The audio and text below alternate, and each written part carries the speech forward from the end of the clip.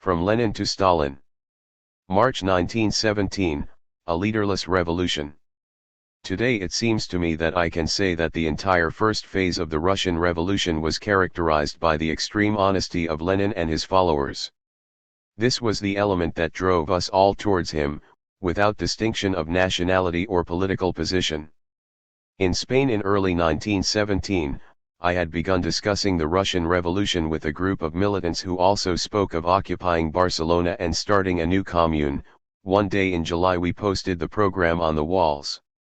Salvador Segui, one of the founders of the CNT1 whose character I have tried to describe in my novel Naissance de Notre Force, he was assassinated 2 years after our conversation, asked me a few questions about Bolshevism, which was fast becoming the main concern and at the same time the greatest hope on a world scale. We were not Marxists, but in the distorted echo of Lenin's words that reached us we could detect a considerable amount of honesty. Bolshevism, I said, represents the unity of word and deed. Lenin's great merit consists in his willingness to implement his program: land for the peasants, factories for the workers, power for the workers.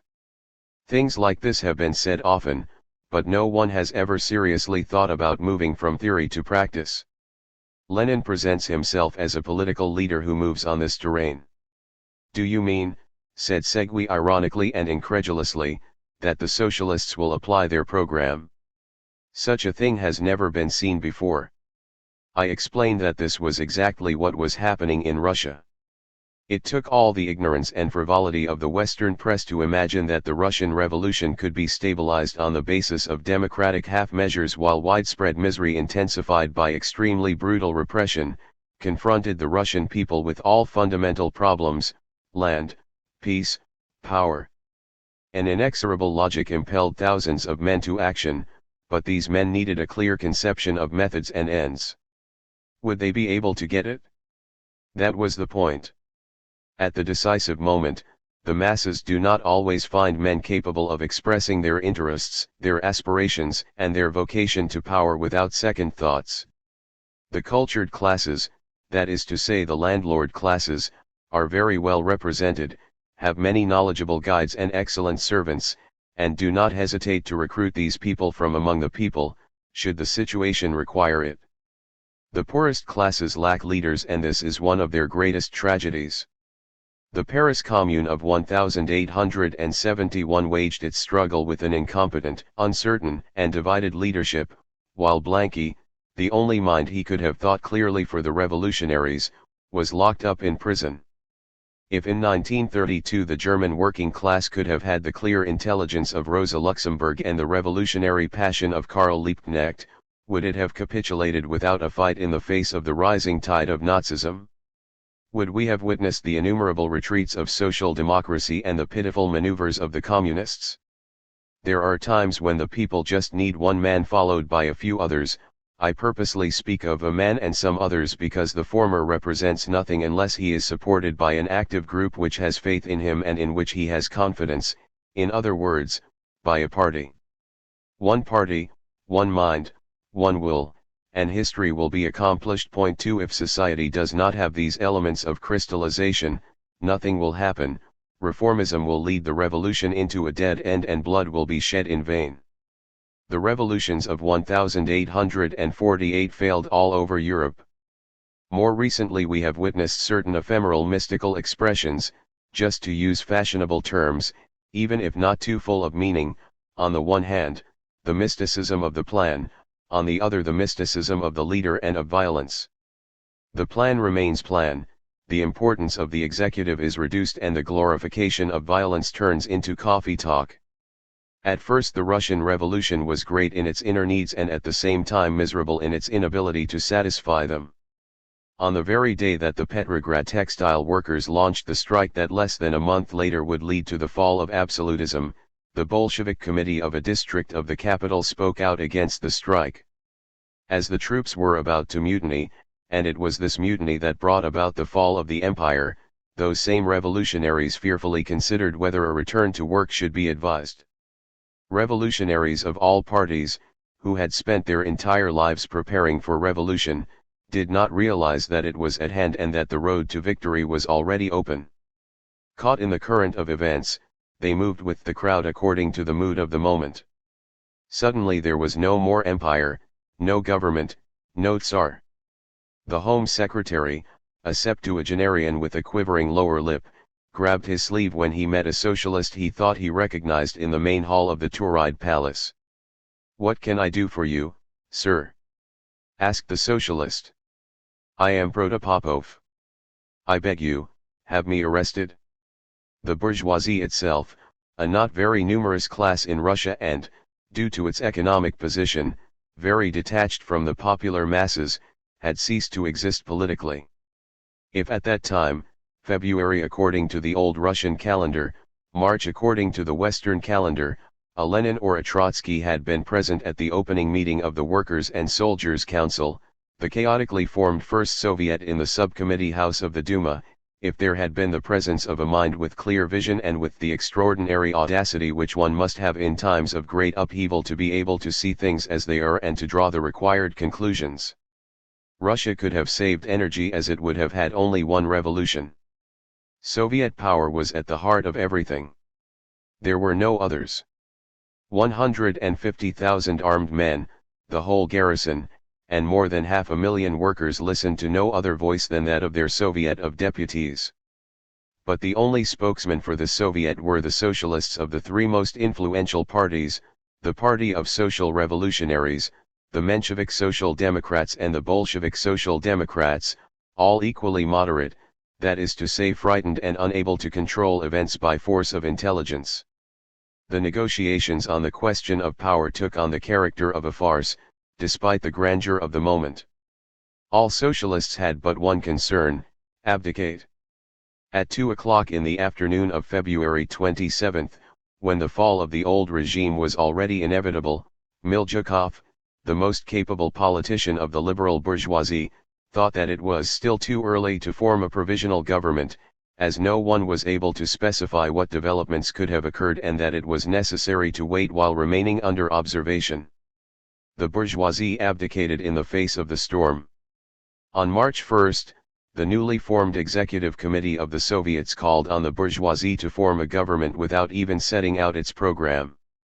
Seized with renunciation fury, the socialists demanded nothing for themselves other than freedom of propaganda, a very new thing, it is true, for Russia and for all of Siberia. An excellent example of disinterest for all peoples and for all ages, socialists, who held all the power in their hands and on whom it depended entirely whether or not to grant freedom of agitation to others, handed over power to their class enemies on condition that they promised freedom of agitation. Rodchenko did not dare to go to the telegraph office and said to Chij and Sukhanov, "You have the power, you can get us all arrested." Chij and Sukhanov answered him, "Take power, but don't arrest us for propaganda actions."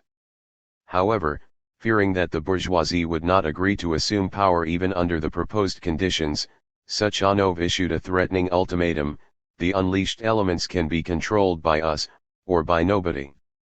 There is only one solution, that you accept our terms. In other words, you accept a program that is also yours. But we promise you, in return, to curb the masses who have given us power." Poor tamers of the elements. 3. The liberals succumbed to this gentle violence and formed the provisional government. They still hoped to yield power in turn to the monarchy, insisting only on the need for it to be constitutional. Their concern was to save the dynasty. There was a contest over abdication. Nicholas II abdicated in favor of the Grand Duke Michael, the Grand Duke in favor of a problematic constituent assembly. The revolution finds a man. Thus the Russian Revolution had a spontaneous character. At the beginning it seemed that it had no one capable of helping it to develop. A great lesson can be drawn from this observation: such events can neither be anticipated nor precipitated. Blind is anyone who imagines they can be for or against historical needs, but if those who are capable of distinguishing the characteristics of these needs put themselves at their service, then they can reap great fruits from this act and are more capable of integrating themselves into the course inexorable of events and derive from them the laws that are contained in them, the more they manage to increase their fruits. Only such men can be revolutionaries. It hardly matters that many of them are, by personal tendency, the more peaceful bookworms. When the time comes, they will leave the libraries for the stones with which they will build the barricades, to assist the committees with the advice they can give. Before Lenin's arrival in Russia, the revolution had marked time. 1917 was the fourth year of the World War.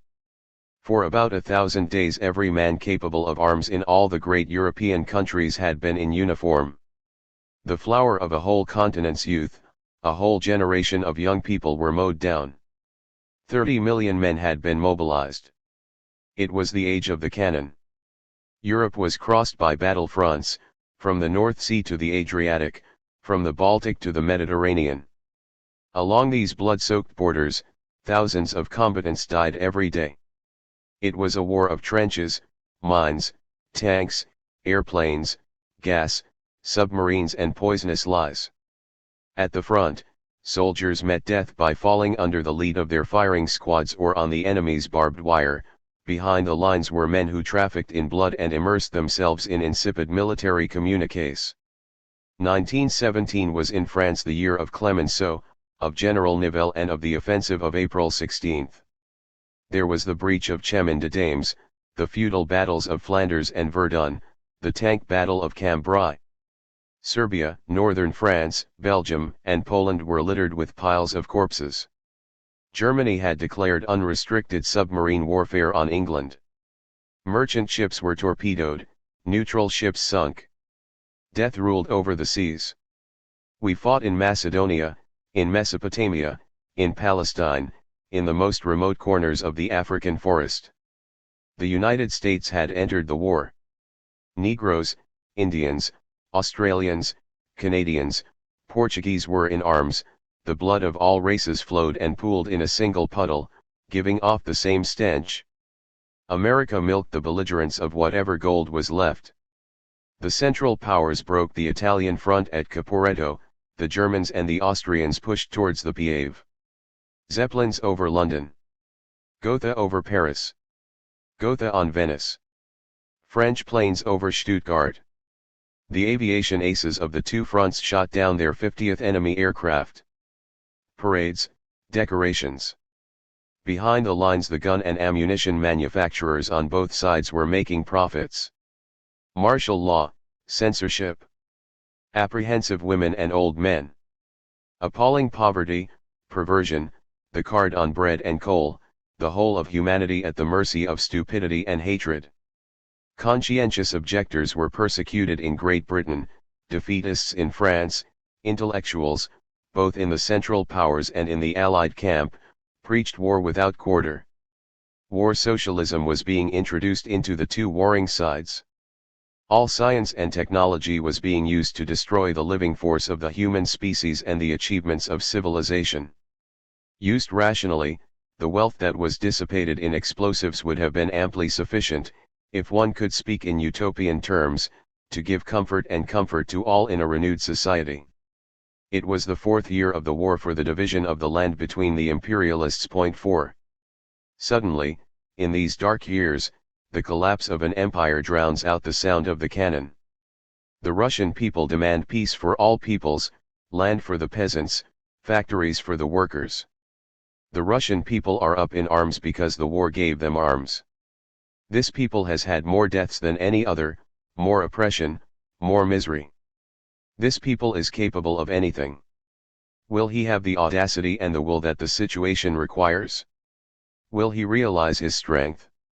On April 3, 1917, Lenin arrived at the Finland station in Petrograd. With him came Grigory Zinoviev and others. He was almost a stranger, and Lenin, V. I. Ulyanov. He was 47 years old and already had a 30-year revolutionary past. In his youth the shadow of the gallows had crossed his life, the executioner of Tsar Alexander III had hanged his older brother. At 23 he had founded one of the first Russian Marxist groups in St. Petersburg. He had spent several years in exile in Siberia. In 1913 he was known to the leaders of the Russian working class movement as a rigid doctrinaire, After the formation of the newspaper Iskra and the split of the Social Democratic Labor Party of Russia into hardline Bolsheviks, i.e. the revolutionary majority, and Mensheviks, the opportunist minority. In London and Paris, in Switzerland and Finland, in Krakow, little known in circles outside his party, he had worked tirelessly, dedicating everything to his activity as theoretician, propagandist, and organizer of the proletariat, in short, to his activity as a revolutionary. The party of intransigence, which the Socialist International was pleased to call fanatics, which he formed, or rather forged, had boundless faith in him. He had led this party with skill, on the occasion of a revolution, 1905. There was much talk of him in political circles, and also of his writings on materialist philosophy and political economy. He was considered a scholar. The accounts of the congresses of the Socialist International scarcely mention his activity. Celebrity-seeking journalists had never noticed his presence. In Stuttgart in 1907, where Lenin had supported Rosa Luxemburg, Hervé was in the limelight, while Lenin was not even noticed. But at the time of the great betrayals, in August 1914, when the majority of the celebrities of socialism, syndicalism, and anarchism suddenly converted to war, Lenin, aware of the future when all seemed lost for the workers' movement subjected to the delirium of patriotism, began to lay the foundations of the Third International. In Zimmerwald, in 1915, the internationalists heard him, impressed, calmly speaking of revolution. In the fourth year of the war this man left Zurich with calm determination. A few months later he was the most hated and most loved man in the world. With intelligence and decision, he led the first social revolution of modern times. In the twilight of civilization he gave the proletariat a new reason for living, the conquest of power. He said, the war aims at a new division of the world among the great powers dominated by the financial oligarchies. Turn the imperialist war into a civil war. We are establishing a new socialist international which will be an international of revolutionary action. He clearly saw the limits of the possible, but he intended to go beyond them. In Russia he proclaimed not socialism, but the expropriation of large companies for the benefit of the peasants, worker control over production, a democratic dictatorship of the workers, with the hegemony of the working class. He had just gotten off the train when he asked his party comrades, "Why didn't you take power?" And immediately afterwards he illustrated his April theses which outlined the program for the conquest of power. He was called crazy, he was said to be delirious. He smiled mischievously, sat down at a well-made desk in the palace of one of the Tsar's favorites, and began to write again. Experienced militants censored him, Pravda disavowed him, but it suddenly became clear that he was the ear of the man on the street, of the man in the factory and barracks. All his genius consisted in his great ability to say what the people wanted to say and what he didn't know how to say, with his ability to say what no politician and no revolutionary had yet managed to say. In 3 weeks, without a fight, he won the majority of the party. It was no longer a question of merging with the reformists and trying to make the parliamentary republic stable. In his April theses Lenin stated, "The party wants a more democratic proletarian and peasant republic, in which the police and standing army are replaced by the people in arms.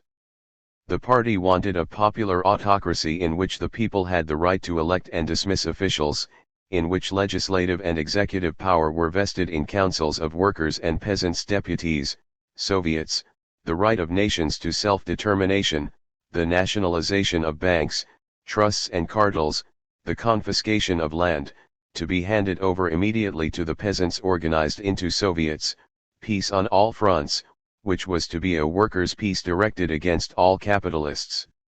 There was nothing about this program that could not be accomplished. On the contrary, it would have been difficult and dangerous at this point not to apply it. But it required strength and courage to ensure its success.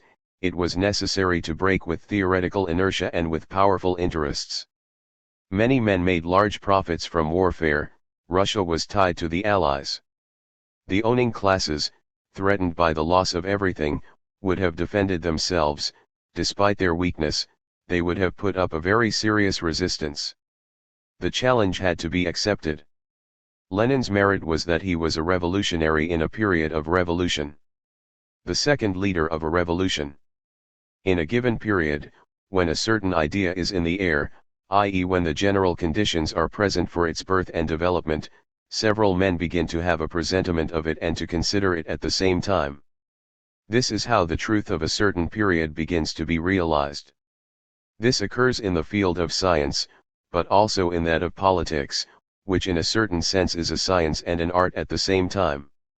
Darwin and Wallace discovered almost simultaneously the theory of natural selection, which was undoubtedly prompted to their minds by the vision of the young capitalist society then in full swing. Joule and Meyer discovered the law of conservation of energy almost simultaneously. Marx and Engels arrived at the same conclusions about the foundations of modern society and in 25 years of admirable intellectual collaboration founded scientific socialism. The Russian Revolution had to realize in an action nourished by solid thought, a collaboration of no less value than those mentioned, that between Lenin and Trotsky. Expelled from France in 1916 by an order signed by Malvy, while Jules Guesde was in government, following a provocation, then deported from Spain as an undesirable element, Trotsky went to New York where he resided for a short time doing revolutionary activity, and then to Canada, from where he intended to embark for Russia. Interned in a concentration camp with his wife and children, he was finally set free thanks to the intervention of the Petrograd Soviet. He arrived in the Russian capital on May 5, 1917 and, in the first speech he made as soon as he got off the ship, he spoke out in favor of taking power. His personality as a speaker, journalist, and organizer sometimes seemed to dwarf that of Lenin, who at first appeared less brilliant. Lenin was a man of excellent character, modest, common-looking, an outsider would hardly have noticed, because he spoke so simply. It was not so much his way of expressing himself as the strength of his reasoning that conquered the audience. He wrote what he had to say and nothing else, with no particular attention or tendency to form. Never in his lifetime did she make the slightest concession to the demon of literature. On the other hand, Trotsky would never have gone unnoticed, with his thick hair, upright head, and the brightness of his gray-blue eyes. His person exuded an air of authority and commitment. From the rostrum his voice had a tinny timbre and every sentence sounded like the crack of a whip. He was destined to become the orator par excellence of this revolution. The style of his writings showed great dexterity and skill. The main thing was that the hour had struck which he had been waiting for, foreseeing and longing for all his life. In the Social Democratic Party he was the theoretician of the permanent revolution, that is, of a revolution which cannot and will not cease to operate before having achieved its goal and which consequently can only be conceived on an international scale. For his knowledge of foreign languages, he was the most European of Russian revolutionaries. However, Lenin had an indisputable superiority over him. His party, formed in 14 years of struggle and effort, from 1903 to 1917.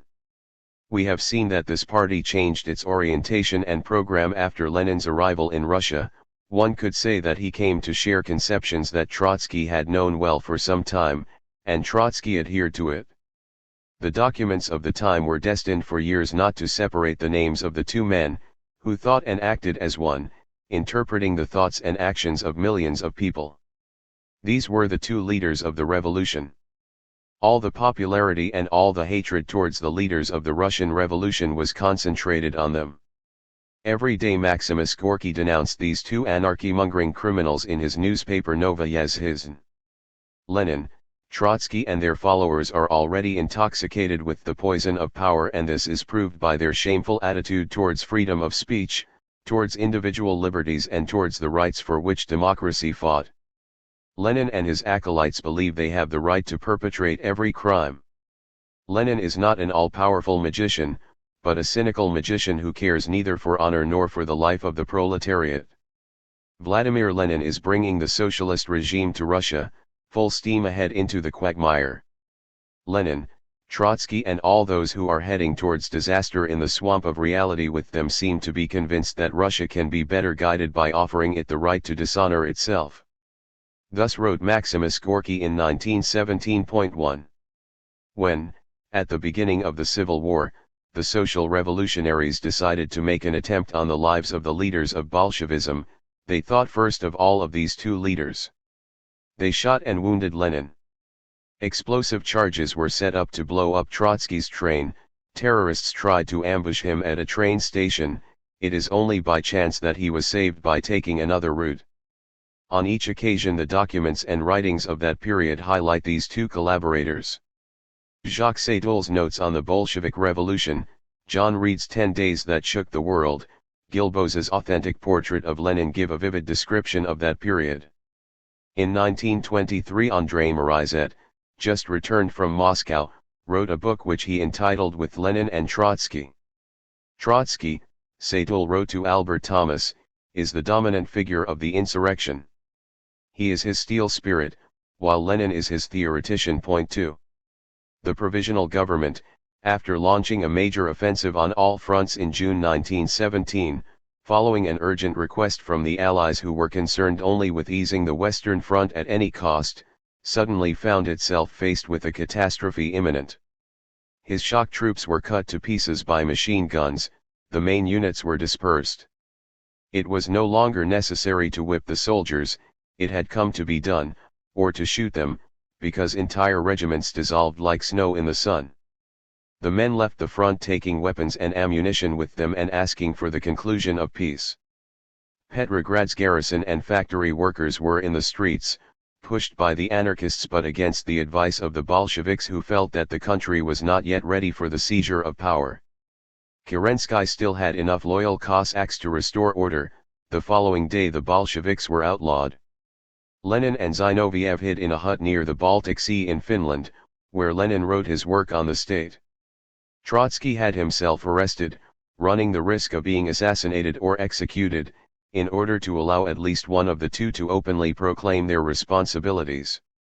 At this point a poison was discovered to be used against them, a very effective poison which narrowly missed its purpose of killing them and killing the nascent revolution with them.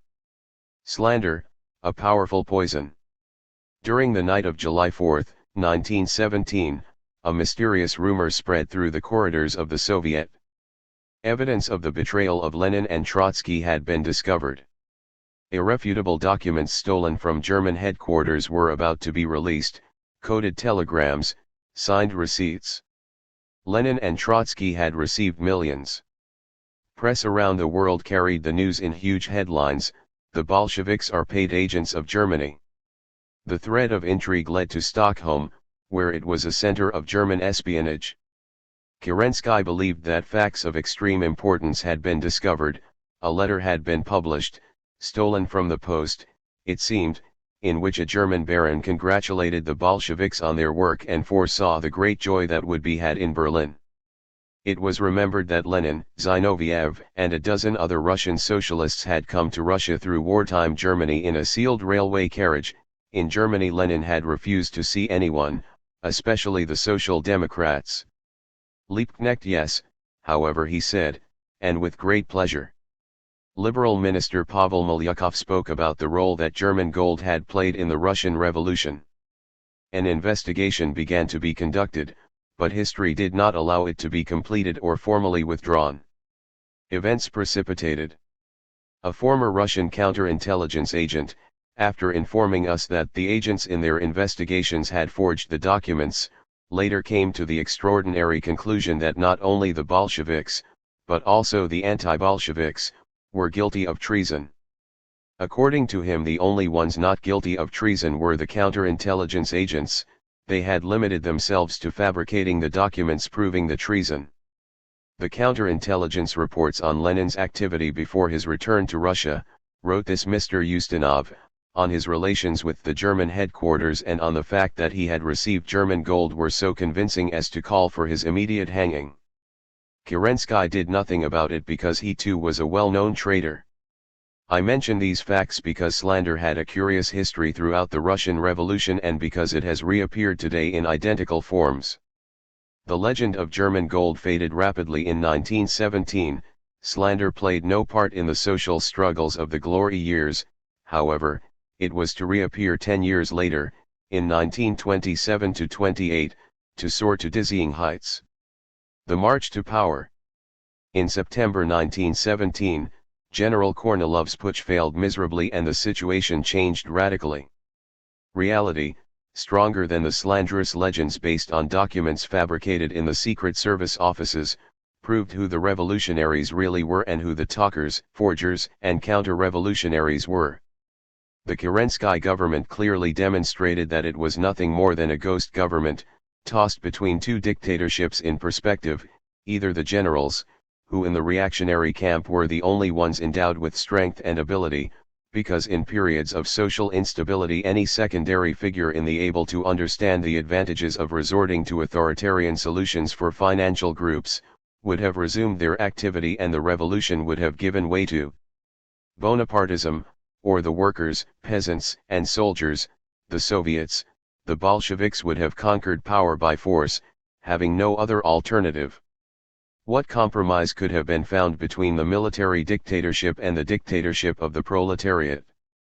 Lenin and Trotsky had a clear vision of this problem and therefore demanded, suggested, proclaimed, and started the advance towards the insurrection. The first, at the head of the party, whom he managed to convince not without resistance, the second at the head of the Petrograd Soviet, where he had formed the Military Revolutionary Committee, distributed weapons to the workers and persuaded the Soviet to decide that the revolutionary garrison would not obey the provisional government and would not leave the city. It was he who organized the insurrection before it began. In their private conversations these two men sometimes voiced their concerns. They felt too necessary. If we were killed, Lenin asked Trotsky, do you think Bukharin and Sverdlov will get away with it? In my Vilkonkas I made a portrait of these two characters. Although written in 1919, I don't feel like changing a single line. The experts are gone. Two men remain at the center of the Supreme Council. The faces of the members of the council are marked by fatigue and concern, papers with figures from specialists scattered everywhere. The council resembles a meeting of the board of directors of a company with a frightening deficit. The passive should be noted: the White Terror in Budapest, the defeat in Hamburg, the silence of Berlin, the silence of Paris, the vacillations and hesitations of Jean Longuet, the loss of Aurel, the threat to Tula. Other liabilities: the fact that yesterday we were nothing, that we have just risen from poverty, from obscurity, from continuous defeats. Active: the news from Italy, the strikes in Turin, the rivalry between Washington and Tokyo, the declarations of Serge and Pierre Bryson, the conscience, the will, the blood of the proletarians. And also, the tremendous contradictions of a civilization that carries with it the ulcer of war. Propaganda has transferred the 11,000 murdered by White Terror in Finland to the assets column. At the moment, amidst the silence of the working masses, the whole struggle is personified by these two leaders. Their worn images are seen everywhere, in homes, offices, and clubs, in newspapers and exhibitions of sycophantic photographers who vie with each other for the honor of taking their photograph. Once, when they were in a good mood, after a remarkable success in the nationalization of the coal mines, they exchanged some ironic jokes concerning the new icons. Look at the portraits. Don't you think they've gone too far? The drawbacks of popularity, my friend, are the flatterers and imbeciles who ride it. Both were sarcastic, but there the resemblance between them ends: one good-humored, with a broad and high forehead, prominent cheekbones, prominent nose, a tuft of reddish beard, a florid appearance, with an air of simplicity and cunning intelligence. When he laughed his eyes narrowed and flashed greenish.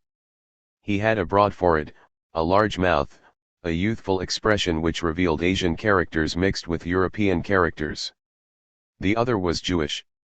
His appearance at times created the feeling one gets when he is near an eagle: there was a piercing intelligence in his eyes. His head was like that of an executive, with an air of inner confidence which short-sighted observers may have mistaken for pride. When he laughed he had a Mephistophelian mask, which at times could even mislead, because he kept intact the capacity for joy that a young man has with his whole life in front of him. They laughed at their own portraits.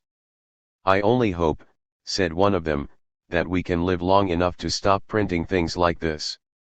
"And I hope," said the other, "that we will live long enough to avoid being canonized." Point 1.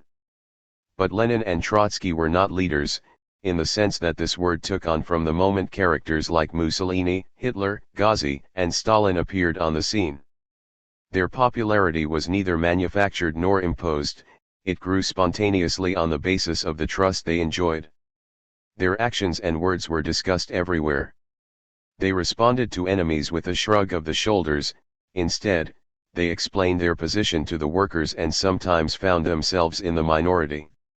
They were foremost among the comrades, and would have given a very cold welcome to the dangerous imbecile who took it into his head to place them above the comrades or the party. The life of the Politburo and the Central Committee always took place in collective forms. The party argued as trends appeared and disappeared, and opposition elements, not to be confused with counter-revolutionaries, moved incessantly in the light of day, even during the Civil War and up to 1921. These ferments were to disappear completely by 1925-26, when all the internal life of the party ceased to exist.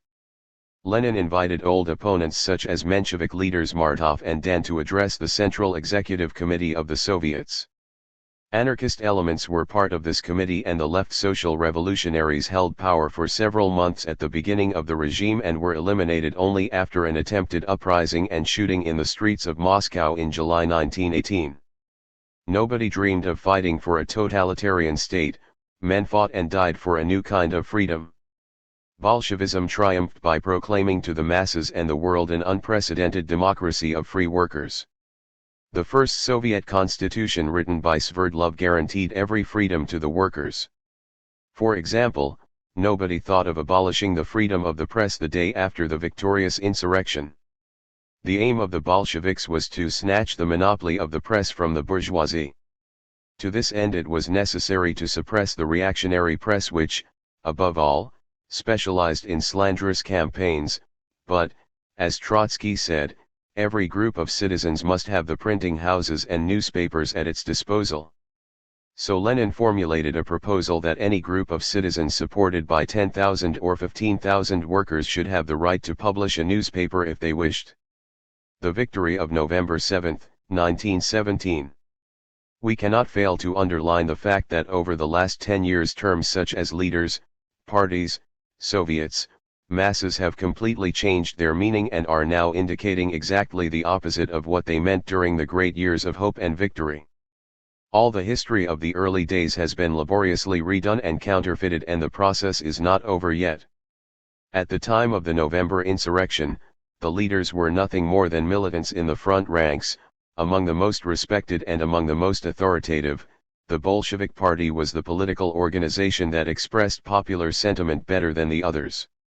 Hence its popularity and the effectiveness of its activity. With the help of some little-known texts, we will try to provide a general picture of the activity of those decisive days. Bukharin tells us the following, in a document published in 1922.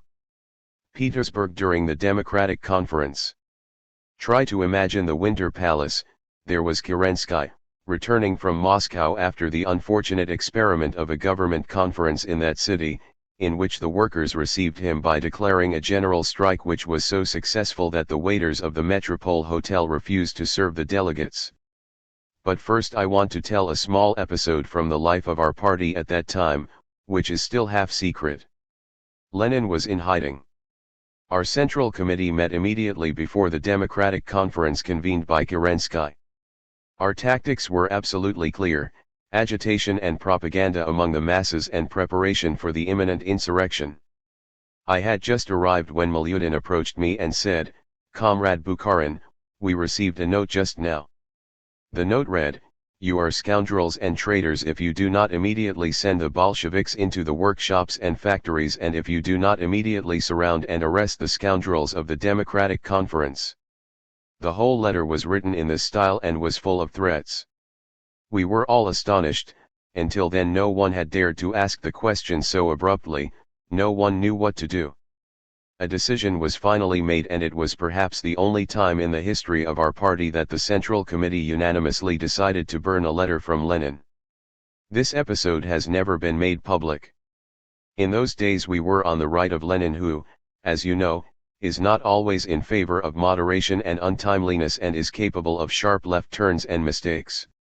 We rejected his requests because we believed that although we could capture Moscow and Petrograd and dissolve the Democratic Conference, we still could not keep ourselves in power in the rest of Russia. But at the conference, I observed a characteristic skit that greatly clarified to me the general mood of the people. After Kerensky, Trotsky spoke. Kerensky's group was surrounded by sailors whom Kerensky himself had brought to the conference to protect it against a Bolshevik coup. I saw Trotsky come down from the platform after delivering his speech, and together we walked among the sailors, who began waving their bayonets and asked Trotsky if it was not time to use them. The few soldiers trusted by the provisional government were already at our side. It was mid-September. 6 weeks later, at the Second Congress of Soviets, the insurrection broke out.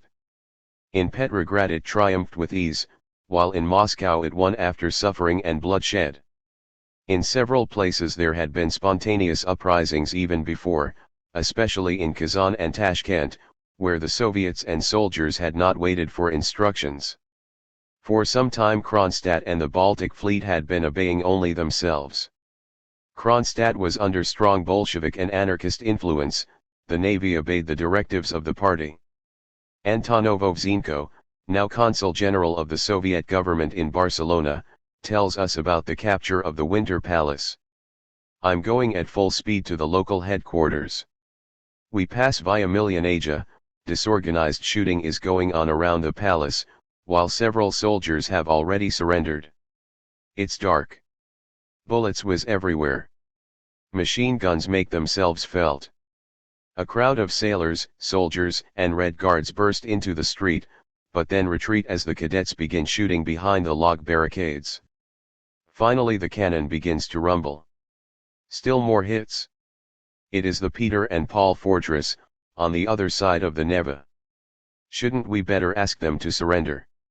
Suggests Chudnovsky, who has just arrived at the head of a group of men from Pavlovsky's regiment. He is brave and talkative as usual. I agree with him. The sound of the cannon had its effect. The women's battalion begins to cry and scream. The military school surrenders, the cadets throw their weapons on the sidewalk and leave under guard. Chudnovsky wants to allow them to keep their weapons, but I prevent it. Other cadets had held out for another hour. It was difficult to attack them, as it was necessary to approach them by a narrow and winding stairway. Several times they repulsed the attacks. Eventually they yielded and sent word that they were ready to cease resistance. With Chudnovsky I went up to the apartments which were located on the upper floors. The remains of barricades, mattresses, weapons, crates of ammunition, pieces of bread were found everywhere. A motley crowd followed us.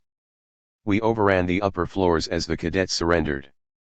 Suddenly we found ourselves in a vast hall facing a door watched by a line of young men with crossed rifles.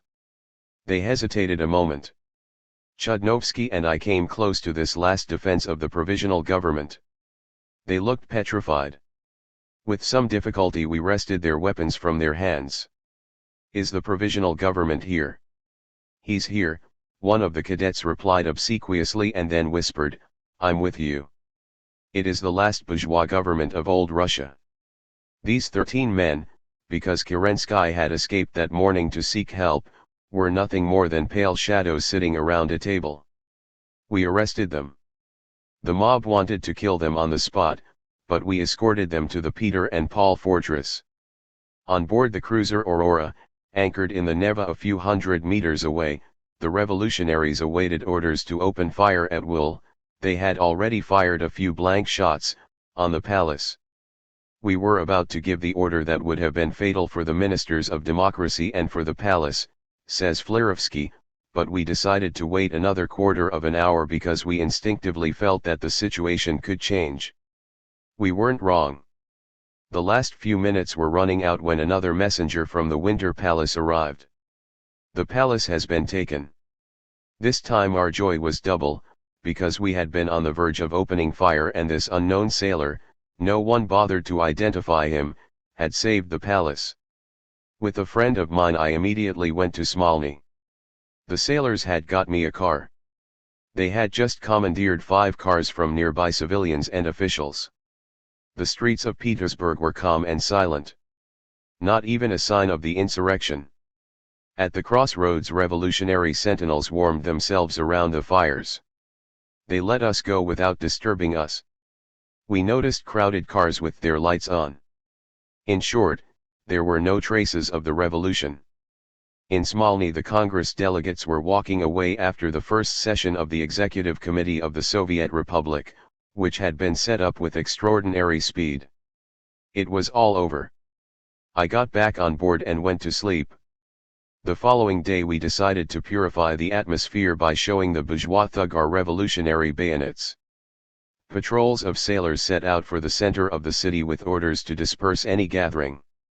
They did so, managing to calm the general effervescence. They brought back trophies of pistols, sabers, rifles, and even bombs.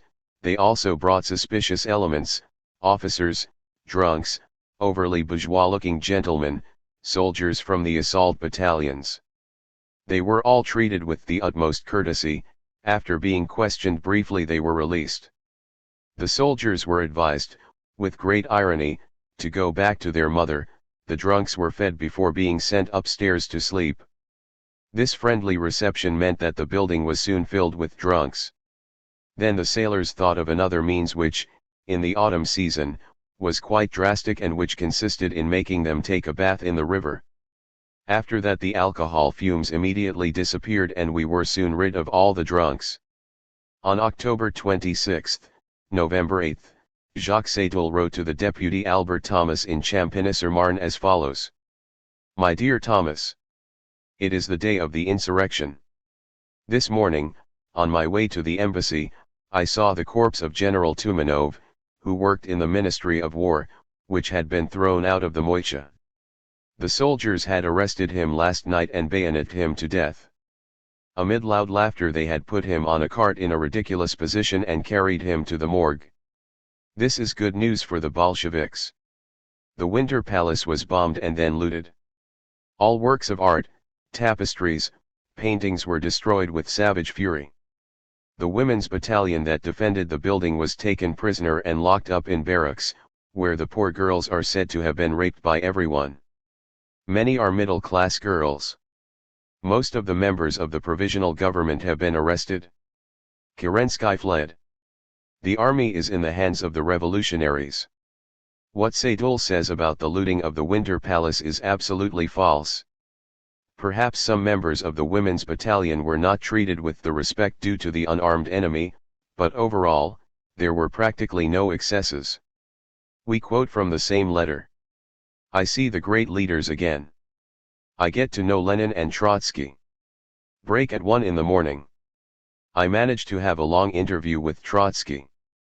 A few minutes later Trotsky himself was elected minister, or rather People's Commissar, for Foreign Affairs. First question, your opinion on the insurrection. Every revolution has its risks and unexpected events, but the chances of success are enormous. The preparations have been made with the utmost care. We have an organization that extends throughout Russia, with thousands of committees. The army has been conquered almost completely. The peasant masses will soon be conquered with the division of the landed properties of the large landowners. The movement must prevail as it is based on these two elements. A sweep of the broom was enough to wipe out the weak mediocrities of the previous government. In Moscow, the battle in the streets lasted for 6 days. There were terrible episodes, such as the massacre of workers in the Kremlin arsenal by the defenders of democratic order. Before the uprising Muralov had undertaken the study of insurrectionary techniques. Muralov was a giant-bodied Bolshevik who was an agronomist by profession. Since February he had had the splendid idea of occupying public buildings with a few companies of soldiers, and this caused the fall of Tsarism in the old capital. He writes, I looked for the pamphlet printed by the party in 1905 on the tactics of street guerrilla warfare, but I could not find it. He had disappeared during a search of my house, and so I was forced to trust my memory. I therefore tried to discuss this matter with some officers of my acquaintance. Muralov fought like hell. At a time when all seemed lost for the Soviet fighters, the artillery joined our infantry and we regained our courage. I no longer remember how many guns there were, but Vladimir Smirnov, who commanded our artillery, must remember them. In Vladimir Smirnov's notes I find a very lively page on the subject. When I informed the soldiers that we were surrounded and that the Revolutionary Committee had given us the order to withdraw, it was night, everyone was asleep, overcome by fatigue, they calmly replied, "We are not moving." Next day we attacked at one point with some success, and this encouraged us. The next day a group of ours occupied the tower of the Strastnaja monastery, where the cadets were hiding with a machine gun. That night I sent 2 comrades to the Kodjanka artillery brigade to send us 2 or 3 cannons, one of which was placed in Strashnaya square, to open fire on the residence of the ex-governor general. A few grenades were enough to dislodge the group of students that had nested there. When they were brought to the Soviet, a great deal of effort was needed to persuade the soldiers of the guard not to shoot them. The Revolutionary Committee then decided to launch a general attack, and I was asked to approach the 55th Infantry for reinforcements. We set off in a Red Cross car. We were stopped en route by a group from the Cadet Officers' School and were taken to the Alexander High School on the Arbit. They started searching us. Having recognized me, a young officer of the 55th tore off my tunic, shouting that I was a Bolshevik and he would put me against the wall. I spent a night or 2 there, and finally one evening the cannon thundered and they took us away. We were about 80 or 100. We were taken under guard to the Kremlin. The head of the escort, a certain Prince Trubetskoy, told the soldiers to stick a bayonet in the back of anyone who dares to turn his head. In the Kremlin the officers received us with insults. One yelled at us, "We'll beat this mob or we'll be done for." I spent the night in the barracks of the 55th Regiment. The next evening a terrible explosion was heard. Our artillery was firing on the Kremlin from Sparrow Mountain. Next day 40 of us were taken out, to be shot, we thought, but when we got to Nikolskaya's gate, they let us past the sentries and let us go. The Red Guards in front of the church of S. Vasili aimed their rifles at us, but we shouted to them that we were comrades. Afterwards I went to the local Soviet where they suggested we rest a bit. I ran home where I hadn't set foot in 2 weeks. I had dinner and went to the Zamoskvoretsie headquarters. All of this was 19 years ago. Muralov and Smirnov are still alive as I write, and I think of them with great emotion. In 1927 both supported the opposition against Stalin and were expelled from the party only to be arrested. Vladimir Smirnov has been in prison ever since, except for the few days in 1932 when he was deported. He was arrested again during the deportation and sentenced to another 5 years, without being told the reasons for his sentence. The last news I had of him was that he was nearly blind in a cell in Suzdal. Where is he today? Alexander Muralov was the military governor of the Moscow region for quite a long time. Deported to the forests of Tara almost 8 years ago, he worked as an agronomist. Recently he was arrested, charged with imaginary plots, high treason, intelligence with Hitler and so on. He appears to be a candidate for shooting. The big years. The period of the great years begins. I will not try to describe all the moments of this period in which despair and enthusiasm alternate. I will limit myself to indicating the main dates and the general characteristics of the events. Immediately after the seizure of power, the ministries were empty. Officials, technicians, factory managers, capitalists, and entrepreneurs had in turn discovered the weapon of the strike and systematic sabotage. The Red Guards, who were nothing more than workmen with a bandolier rifle, hunted down the most important officials of the ministries in their homes. Some were taken into custody, others showed a certain limited goodwill. The first months of this struggle passed without excess or terror. A counter-revolutionary attempt in and around Petrograd was easily thwarted by Trotsky, aided by Colonel Muraviv, who was then to turn traitor and be killed. Hardly anyone was arrested, and those who were soon released. Among these were people like Krasnov, Ataman of the Cossacks, who took advantage of our indulgence to then start the civil war on the Don, and Purishkievich, a member of the anti-Semitic movement. Lenin and his collaborators were not thinking of the immediate nationalization of all heavy industry, but rather of a form of effective workers' control and of the growing participation of the socialist state in mixed companies in which the capitalists should still have some space. The first question to be resolved was that of war. The soldiers were tired of fighting. They are voting with their feet, Lenin said ironically to those who wanted to continue the war in the form of a revolutionary war, by walking away from the front. The Soviets proposed a general peace, but only the Central Powers agreed to open negotiations. General Duchanin, who had refused to offer an armistice to the enemy, was massacred by the sailors. From that moment on, saying, "Send someone to Duchanin's headquarters" meant something very precise.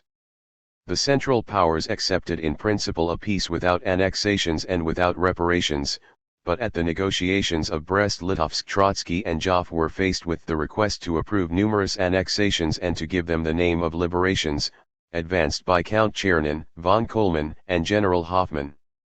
They therefore left the meeting and made an appeal to the peoples. The Soviets ended the war but at the same time refused to sign a shameful treaty.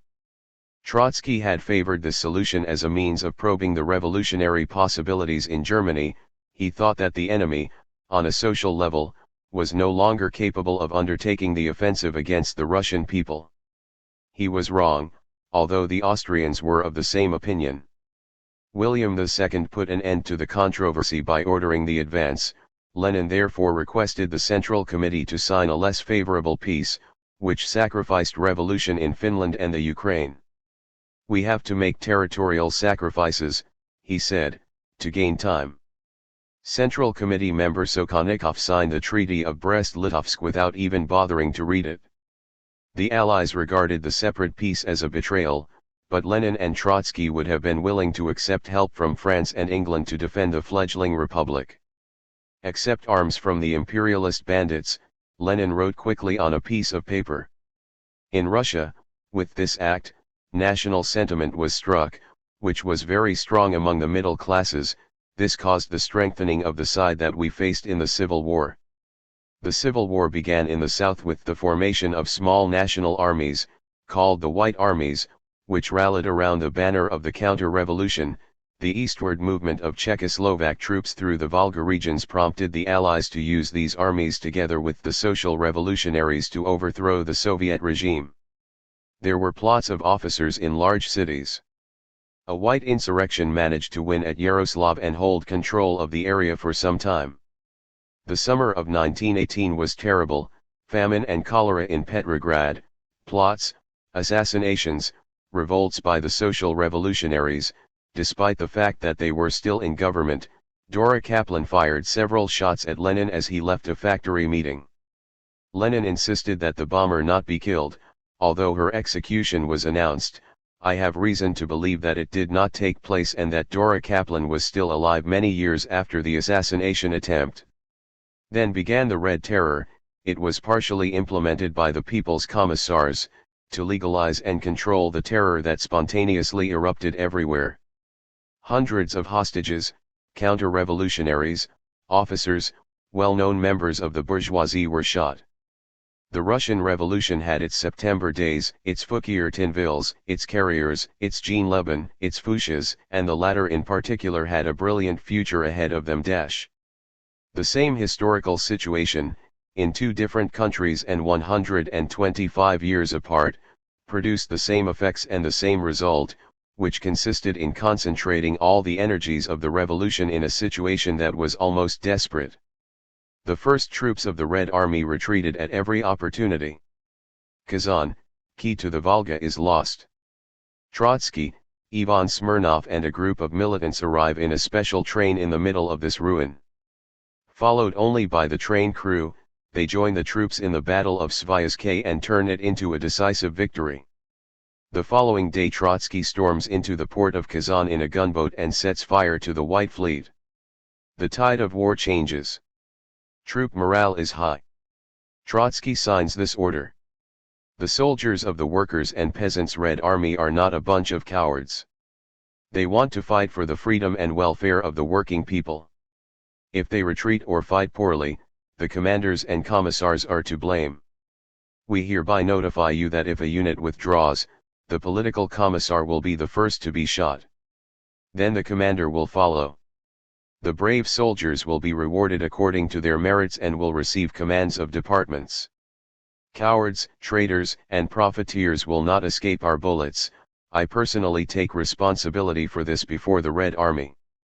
Many revolutionaries disapproved of this way of speaking and acting, but Lenin fully approved of it. In any case, the defeat was blocked, Kazan was retaken, the Red Army was reconstituted from nothing and became stronger and stronger every day, starting to seize victories everywhere, despite the technical intervention of the Western powers in favor of the whites. With the civil war they had started, the ex-property classes lost everything. This was in the logic of the struggle that had developed. The famine required rationing in the cities and requisitions in the countryside. Peasant revolts broke out as a result. The economy had to be turned more and more to meet the needs of war. The nationalization measures therefore applied to the entire productive sector. In the autumn of 1919 the Whites, commanded by Admiral Kolchak, took possession of Siberia and constituted the supreme government of the Ukraine headed by General Denikin, who was preparing to march on Moscow. In the north, thanks to the intervention of British departments, an undefined socialist government dominated by the old Tchaikovsky, a veteran of the first struggles against Tsarism, General Judenik was preparing to take Petrograd, where people were starving and the bodies of dead horses piled up in front of the great work. Soviet power was essentially concentrated in the area of the old Duchy of Moscow and was also under threat in this area.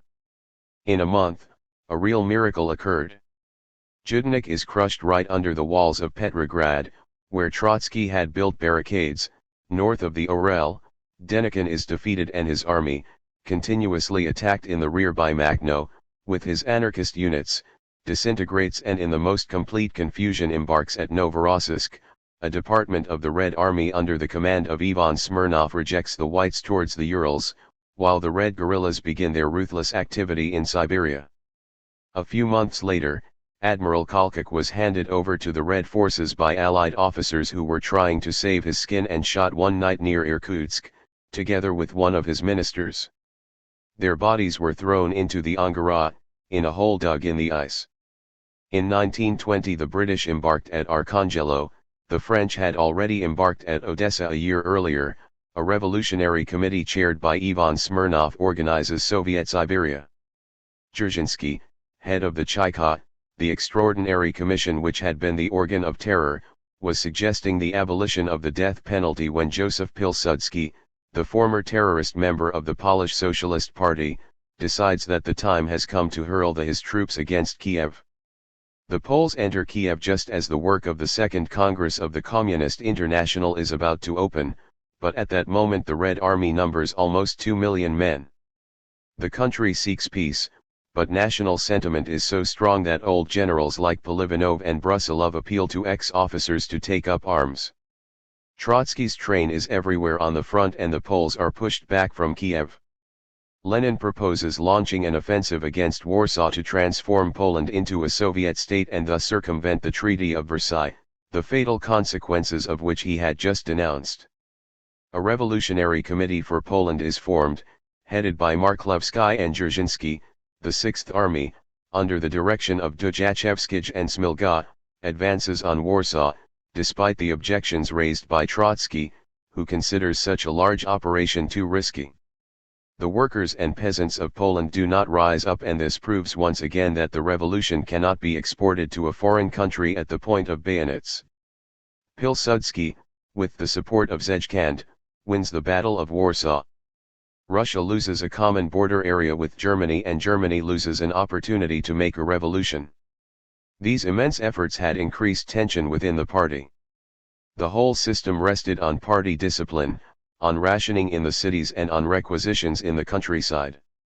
As a result, there were peasant uprisings in late 1920 and early 1921, the most serious of which was in the Tambov region, where a peasant army managed to raise 80,000 men under the leadership of a former teacher by the name of Antonov. In Ukraine, Makhno tried to establish an anarchist federation in the Gule-Epalzhe region. The opposition was growing within a party that showed intolerance towards authoritarian centralism. Kronstadt sailors revolted. I have followed these events closely, and there seems to me no doubt that these difficulties could have been alleviated if adequate measures had been taken in time. It would have been relatively easy to reach a compromise with Kronstadt to avoid unnecessary massacres in the very heart of the revolution. The danger had made the Central Committee ruthless, but we must admit that this danger was great. Russia, exhausted, was in no condition to resume the revolutionary effort. In the wake of Kronstadt, there were fears of uprisings of very different kinds and a peasant reaction that would destroy everything. The Kronstadt situation was resolved by the guns transported on the ice. However, Lenin understood that a change of direction was necessary and launched the NEP, the new economic policy. This implied the end of requisitions, free trade in cereals, concessions to foreign capitalists, tolerance towards the small merchant, the craftsman, and even medium industry. Less than a year later, the country was pacified and the famine was over. Old wounds were being healed and the future could be looked forward to with some confidence. The Third International. The Communist International was founded in 1919 in Moscow. Two Frenchmen attended the first Congress, Henry Guilbault and Jacques Sédoul. The former had been sentenced to death under the charge of having communicated with the enemy, while the latter had been on the verge of being convicted of the same crime.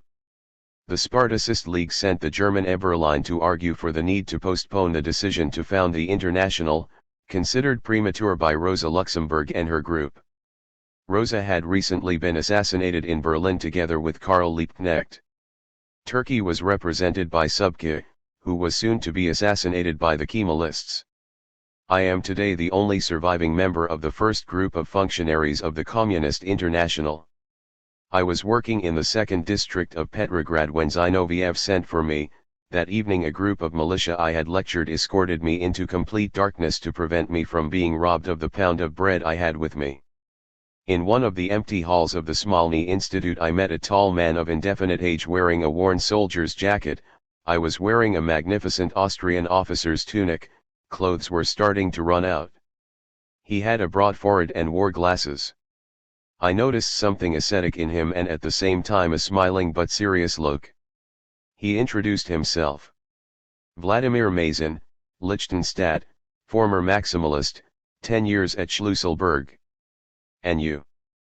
13 years of revolutionary activity in 3 countries, 5 in prison, 19 months in confinement, etc. This meant we could work together.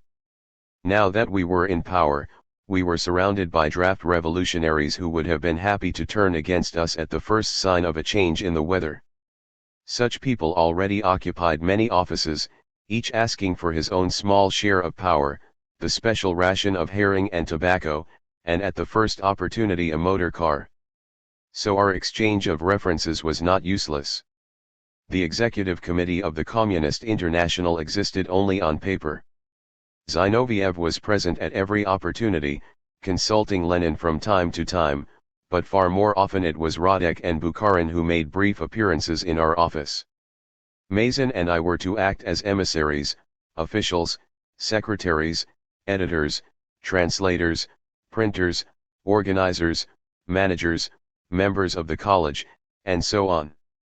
There were tragicomic moments, such as when Zinoviev called me. We were door to door, defended by the same machine gun, and announced in a fury. "Looks like the British are landing tomorrow. Maybe we are done, but we will try to push them away. You know English and you have to write some leaflets and pamphlets immediately." "But, Grigory Evsevich, I don't know enough English." "It doesn't matter, do your best. The Chayka has an Englishman in prison, I've had a lot of trouble for him, who will help us with the language. Mason was a man of rare moral qualities and great intelligence, one of the sharpest and most thoroughly trained men I have ever met in my life. He was the last survivor of a group of terrorists who had blown up Stoljapin's villa. The revolution had freed him from Schlüsselburg prison, where he had shared a cell with Orgenikij. In prison he had written a very interesting book about Goethe. Today he rests under the granite stones of Leningrad. He was killed during the defense of the city.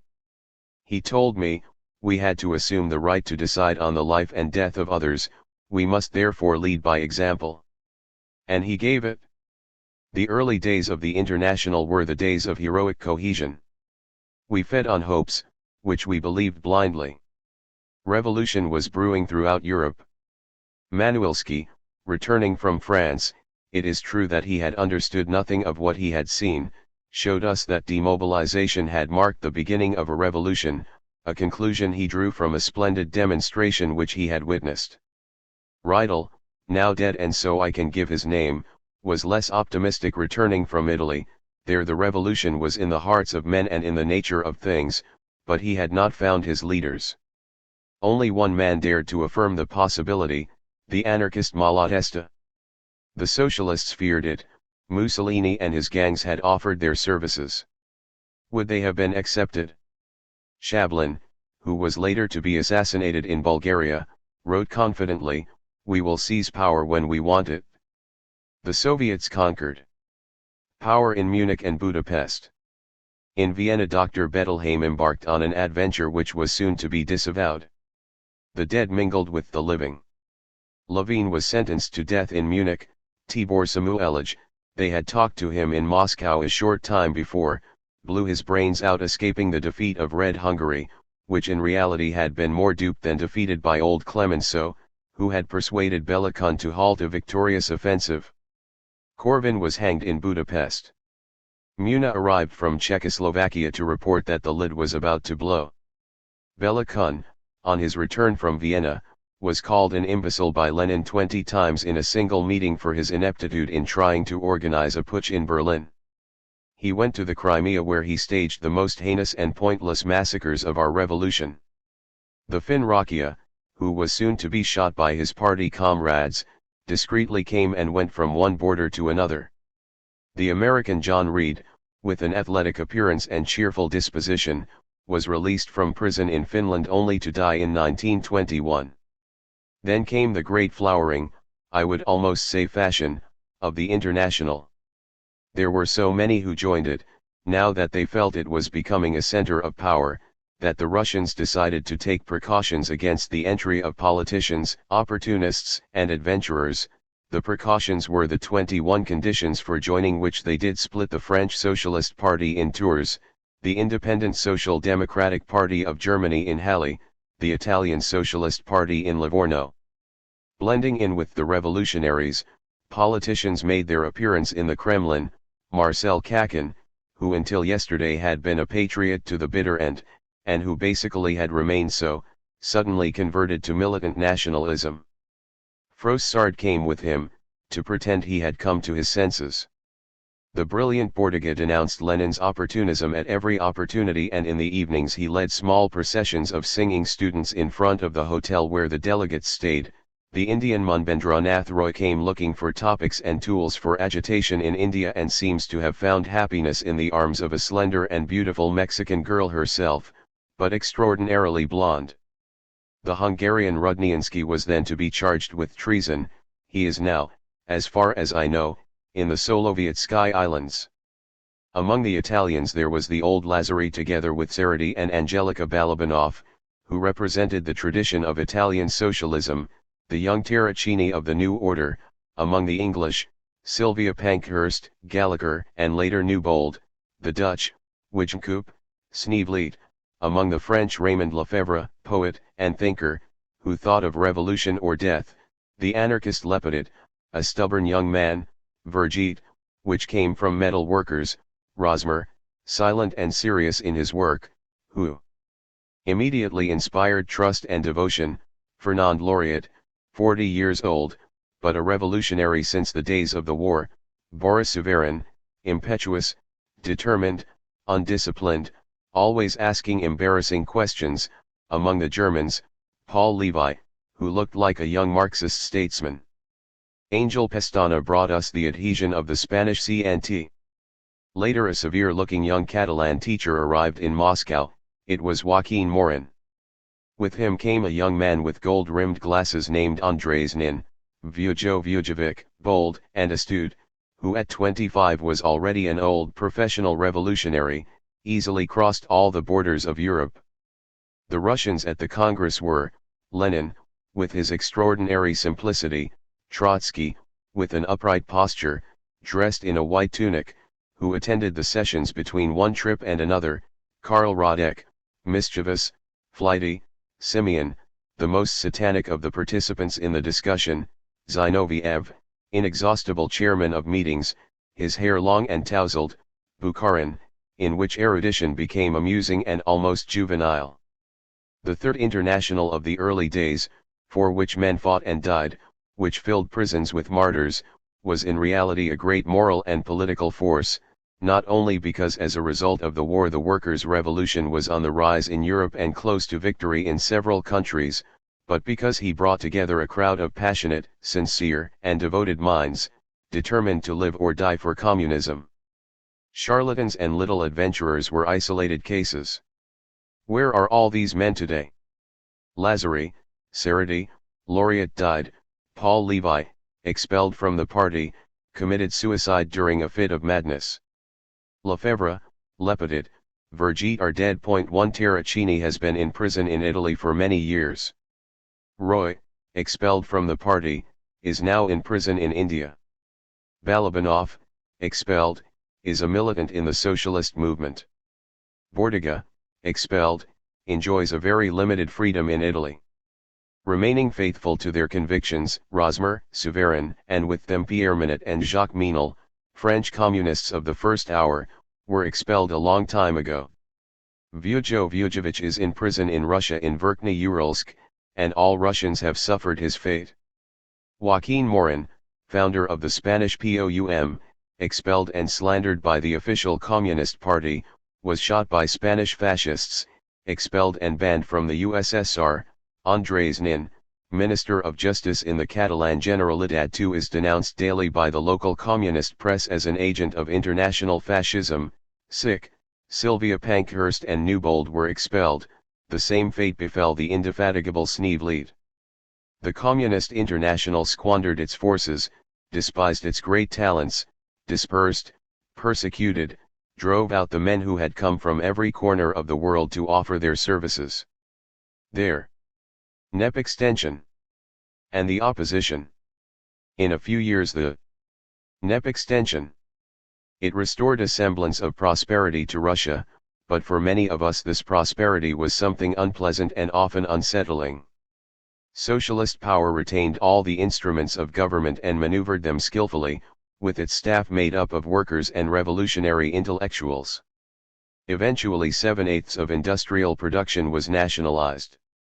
The country breathed once more, life was beginning to be more pleasant, the leading groups began to breathe an air of freedom.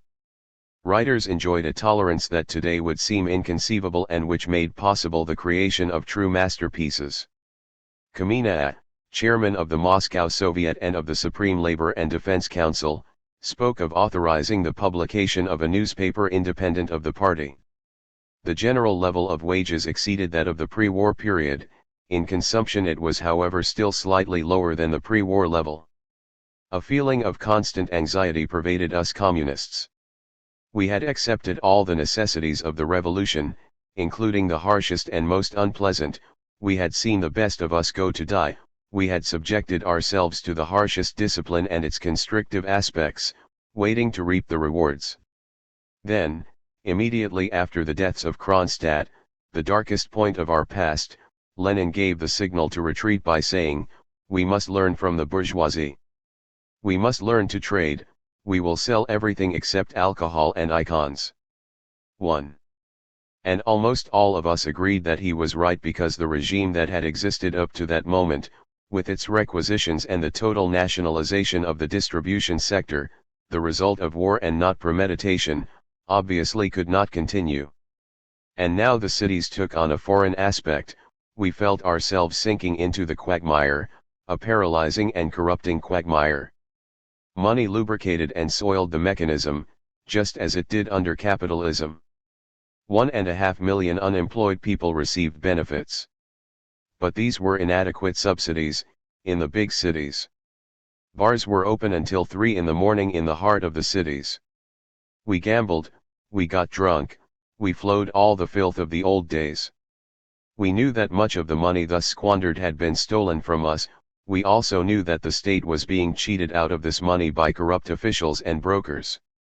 The public baths and hotels were frequented by painted women who looked exactly like their colleagues at Whitechapel or at Barb's. Classes reformed before our eyes. At the bottom rung of the ladder, the unemployed received 24 rubles a month, at the top of the ladder the engineer received 800, between the two extremes were placed with 222 party officials, who also had a number of free things. An ever-deepening chasm was opening between the prosperity of the few and the misery of the many. Suicides were no longer counted. There was talk of expanding the right of inheritance. Stalin proposed, in a thinly veiled form, the restoration of land ownership for rich peasants. There was a squalid poverty that touched the heart, an ulcer in our young society, while wealth became arrogant and full of itself. Our socialist militia arrested the poor peddler who was without a license, while the fat shopkeeper, enriched by selling the products of our socialist industry at speculative prices, looked down on him and decided that to a large extent the order. The young drank, the old drank, drunkenness became a real scourge. The worst was that we could no longer recognize the old party of the revolution. There were only a few old militants left who had had the experience of prison and who loved their ideas, and they were put to jobs that isolated them from the grassroots. Even those who had joined the party during the Civil War felt lost in the wave of the newcomers, the new conformists who, at heart, cared little about the future of the proletarian revolution and only wanted to live in comfort and without complications. Short-sighted and unintelligent like all petty profiteers, they did not realize that such a tactic would later lead to even worse complications. Our deep concern at seeing the degradation of the state and the first symptoms of bourgeoisification of Soviet society obviously did not have an emotional origin but had an intellectual basis and was based on data from the economic situation. Lenin died on January 21, 1924, tormented by this concern that is found in his last writings and speeches. Is the rudder getting out of hand, he wondered. Sick, with a damaged brain, he had spent his last energies looking for weapons against the worst and most pressing evil, the bureaucratic degeneration of the party. The offices were already replacing the party, the worker, the grassroots militant, scarcely dared to open his mouth. We felt that the time was approaching when officials would be omnipotent. Some claimed that the dictatorship of the proletariat was about to be replaced by the dictatorship of the secretary. This epigram is from Suvorin. Shortly before his death, Lenin had proposed to Trotsky, who had expressed his firm hostility towards the bureaucratic system, a common action for the democratization of the party. In his capacity as general secretary, the Georgian Stalin, who had remained in the shadows during the Civil War, became increasingly influential and used his technical duties to place his faithful at the head of the various offices. He opposed Lenin's last efforts to the point that Vladimir Ilyich, in his last letter, written shortly before his death, broke with him. As far as economic policy is concerned, the problem centered on the relationship between industry and agriculture.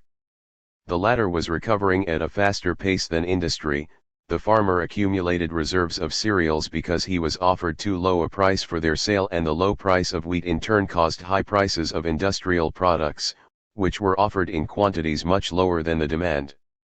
The country was approaching an irremediable economic crisis which could have aroused 120 million peasants against socialist power by exposing them to the mercy of foreign capital, forcing them to import, on credit, under what conditions, large quantities of industrial products. To prevent this crisis, certain measures had to be taken before it was too late. These measures were 1. The restoration of democracy in the party so as to make workers' influence felt, question the organization of the state apparatus. This was an obvious condition for the success of any economic measure. 2. The adoption of a plan for industrialization and industrial reconstruction to be implemented in a few years. 3. In order to procure the resources required by industrialization, force the rich peasants to consign their grain to storage. In general, the limitation of the private acquisition of wealth and privileges, the fight against speculation, the limitation of the power of officials were requested. This was in short the program of the opposition in the party, from which sprang the slogan, against the merchant, the rich peasant and the bureaucrat. Beginning in 1923, the opposition found its leader in Trotsky, at the same time the bureaucratic system found its expression in Stalin. From the beginning of 1923 a campaign of extreme violence was unleashed against Trotsky. Everywhere he was denounced as an anti-Leninist, he was called the evil genius of the party, an enemy of the Bolshevik tradition and of the peasantry. His old disagreements with Lenin, dating from 1904 to 1915, were exploited by professional polemicists under Stalin's orders, under the name of Trotskyism they built a whole distorted ideology which was indicated as the most criminal heresy. In vain did Trotsky's brilliant pen oppose his most valid thoughts, his voice was drowned out by the official press, which circulated millions of copies and which beat its counterfeiting campaign to the drum. Later we learned the inside story of these campaigns and learned that behind these deliberate falsifications of facts and ideas there were neither errors nor passions. We have a number of signed statements concerning inventions about Trotskyism. Although many of their authors have recently been shot. At first the organizer of the Red Army, who still held the post of chairman of the Supreme War Council and was acclaimed by Pravda only a few months earlier as organizer of victory, was so popular in the army and throughout the country that could have attempted a coup with a good chance of success. Yet if he had done so he would simply have had to substitute the domination of the military for the bureaucratic one. Such a coup d'état would have put the socialist revolution on the track hitherto followed by bourgeois revolutions. Trotsky did not intend to play the role of Bonaparte but, on the contrary, tried to prevent the affirmation of Bonapartism. It was not with a pronouncement that the opposition could have brought about a renewal within the revolution. It was necessary to continue to resort to the traditional socialist method of appealing to the workers. Trotsky relinquished his leading positions, let himself be deposed without resistance, resumed his post at the base, and the struggle continued.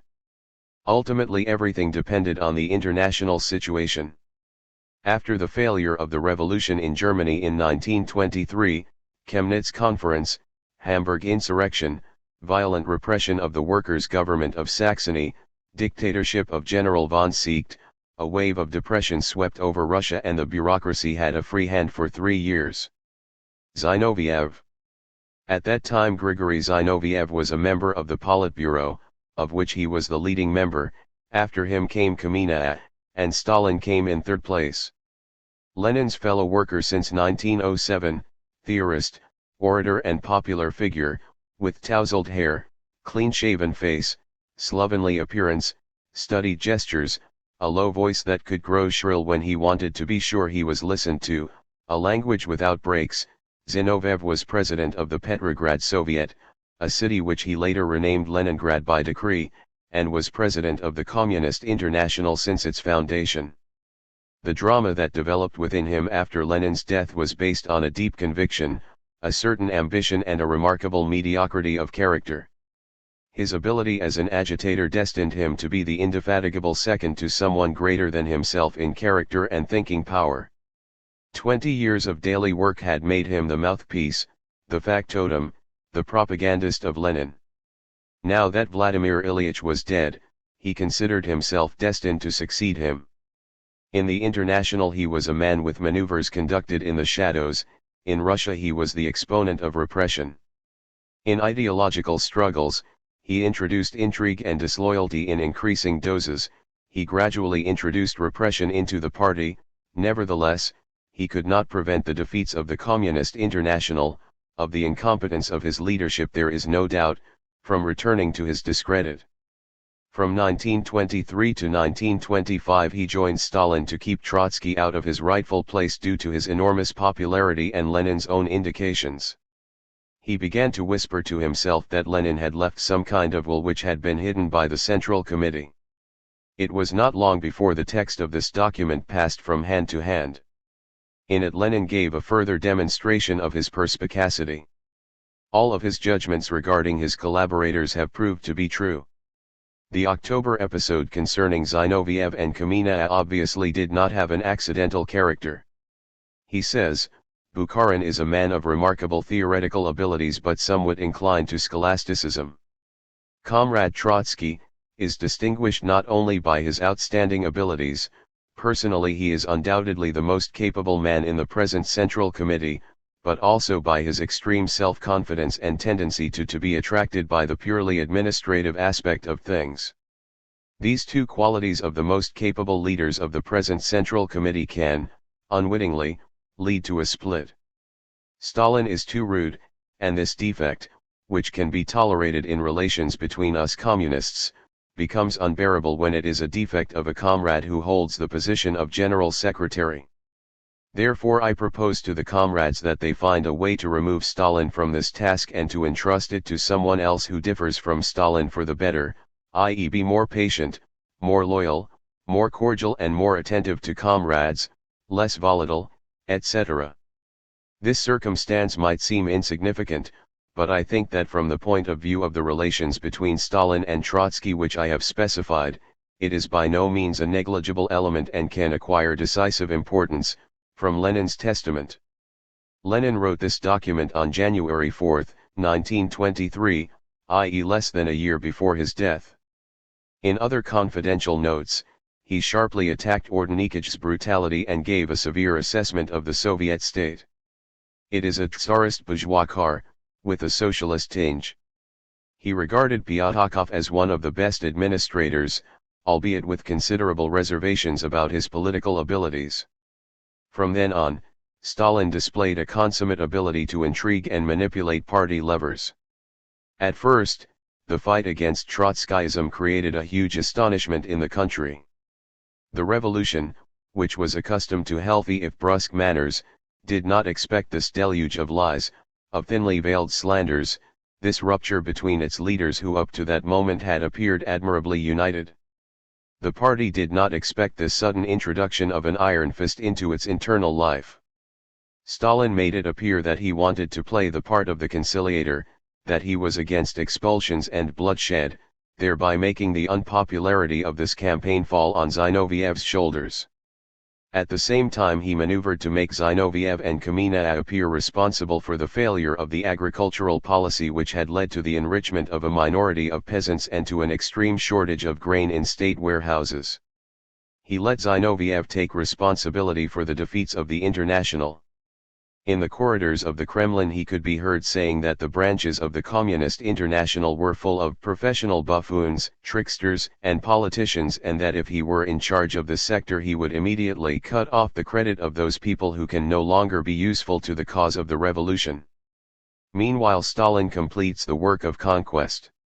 Of all party secretaries, except those of the Leningrad region controlled by Zinoviev, with the placement of men loyal to him in these posts. In 1926 this work was completed, thus making him master of the party, a party in whose ranks the most complete silence reigned, a party in which the majority, docile because of the advantage they derived from this attitude, did nothing but vote on the resolutions presented by the Central Committee and illustrated by the secretaries. At the 14th Party Congress Zinoviev was suddenly outvoted, isolated and held responsible for all troubles at home and abroad. The time had now come for him to retire to the background, just as they had made others, and keep his small share of power. But in spite of everything the socialist consciousness in him was stronger and more devoted than ambition and lust for power. The debate now turned to questions of capital importance, Stalin announcing the new policy of socialism in one country, which would have been completely meaningless if he had not meant renouncing international solidarity. No compromise was possible. Stalin entered into coalition with right-wing elements of the Central Committee, Rykov, Tomsky, Bukharin, to continue a policy of enriching the kulak. At the same time he completed the strangulation of the party. Zinoviev went over to the opposition. In an embarrassing turn he joined Trotsky, his opponent of the day before, by accepting his program for the democratization of the party, and consequently of the government, for industrialization and for the fight against the kulak, the man of the NEP and the bureaucrat. The Chinese Revolution tragically sharpened the struggle. The Communist International and the Chinese Revolution. There were 6 major parties in the Third International: the French, German, Italian, Bulgarian, Yugoslav, and Czechoslovakian sections. After the defeat of the Proletarian Revolution in Finland, Hungary, Germany, and Italy, 1918 to 1922, the International managed to put the question of power in Germany and Bulgaria on the agenda, but its attempts led to a disaster, without bloodshed in Germany, with horrendous massacres in Bulgaria. The cause of proletarian revolution in the West seemed lost to many when a bright light shone in the East. The Chinese masses had awakened from their apathy and were passing from victory to victory. Hong Kong was blockaded by Canton, a revolutionary republic was formed in southern China with Soviet advisors and instructors, with Borodin in the government, Galen, i.e. Blücher, the ex-Ural guerrilla leader, in Jiang's new army Kai-shek, Vojetinsky in Peking. Lenin became as popular as Sun Yat-sen. Galen Blücher led Chiang Kai-shek's army northward as the Unions captured Shanghai and Hankow. Everyone wondered about the nature of the revolutionary power that would arise from the victory of the workers' and peasants' revolution throughout the Yellow Continent. They were changing the fate of the Eurasian continent and with them the destiny of our era. However, we knew what was behind these victories. With our own eyes we saw the workers of Shanghai, Canton, Hankow, and Nanjing being led by our bureaucrats towards an ambush. At the moment we are referring to, the bureaucracy had completed the process of political expropriation of the workers in the USSR, the dictatorship of the proletariat existed in name only. In key positions, the revolutionaries had been replaced by functionaries. Politics was no longer inspired by the interests of the Russian and international proletariat but by the desire of officials not to see their peace of mind disturbed. Stalin had become an idol. The bureaucrats feared the victory of the Chinese Revolution even more than they seemed to want it. They never dared when the moment demanded it. Their tactics consisted of maneuvers aimed at avoiding complications. But all this politics led to even greater complications. We knew that Chiang Kai-shek was preparing an open betrayal of the trade unions and communist allies. We knew that he was preparing a coup against the Shanghai proletariat, which had carried out one of the most beautiful uprisings in modern history. However, we were not allowed to speak, while Stalin in Moscow took the floor in front of thousands of workers and solemnly swore that there was nothing to fear from Chiang Kai-shek. We will break him after we have used him. His speech had not yet been published when, the following day, the Telegraph informed us of the event we had foreseen, the massacre of the Shanghai workers, 1927. Stalin had the already composed text of his unfortunate speech removed from Pravda. This speech was never published. He was reduced to forging his own speeches. I will limit myself to citing only one document of the time, the report to the 15-party Congress made by Chidorov, a Russian communist who had been sent to China. Stalin used it to condemn those in China who had faithfully followed his orders. For 20 days there was a people's government in Shanghai in which the communists held the majority. This government was completely inactive, although a military coup was expected at any moment. Since the government in Wuhan had not yet recognized him, this government included 2 communist ministers. Shueihyo, commander of the 1st Division, came to inform his comrades of the coup preparations, and was ready to join us with his troops against the military. Communist Party leaders replied that they knew about the plot, but did not want to break with Chiang Kai-shek prematurely. They ordered Shueihyo to go to the front or resign to prove his allegiance to the general. The 1st Division abandoned the city and was replaced by the 2nd Division. 2 days later the workers of Shanghai were being shot en masse. As can be seen, the Kremlin's policy bore splendid fruit, and it was only at the beginning.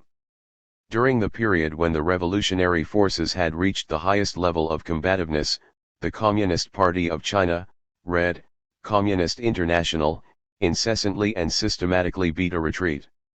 It made all its organizations, trade unions, peasant leagues, etc. submit to the Kuomintang, renounced any initiative that did not have the authorization of the Kuomintang, ordered the voluntary disarmament of the Hankow workers. In practice he authorized the violent liquidation of all peasant organizations. In Hunan the counter-revolution triumphed on May 21 and 22, 1927, under truly incredible circumstances. There were 1,700 soldiers in the capital and 20,000 organized and armed peasants in the surrounding area. Nevertheless, the officers managed to seize power, shoot the peasant leaders and establish their dictatorship. The peasants were on the verge of capturing the city, which they would do without difficulty, when they received a message from the Central Committee of the Communist Party which ordered them to avoid any armed conflict and to raise their concerns through government channels. The Provincial Committee ordered the Red detachments to retreat. 2 detachments did not receive their orders in time, they attacked, were surrounded, and exterminated. 1. These words of mine today are imprinted on the paper with black marks that do not allow them to be distinguished from other words at all, but how much human blood they represent no one will know. May they serve to enlighten other workers in a country closer to us, where they are forced by the force of circumstances to accept the authoritarian advice of those responsible for what happened then. All this could represent a precious indirect experience for them. What did the blood of Chinese workers represent for Stalin? Before the 15 Congress he had to try to counterbalance the effects of all the defeats he had suffered and the mass expulsions he had decreed, since, shortly before the Congress, for fear of facing a debate on his responsibilities, he had expelled for indiscipline his main opponents, Trotsky and Zinoviev. So he needed a victory in China, if only for an hour, not being able to have a victory, at least a few thousand heroic martyrs. In this case he could stifle the criticism by invoking respect for the dead and not to play into the game of reaction. He then sent his cousin Lomanids and Heinz to Canton. Neumann, a young German, as brave as he was unscrupulous, to engage them in a new revolutionary effort. So on the night of December 10, coinciding with the opening of the Congress, of the Russian Communist Party, so as not to leave any doubts as to its spontaneity, there was a riot which broke out locally in Canton. Stalin's agents had fomented this action so that their leader could use a victory bulletin as an argument against the pessimism of the opposition. The result was a revolutionary rearguard action, isolated, artificial and doomed to failure. The Canton Commune, surrounded by Kuomintang troops, lasted only 48 hours, its fall was accompanied by a terrible massacre. More than 2,000 communists, or believed to be such, were massacred or tortured on the spot. At the Congress one of Stalin's emissaries to China reported that some 30,000 Chinese workers had been put to death, in about 5 months, from April to August 1927, after the mad putsch in Canton and the bloody repression that lasted for several weeks. The most conservative observers estimated the number of victims of the incoherent policy carried out under the guise of 100,000 aegis of Moscow. Chinese communism was nearly annihilated. A handful of survivors, including former Secretary Sen Tusiu, sided with the opposition and were expelled from the party.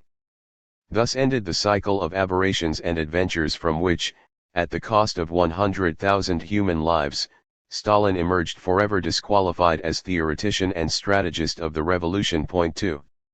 This is the point of view of a historian. Indeed, Stalin emerged strengthened and almost glorified by these unspeakable disasters. The defeat of the revolution in Asia ensured victory at home. In Russia the revolutionary spirit was seriously compromised.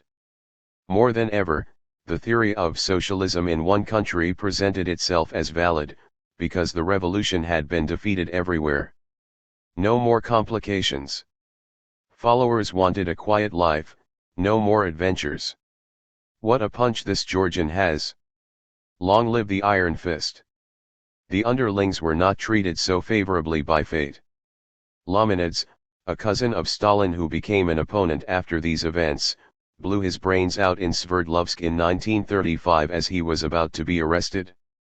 Heinz Neumann has disappeared from the scene and he is said to be in prison in the Soviet Union.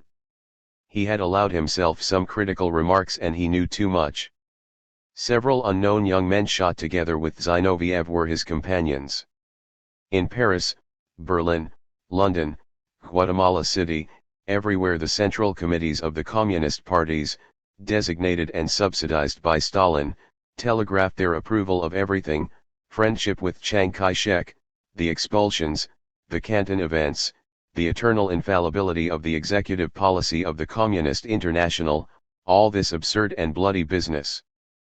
Thalmann, who never tires of announcing the inevitable conquest of power in Germany, Doriot, Barbusset, Marcel Kakin, and all the others approve, greet enthusiastically, approve everything, everything.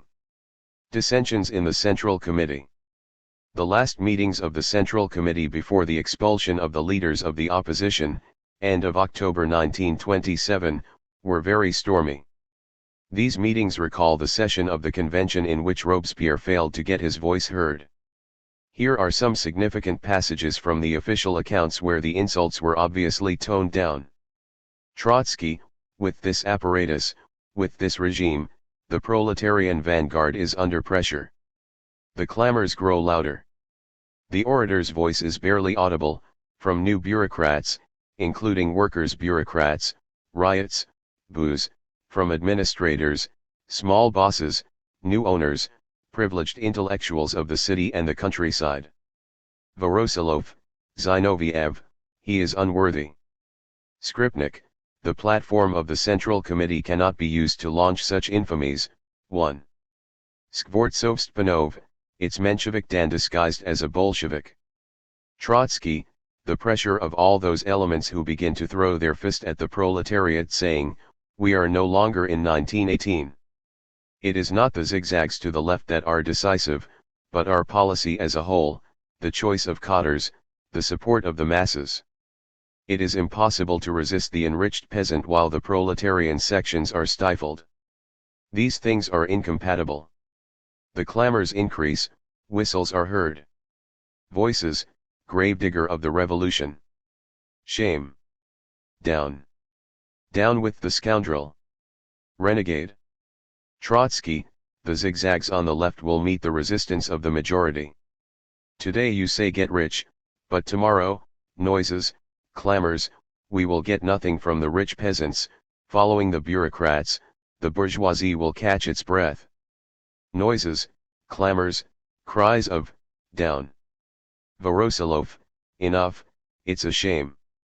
Boos, clamors, tumult increases. Nothing can be heard.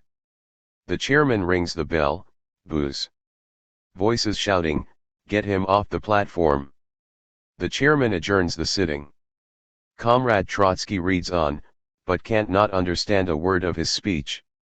The members of the Central Committee leave the meeting and begin to disperse. 2. Zinoviev's intervention gets the same reception. Zinoviev, the lessons of recent years are clear to everyone. We only propose to go back to Lenin's regime. Voices, don't confuse it with yours. Zinoviev, no one is asking for an ideal and perfect democracy. We understand times are tough. Voices, down. Down. The chairman rings the bell. Zinoviev, one more moment. Noises. The president's bell is heard. Voices, down. Get out. Zinoviev, in a nutshell, our whole struggle in the party today is centered on this dilemma: either you will give us the opportunity to appeal to the party and speak to the party, or you will have to put us in prison. There is no alternative. Laughter, clamor, the chairman rings the bell. Voices, enough. Get off the platform. Get out. Zinoviev descends from the platform amid clamors and shouts. The tumult increases. Almost 10 years later, I am making this digressive reference to show how far the falsification of the past can go in a totalitarian regime. At the Novosibirsk trial of November 21, 1936, witness Subin declares. The alliance between the Trotskyists and the accused Stickling, who today is an agent of the Gestapo, was concluded in 1927. The aim was the restoration of capitalism in the USSR and the establishment of a fascist dictatorship. This decision was made at a secret meeting presided over by Trotsky, held in a forest near Moscow. The court, in issuing the sentence, considered these facts as proven and estimated them sufficient to justify 9 death sentences, one of which concerned a German. 6 unfortunates were shot after thus confessing everything they were told to confess. These scenes were not limited to the Central Committee but were faithfully repeated in grassroots organizations and even on the streets. I had occasion to speak, or rather to try to speak, in front of an audience which seemed to be made up of lunatics. We were given the floor for 5 minutes after we had listened to 3 hours of speeches. 5, 6, sometimes 10 activists eager to curry favor with the secretaries were thrown at each of us. The crowd watched passively, with some anxiety. Often it was made up of people who were at our side, but who were afraid. You understand, the workers of the printing house where I worked told me, first of all there is unemployment. Then I have family if I join you and then you are defeated, what will happen to me and my children? On the anniversary of the October Revolution, we tried to organize demonstrations within the ranks of the party, but with our own slogans. I was nearly cut to pieces in Leningrad where 300 members of the opposition, including Lasevic, a former Red Army commander, and Bakajev, the former head of the Chayka, clashed with the militia in front of the Hermitage gates. In Moscow, Smilga, also a former commander of the Red Army and one of the founders of the Republic, had placed portraits of Lenin and Trotsky on his balcony. As a result his house was invaded and devastated. He shot himself at Trotsky in the street. 2 of ours who tried to raise a sign in Red Square were mercilessly beaten. The party committees organized security forces against us, equipped with whistles and authorized to strike hard. They were being trucked in to bolster right-wing elements in meetings where we tried to speak. In Moscow these fascist-type acts were organized by the secretary of the regional committee, a certain Ryadin, who seemed sincere in his blindness. In 1932, enlightened by the course of events, Ryadin aligned himself with the opposition and wrote a draft program in which he called Stalin the great provocateur, the destroyer of the party. The GPU called his words incitement to assassination and sentenced him to death. However, they did not dare to carry out the sentence, and no one knows what became of him. Defeats, proscriptions, capitulations. We were beaten and our defeat did not affect the general indifference. Was it a thermometer? The discussions concerning this historical parallel had no end, but history continued on its course. The Third International had changed face. A curious combination of circumstances had now brought together at its head a certain number of men who bore the responsibility for the most bitter defeats. Docile and accommodating, they had regained favor through supine obedience. Some of them are still in the leadership of the Communist International today, where they continue to take it easy. The best known are Bela Kun, the man of the Hungarian defeat and other even worse things from a moral point of view. Kosinin, who had contributed mightily to the defeat of the proletariat in Finland in 1918, and who later had the merit of admitting it in an extremely interesting political confession. Kolarov and Dimitrov, who 3 times had led the Bulgarian party to unspeakable disasters.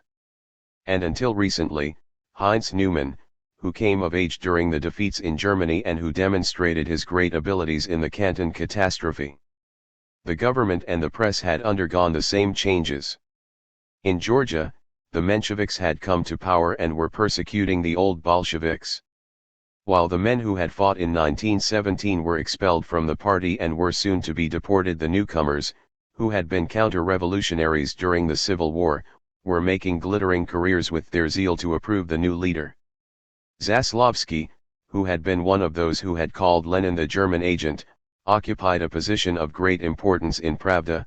Vyshinsky, a right-wing socialist who in 1918 had been implicated in the sabotage of the food administration for Ukraine, had become the Attorney General of the Supreme Court. Maysky, a former member of the counter-revolutionary government in Samara, was in the diplomatic corps. He now represents the Soviet Union in London. Kinsiuk, another former enemy, is also in the diplomatic corps. He is now in Berlin. We do not bother naming minors, are too many. What had yesterday been subaltern elements in the party were now coming to light. Men like Kirov, Kubyshev, Mikoyan, people who were just reaching mediocrity, or people who were completely unknown during the great years, like Kaganovich. In early 1928, the TASS agency published a denial of slanderous rumors that the Moscow government was considering deporting members of the opposition expelled from the party. 3 or 4 days after this denial, the deportations began. Who was deported?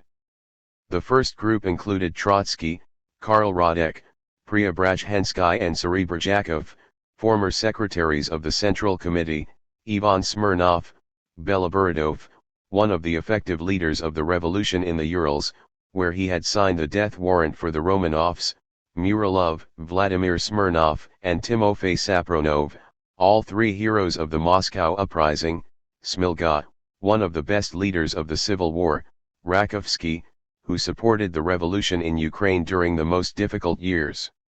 The fate of the defeated revolutionary in a totalitarian state is very hard. Many are abandoned when the game is lost. Others, whose courage and devotion are beyond question, think it best to maneuver, to adapt to circumstances. Pyatakov abandons his beliefs and his friends. In the embassies Krestinsky, Sokolnikov, and Tonovovzenko do the same. What else can they do? They can either be deported to remote villages in Kazakhstan or stay, try to be useful, and wait. Diplomats, even diplomats of the revolution, rarely have the vocation of martyrdom.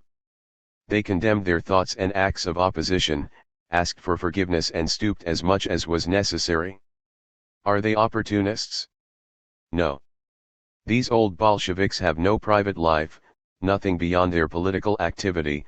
They attach a certain importance to what the bourgeoisie calls position or even happiness. Are they cowards?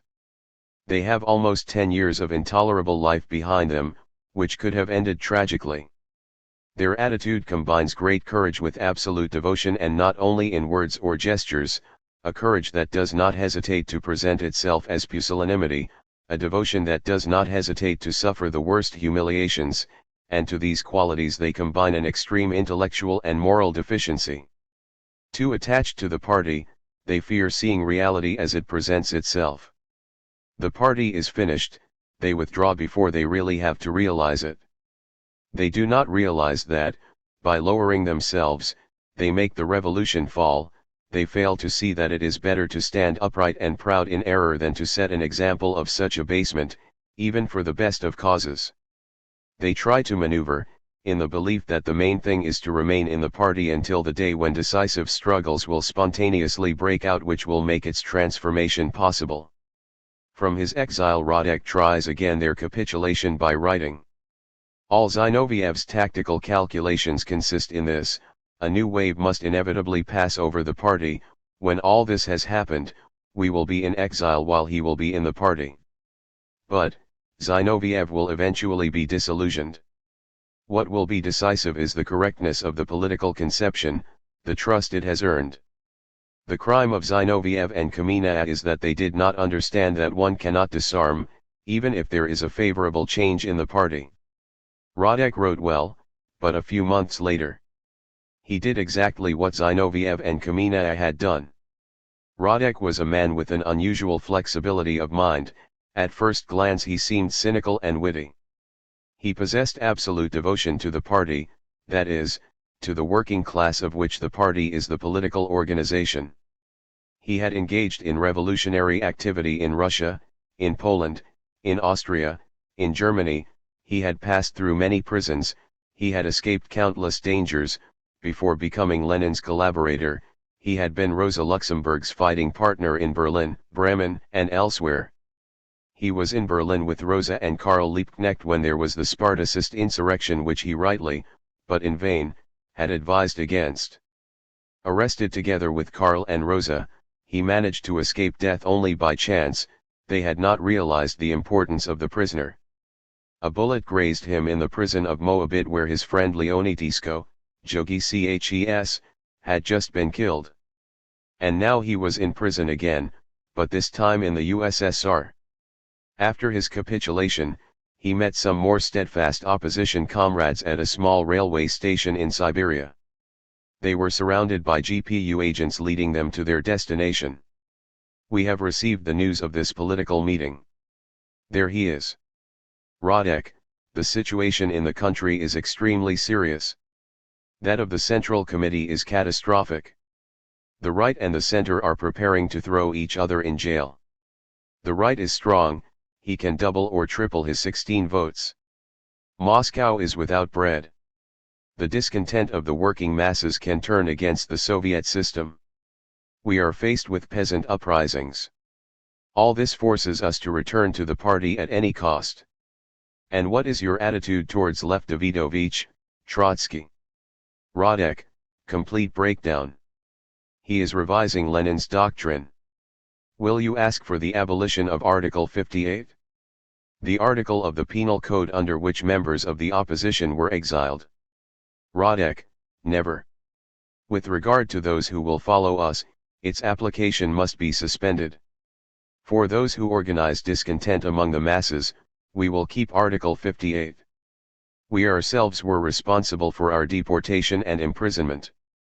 Young people who join the opposition have nothing to do with Bolshevism, they are anti-Bolsheviks.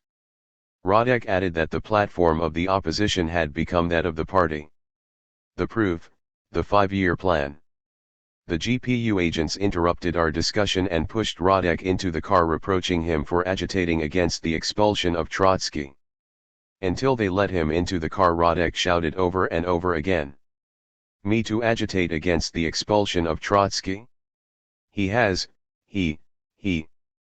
I was explaining to these comrades that they must return to the party. And he began to beg the agents of the GPU leave them alone.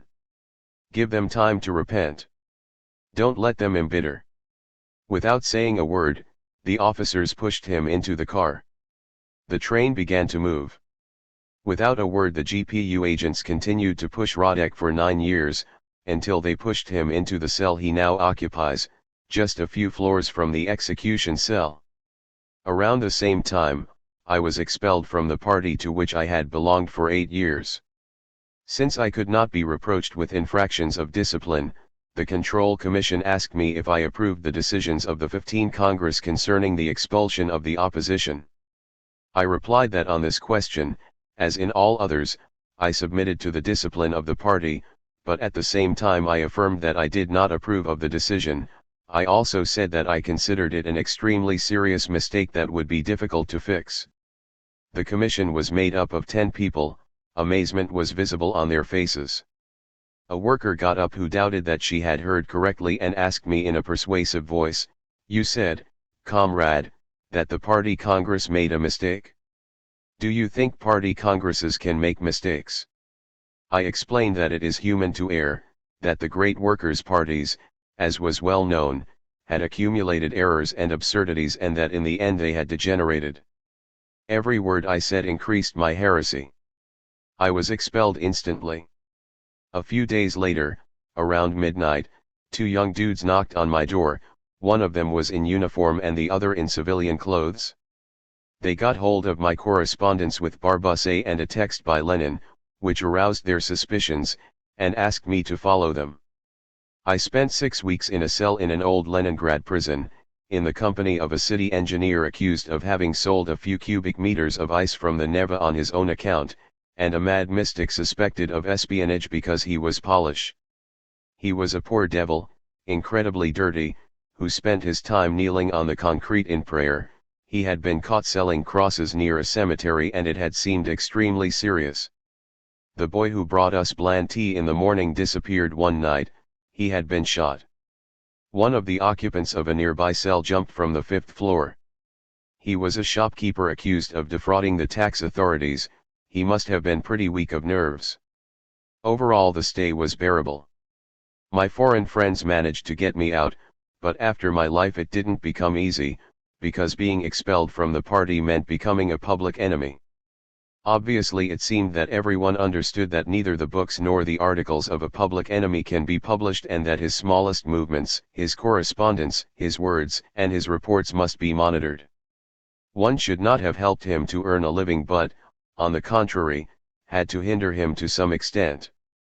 He was to be paid as little as possible for his work, and better still, circumstances permitting, not to be paid at all.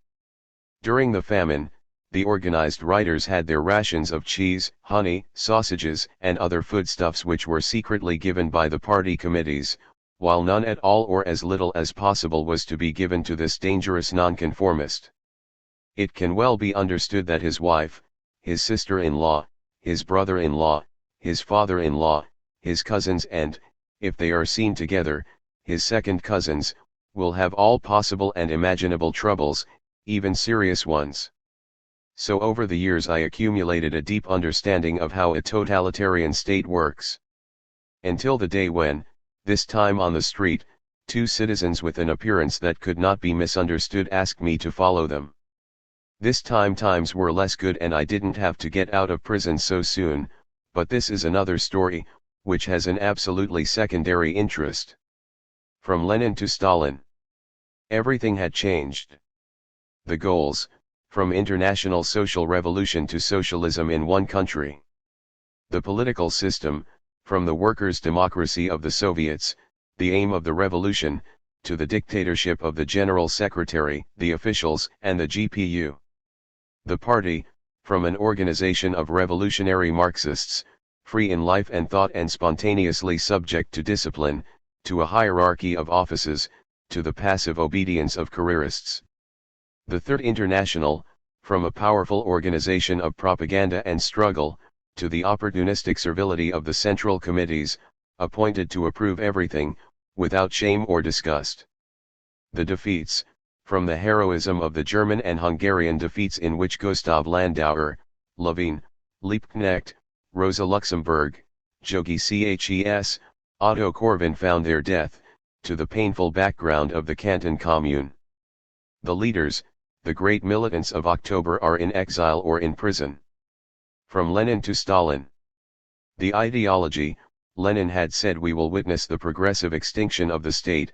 The Soviet state will not be a state like any other, but a great workers' commune. Instead, Stalin proclaims that we are advancing towards the abolition of the state through the strengthening of the state.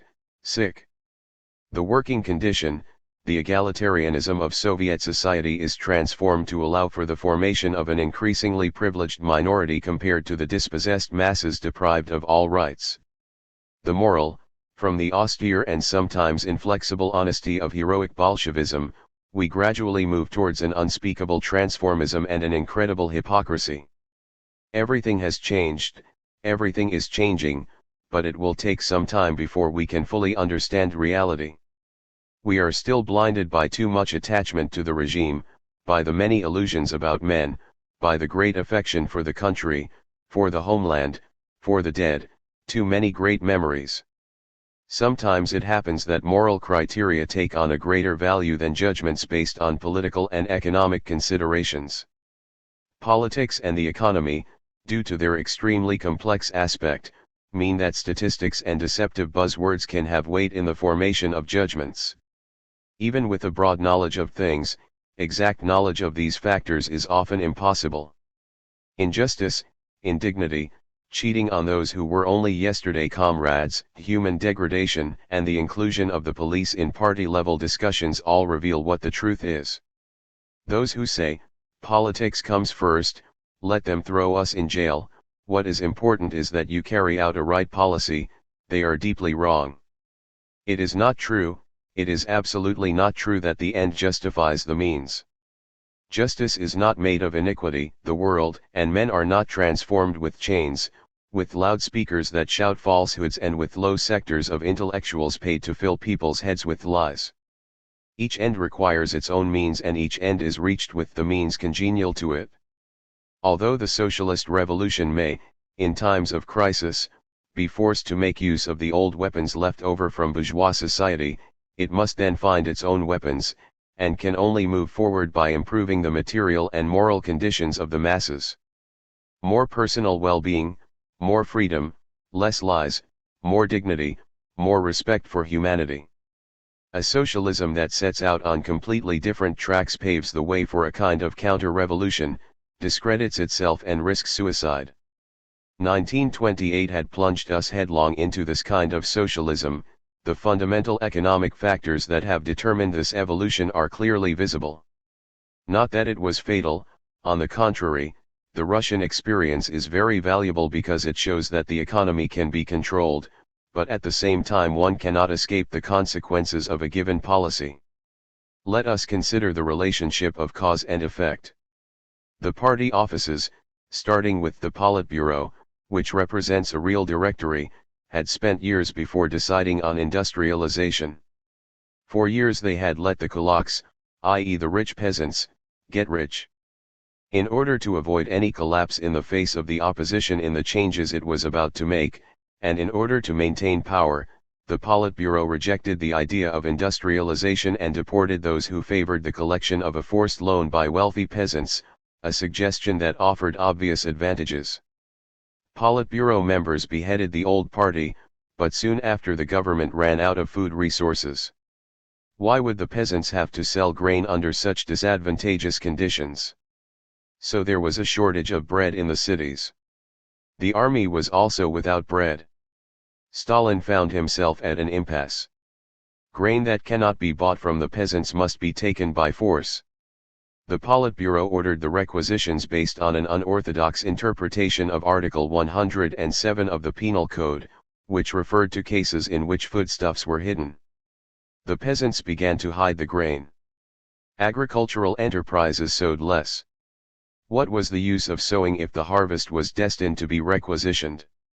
To force the farmer to work, he was pushed to join cooperatives supervised by the state, collective farms. What if he refused? Those who refused were called kulaks or agents of the kulaks, deprived of everything they owned and sent north with their families. Many refused to comply. When partial collectivization was introduced, it occurred that the peasants who remained independent were much better off. As a last resort, the regime proclaimed total collectivization, with enthusiasm, writes Barbusset and several others, and the mass expropriation and deportation of the kulaks, and this created a mass, millions, of landless people, dispossessed peasants.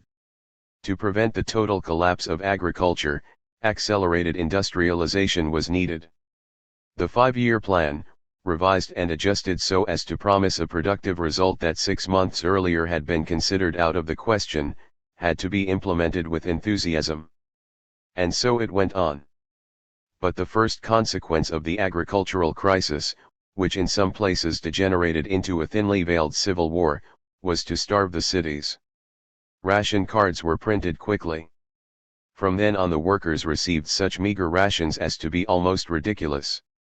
In November 1929, according to official communications from Moscow, the highest monthly ration of a worker belonging to a cooperative was as follows: 1,350 grams of sugar, 60 grams of tea, 450 grams of vegetable oils, 2,700 grams of oatmeal, 200 grams of pasta, 450 grams of herring, 450 grams of laundry soap. And this was the ration of the privileged sectors of the proletariat in the large centers. The low nutritional level of the workers decreased the productivity of labor. Rationing, forced trade, and inflation reduced the purchasing power of the paper ruble, the currency in which workers were paid, to about 40% of its 1926 purchasing power. The worker left the factory or remained there only formally and earned his living through petty theft. Selling a pair of socks made him more money than 3 days' work. He was to be forced to work by draconian legislation. To link it to the industrial centers, internal passports were instituted, which deprived the population of the right to move freely around the country and which made it possible for anyone to be deported without any formalities. Before joining collective farms, farmers slaughtered their cattle. It seemed to them appropriate to gorge themselves on meat at least once in their life and secretly sell the hides, rather than give the cattle to the state, whose methods were very familiar to them. The cattle disappeared. Those were nightmare years. Famine came to Ukraine, to the Black Lands, to Siberia and to all the granaries of Russia. Thousands of peasants fled across the borders of Poland, Romania, Persia, or China. They fled. A number of them were killed trying to cross the border, but many managed to escape. The death sentence was reintroduced in cities and in the countryside. For the theft of a sheaf of wheat from a collective farm, death sentence. With the decree of August 7, 1932, socialist property was declared sacred, its theft was punished with death. What could a 5-year plan produce under these circumstances? The population had been promised a period of plenty after so many sacrifices. The 5th year of the plan was accompanied by a general famine. Who was responsible? The names of the scapegoats had to be indicated, and then shot. For years Stalin, the mighty, had remained silent. Until the end of 1933. To find those responsible, all he had to do was telephone an order to the GPU, they would be arrested that same evening. Tomorrow they would confess and the following day they would be executed. After that, all that had to be done was to publish the telegrams of enthusiastic approval, admiring confidence and congratulations on the construction of socialism, which would arrive from the capitals of the world. Is there no meat or canned goods? The professor Karachagin and 47 of his accomplices confess, in a secret session of the GPU, to having disrupted the production of canned goods and supplies of meat for counter-revolutionary reasons. They are shot, 1930. Does the 5-year plan encounter obstacles? It was sabotaged by a secret industrial group working with the French headquarters. The professor Ramzan, an agent provocateur, confesses. He is sentenced to death, pardoned, rehabilitated, and rewarded, 1930. Are people not convinced? 9 old socialists confess that they conspired to provoke a French intervention in the USSR, obeying directives issued by the Socialist International. What does it matter if these directives are extremely improbable and if the falsity of their testimony is proved beyond a shadow of a doubt? They confessed. 10 years of imprisonment, 1931. Leningrad spends an entire summer without fruit or vegetables. 5 directors of cooperatives are shot. But the following summer once again there is no fruit or vegetables. It is obvious that this regime cannot be justified except by force. This obviously does not concern those who, having plunged the country into such a situation, would inevitably be eliminated if they lost power. The weight of its responsibilities makes the bureaucracy implacable, it must defend itself. His whole policy since he assumed power aims only at the preservation of this power and is dominated by panic fear. The Stalinist bureaucracy no longer implements a workers' policy, but a policy of defense of its own interests. This is the innermost meaning of his actions. Woe to anyone who raises his voice against bureaucracy. Every year, before the holidays and the congresses, thousands of citizens suspected of sympathizing with the opposition are arrested. The real members of the opposition have been imprisoned since 1928. Woe to those who say nothing too. Silence is interpreted as evasion, as an attempt to elude overwhelming responsibility. No. In all circumstances the citizen must approve everything aloud, everything, everything. All that remains is to vote unanimously exalting resolutions. And also the death sentences. Even poets express their approval, in verse, in the newspapers. Nothing can be expected from socialists abroad. They understand too much. What is taking place can only be justified by a revolutionary passion as blind as it is insincere. The Communist International announced in 1928 that Germany, France, Poland have entered a period of revolutionary upheaval. Doriot invites the peasants to prepare to take the land by force of arms.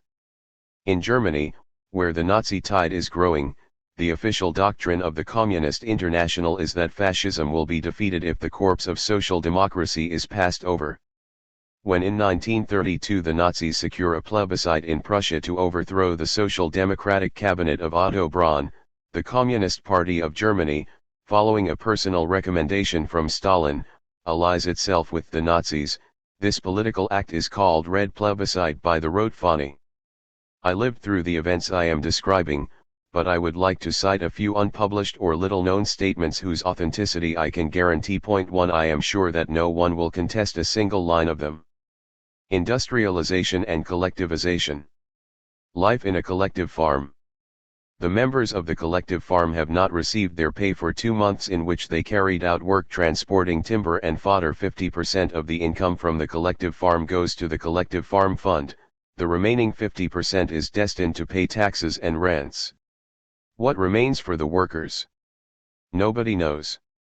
The president gives himself several flour vouchers each month and stays well away from any material work. The first months, he tells us, the members of the collective farm must live on their own resources. But the poor have no reservations. Clothes are worn out in unpaid work. All this leads us to believe the statement of the kulaks according to which a new servitude is about to be established. In nearby villages, 40 women forcibly took their cows back, locked them in their homes and told the rural Soviet authorities, "You can shoot, but you won't get our cows back." Nonetheless, the cattle are taken back. It is hard to believe that such abominable acts are being done in the name of socialism. There are rumors that Zinoviev and Kamenev were deported to the provinces. Mr. Letter written in April 1930.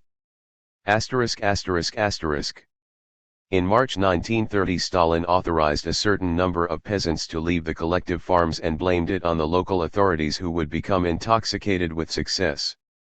The collective farms are emptying. 80 peasants from this remote place presented themselves to the prosecutor to protest the fact that they had been forced by violence to join the collective farm. Presidents of collective farms in the vicinity have been assassinated. Everywhere the women want to take back the livestock, and sometimes they do. In the cities there is no butter, no meat, no eggs, no potatoes. Even in the capitals these products are found in microscopic rations. We haven't seen meat or fish for a long time. In the last few days, the cooperatives have finally received some horse meat sausages. QN. Letter written in April 1930. An industrial worker writes. They are squeezing us, and how? 25% increase in labor productivity and 1.9% increase in wages. Wages have remained practically unchanged for 3 years, although production has increased enormously. 5 men per brigade instead of 6, with no change in equipment. The bonuses, considered to be 20 to 30% per month, should be paid every 6 months, but in reality nobody expects to receive anything. We live on 55 rubles a month. March 23, 1930. On collectivization in Central Asia. The peasants receive minimal advances. The division of profits takes place at the end of the year. If the collective farm has yielded, wages are not paid in full unless the sums paid to the collective capital are higher than the total wages. In other cases the collective farmers receive only a certain percentage of the nominal wage. See the regulation of the Central Collective Farm of Uzbekistan. The peasants, forcibly collectivized, have no incentives to work. Peasants responded to forced collectivizations by selling their property, sabotaging work, and provoking riots. A major rebellion broke out in one of Sardaria's districts and lasted for 3 weeks. The peasants rightly say, "The army is well fed and dressed, he will not support us." LL. Letter written on March 27, 1930. Another comrade writes that 200 abandoned horses wander near the village to which he was deported. We hear only of revolts, of assassinations, of outbursts of anger and despair, of deportations, of mass emigrations. In a message to the government, the Abkhaz of the South Caucasus offer him all their property. With oriental courtesy they thank the government for all the benefits it has granted them and ask for only one favor, permission to emigrate to Turkey. An American correspondent extremely devoted to Stalin's interests calculates the number of deportees and exiles in 1929 to 30 at 2 million, New York Times, February 3, 1931. But the truth is much worse if we realize that dekulakization continued unabated in the following years and that the official figures for the number of kulaks fluctuate between 5 and 10 million. In 1933, shortly after the end of the first plan every 5 years, the Rostov Press, accidentally breaking a period of enforced silence, notes the mass deportation of 3 Kuban Cossack towns with a total of about 50,000 people. More than 100,000 inhabitants of the same region had preceded them along the northern road.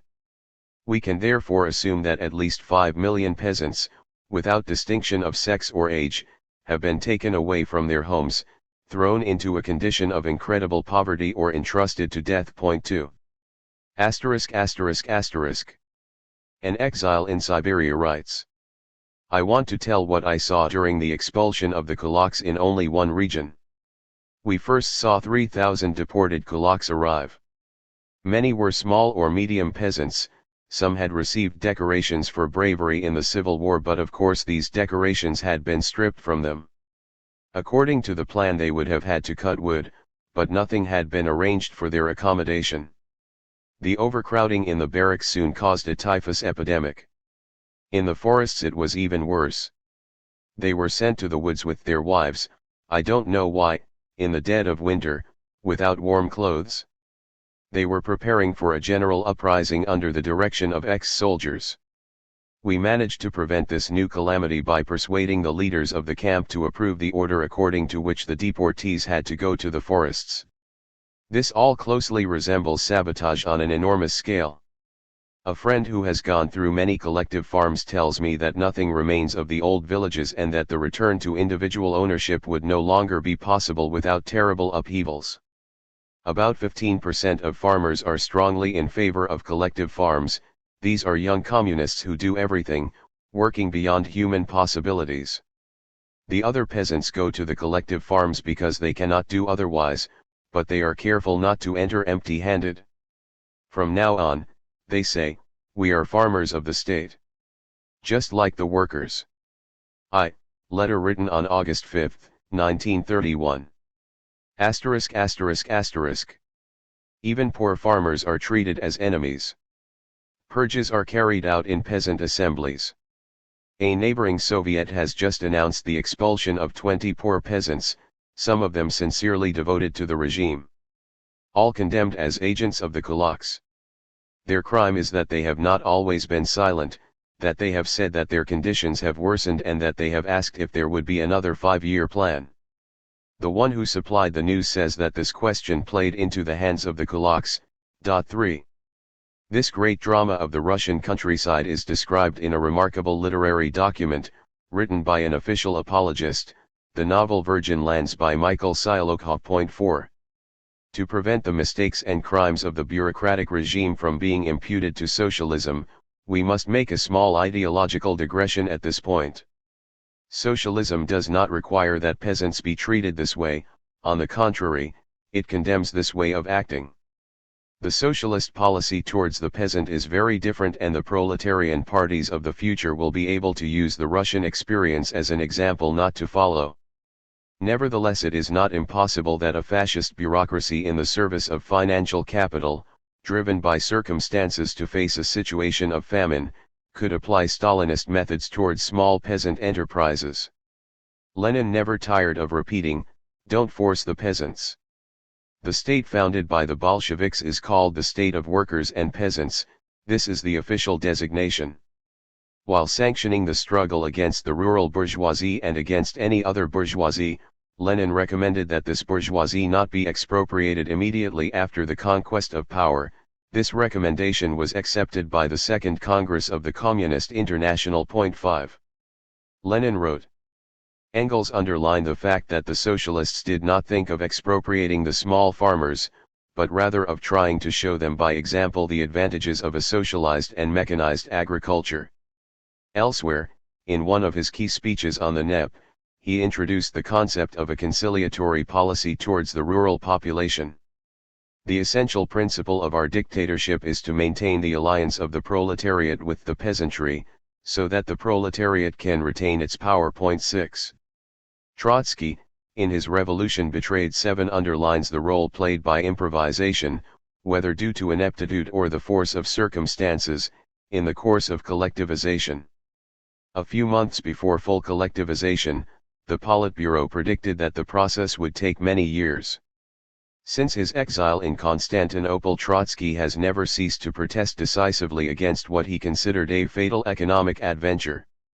You cannot create large-scale modern agriculture by forcing small farmers to band together and pool plows and oxen and poultry, any more than you can build a great ocean liner by pooling hundreds or thousands of fishing vessels, he wrote with bitter irony. True socialist collectivization must be brought to the farmer by highlighting the inevitable advantages of mechanization and planning. It will not hurt to recall these elementary truths of Marxism. Let's go back to the Soviet Union again. From a letter sent from Moscow, April 1933. There has just been a strike in a printing house which employs 500 to 600 workers. The causes: during a forced stop due to lack of paper, the workers received only 75% of their wages and poor quality foodstuffs from the cooperatives. The communists also stopped work, will be judged by the Control Commission. Several officials were immediately fired and all the workers' claims were upheld, but 3 of the big bosses are in prison. Panic reigns as a result of the distribution of passports. About 30% of the inhabitants have been refused authorization to stay in Moscow and expect that they will be ordered to leave the city by May 1. Last winter was identical to that of 1919, the typhus raged. In the small stations we have seen abandoned sick people, eaten by lice. The sale of train tickets has been suspended for certain regions in the throes of typhoid fever. These are, for example, the North Caucasus and Central Asia, where there is more than typhus. In these places the uprisings have assumed the proportions of a real local civil war. A communist writer recently told me, "Why haven't I written for a long time? What could I write in the current moment? I'm just waiting for the chance to be sent to the Pamirs or the Arctic Ocean on an icebreaker. It's the best that can be done in times like these." Impressions of Ukraine from the same period. Kharkov has grown significantly. There are many new factories and cooperatives. However, thousands of people spend the evening without light and almost without heating. Entire sectors of the city are without electricity.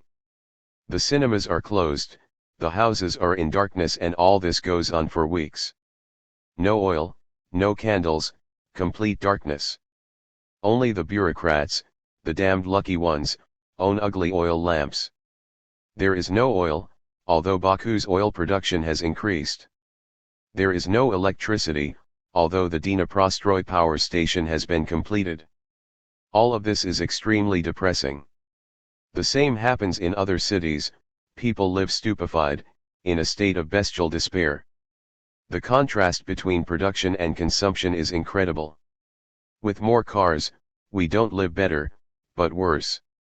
I saw the Dnipro power plant. It is truly a splendid product of human intelligence and strength. Beautiful as a toy, clean, shiny, magnificent. 3 of the 4 turbines that have been completed are idle. The factories they are supposed to supply power for do not yet exist. This is how planning is done. While the power plant is neat and well maintained, the working class neighborhoods are by no means so. The newspapers stick to the argument which highlights the fact that from a village we have arrived in a short time to a city of 60,000 inhabitants. They describe the clubs and publish photographs of the workers' homes. Is it lies? No, it's the truth, but what they don't say is that only a minority of workers live in tolerable conditions, while the others live in undernourished conditions and live in dark, dirty, cold barracks. The faces of the workers are gaunt. They do not express discontent, but real despair. This can't last long. The lice, against which Lenin had once declared war, have returned in droves. Dirty, ragged crowds fill the stations, men, women, and children wait in groups for God knows what trains. They are chased away, but return without money and without tickets. They climb all the trains they can get on and stay there until they are kicked out. They are silent and passive. Where are they going? They go in search of bread, potatoes, or work in the factories where the workers are fed a little less badly. Bread is the great stimulus of this crowd. And what about thefts? People steal everywhere, everywhere. Leaders are asking for optimism. We've seen hard times before. All motions presented are approved unanimously. 8 out of 10 communists have a lot of doubts, but they vote anyway. If they are reproached, they answer, "What would it do for me to go and rot in Siberia?" The wife of one who had capitulated and who, nevertheless, had been arrested, she told me that she had thus turned to her husband's accuser, "Why do you torment him? He has long since abandoned any oppositional activity and does his job as best as he can." The only response from the GPU agent was the advice to ask for a divorce. A few words on the repression from a letter written in February 1933. Speaking of Leningrad's assets, Kirov said, "We will be ruthless and not only against communists who engage in counter-revolutionary activities, i.e. against members of the opposition, but also towards those who lack steadfastness in factories and villages, and failing to deliver on the plan's objectives." 400 party members were sent to the Solovki Islands. The arrests of the right wing of the party continue. Several officials of the Commissariat of Agriculture have just been arrested, accused of sabotage. Many of these belong to the government. At the head of the conspiracy it seems that there were Connor, Deputy People's Commissar for Agriculture, and Wolf and Kovarsky, members of the board of the Commissariat. They are accused of having relations with Ukrainian nationalists in Poland. There may have been traitors in the Agriculture Commissariat, but this whole thing seems to be improvised. Connor, originally from Galicia, became a Bolshevik during the war and took part in the Civil War. I think a few years ago he sympathized with the left opposition. Nobody believes these accusations. Everyone thinks that the boss is preparing a trial of alleged saboteurs of agriculture, in order to set an example. But there was no trial. Connor, Kovarsky, Wolf, along with 32 other agricultural officials and experts, were executed in Moscow without trial in early March 1933. Outlawed. All of which brings us to the question of repression. The whole system has been based on repression since the day we started selecting leaders with the help of the GPUs. There is little to say about freedom of speech and thought. All socialists, of whatever tendency, are deported or imprisoned, without exception. The same happens to anarchists and trade unionists. And so also to the communists of the opposition. Official thought does not tolerate the slightest shadow or suspicion of criticism. After 1930 it is enough to be suspected to be prosecuted. Elderly people who have long since left politics, but who were once anarchists, socialists, or communists of the opposition, suddenly disappear one night and many months later they are known to have arrived at the USD Pekara concentration camp or who were deported to the tundras of the Yenisei. Suspicions of political heresy are particularly numerous within the ranks of the party. A clumsy expression, a reticence on some point, a moment of hesitation, all this may have happened several years ago, but some informants remember it. Even silence is enough. The suspect vanishes. Prisons are full of such people. Between 4,000 and 5,000 members of the opposition were arrested between 1928 and 1930, the number of suspects is even higher. After 1934 and after the assassination of Kirov by a young communist from Leningrad, tens, and more likely hundreds of thousands, communists and other suspected elements were thrown into prison. With this workforce, which does not enjoy the benefits of the labor code, canals are dug, major communication roads are built. Several 100,000 prisoners worked building the canal from the Baltic to the White Sea. How many died during the work? There are no official sources of information about this. The Soviet Union has the largest concentration camps in the world. Those of Komsolovetskaya, White Sea, of Karaganda, Central Asia, of Pekhara and others occupy entire provinces. There are concentration camps everywhere, prison camps, labor camps for logging, mining, etc. Some are ugly and dirty, others are model camps, attractive reform colonies, to be shown to foreign visitors and film reporters. And really, what could be easier than rehabilitating a criminal? Give the highwayman or pickpocket a well-paying job, good lodgings, and intelligent amusements, and 9 times out of 10 you will get the desired results for the simple reason that these people would never have engaged in theft, had they been satisfactory. As for political prisoners, they are never shown to anyone. Those who resist and those who die in hunger strikes in defense of their dignity, the only thing they are left with, are never seen by anyone. The reader who wants more detailed information on this aspect of Soviet life will forgive me for referring him to my book Destined Dune Revolution. I will limit myself here to quoting passages from authentic documents that offer small glimpses of reality. Repression is based on provocation. The Central Committee is increasingly panicked and reacts with persecution. It is difficult to find words to describe the extent of the persecution. Mass arrests are being made. People are arrested for a word interpreted as sympathy for the opposition, for a few words said in the factory during meetings intended for self-criticism. Hundreds of workers who are not party members were accused of opposition activities and were imprisoned in Turkey, many have been deported, and more are always arriving. The art of provocation was developed enormously last year, but today it takes on gigantic proportions. You meet provocateurs everywhere, in prison, in exile. The particular task of exiled provocateurs is to demoralize exile colonies by urging some to capitulate, and denouncing others to the authorities as recalcitrant. The latter will soon be sent to various locations to be locked up. The exiles are constantly subjected to searches, arrests, transfers, they are deprived of tobacco and so on. Letter from Moscow, May 5, 1930. All of this obviously happens throughout the rest of the world. Kharkov, August 3, 1930. Everything goes here as in the past, arrests, imprisonments, deportations, congresses in which everything is unanimously voted in favor of the bureaucrats. Many have just been arrested. In a machine factory, Bogdanov was elected chairman of the factory committee by the workers despite the intervention of a high-ranking party member. It arrived there. GPUs.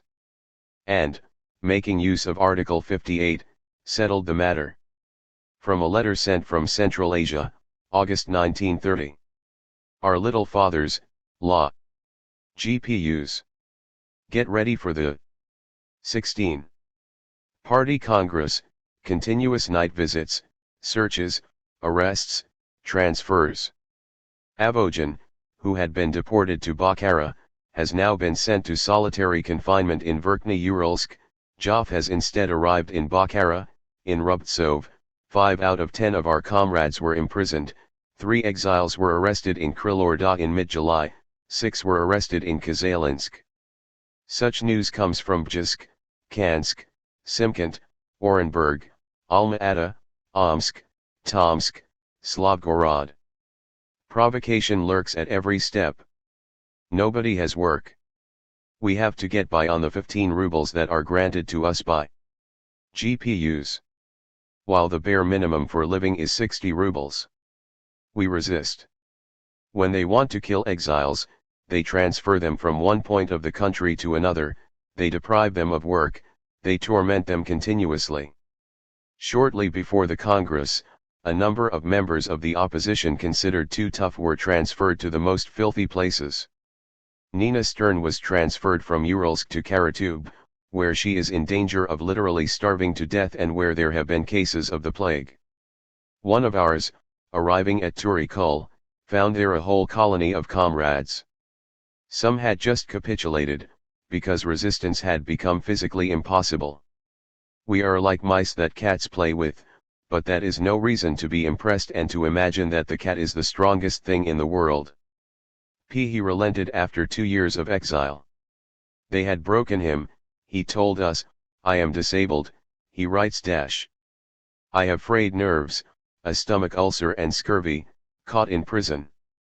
These are the main reasons for my capitulation, although I have also become pessimistic. The workers are depressed, prices are rising, food is scarce. The disappearance of silver coins is significant. Giving in, capitulating, means giving up thinking, signing a dictated declaration, agreeing to admire the line drawn up by the big boss. It means placing oneself at the disposal of the authorities to observe, carry out propaganda and denounce the others, the stronger ones who are still holding on. Capitulating and maintaining dignity is not easy, one is considered doubly suspect. One of those who capitulated writes as follows. I'm allowed to work in the factory, but I only earn 50 rubles a month. The committee has twice refused me readmission to the party. Reason is distrust, they doubt my sincerity. Ex-friends of the opposition avoid me like the plague. Party members look askance at me. If I make the slightest criticism they tell me, you're going backwards. If I say something is well done, then they say I try to cover up my thoughts and do some probing. I have decided not to speak anymore, but now I am accused of criticizing with silence and of escaping my responsibilities. To tell the truth, I feel like a leper. All this is true, but even worse is the fate of those who hold on.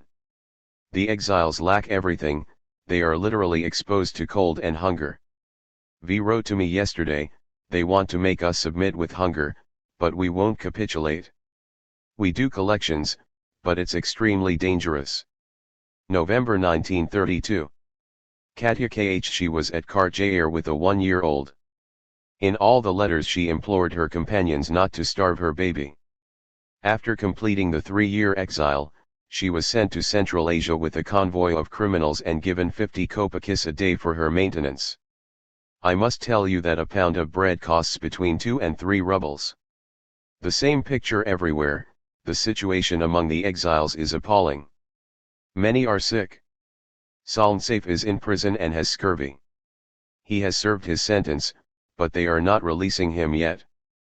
His wife suggested that he ask to be deported, but he flatly refused. Eliezer Salnsafe, one of our most capable young militants, died in a hunger strike in the Novosibirsk hospital in January 1936. 3 comrades were released from prison after a hunger strike, but one of them died. Musha Majid was released and then deported to Minusinsk. She traveled in a convoy with convicted convicts after spending 6 months bedridden in a cell. She's sick in bed again, she's brave, and she writes to her parents telling them not to hope to see her again. Gayev has returned from Verkhny-Uralsk prison, he is in Moscow, blind, as a result of pernicious anemia. Vladimir Kossier is in Minusinsk. Letter written in November 1932. Many disappear in prison. 250 of our people are in the isolation of Verkhny-Uralsk. After a protest by the prisoners, Janyusevsky, considered one of the ringleaders, was sent to Moscow, locked up in an inner cell and reportedly sentenced to 10 years in a concentration camp. Since collective protests are not tolerated, here is what is done: a comrade formulates a protest and the others individually declare that they agree with him. This is what Janyusevsky did. Since then there has been no more news of him, although many months have passed. The Schwalbach brothers, one of whom was seriously ill with tuberculosis, also disappeared after a long stay in the prison of the GPUs of Moscow. It is true that in cities there are many disappearances, and for the same reasons. Do not think that I have selected for publication any statements of an exceptional nature or unusual facts.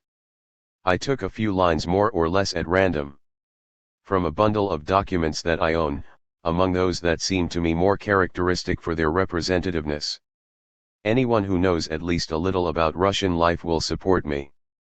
The letters I have mentioned are many years old for the simple reason that we have ceased to receive any more. The system has been perfected and now nothing passes between its meshes. However, the situation has worsened considerably. To these declarations we must therefore add a large coefficient of cruelty and ferocity. In recent years the repressions have not ceased to increase in scope and brutality. A testimony about life in prisons. One of our comrades used to say that we will act as manure to fertilize the land from which the new human crop of the revolution will spring. Morale has improved and we hope for a change. We all work to increase our knowledge, to learn languages, especially German. There are endless discussions about cosmology, space, time, mechanics, Marxism, and danger from the right. Censorship does not allow any product of our intellectual activity to leave the prison. The number of companions that can communicate with each other is extremely limited. We went on several hunger strikes. After the first we got 12 letters a month instead of 4, this strike was very long and several of the comrades came out seriously ill. The second strike was a protest against brutality. In the course of this we were prevented from communicating with the outside world. There is great nervous tension in the air. We are almost at the end of our strength. There is no doubt that the socialists emerged from the Tsar's prisons in better conditions than we will find ourselves in when we leave Stalin's isolation camps. Letter written in June 1930. In the late summer of 1931 the brutalities perpetrated in the Verkhny-Uralsk isolation camp culminated in the attempt to assassinate a fellow prisoner, by the name of Essegian, who was shot in the chest.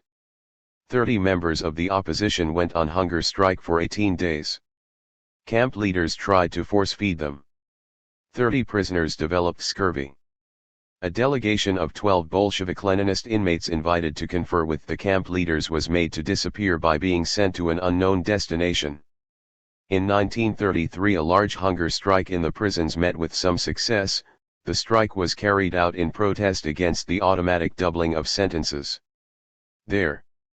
GPUs. Today it is called the Commissariat of Public Security, but it has only changed its name, imposed sentences of 3 years of forced labor without issuing sentences or justifications, and this act was considered an administrative measure. If, after serving his sentence, the convicted opposition member was still not convinced of the goodness of the regime, he was given another 2 years. After completing these 5 years, a few dozen old communists obtained the right to be freed and exiled by threatening to starve themselves. And they really would have done so, if their request was not granted. Several months later, they were all arrested at the place of deportation and sentenced to 5 years in prison on the basis of another administrative measure. This was the fate of my friends Grigory Jakovin, Fyodor Dingelstedt, Vasily Pankratov, Chanon Pevsner and many others. Socialism has never had more historic heroes. One last testimony. Fear and confusion reign in its ranks. GPUs. No one trusts the other. The slightest suspicion, often unjustified, for example the fact of having been kind to the arrested member of the opposition or for being too nonchalant during a search, and the agents of the GPUs. They are chased away. The slightest mistake results in a crash. The slightest indulgence towards the opposition is punished with death. I have just received confirmation that I had already reported.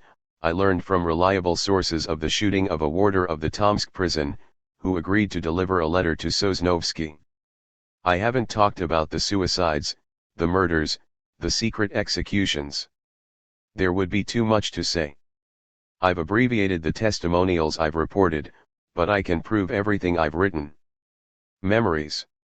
I spent 85 days in a prison cell in the GPUs. Without reading and without doing anything, without news of my parents. I spent 70 of those days in complete solitude, without even getting some air in the grey courtyard reserved for the most tractable prisoners. Then they sent me to a place 2,000 kilometers away. I almost starved to death together with my ex-cellmate in a prison in Samara.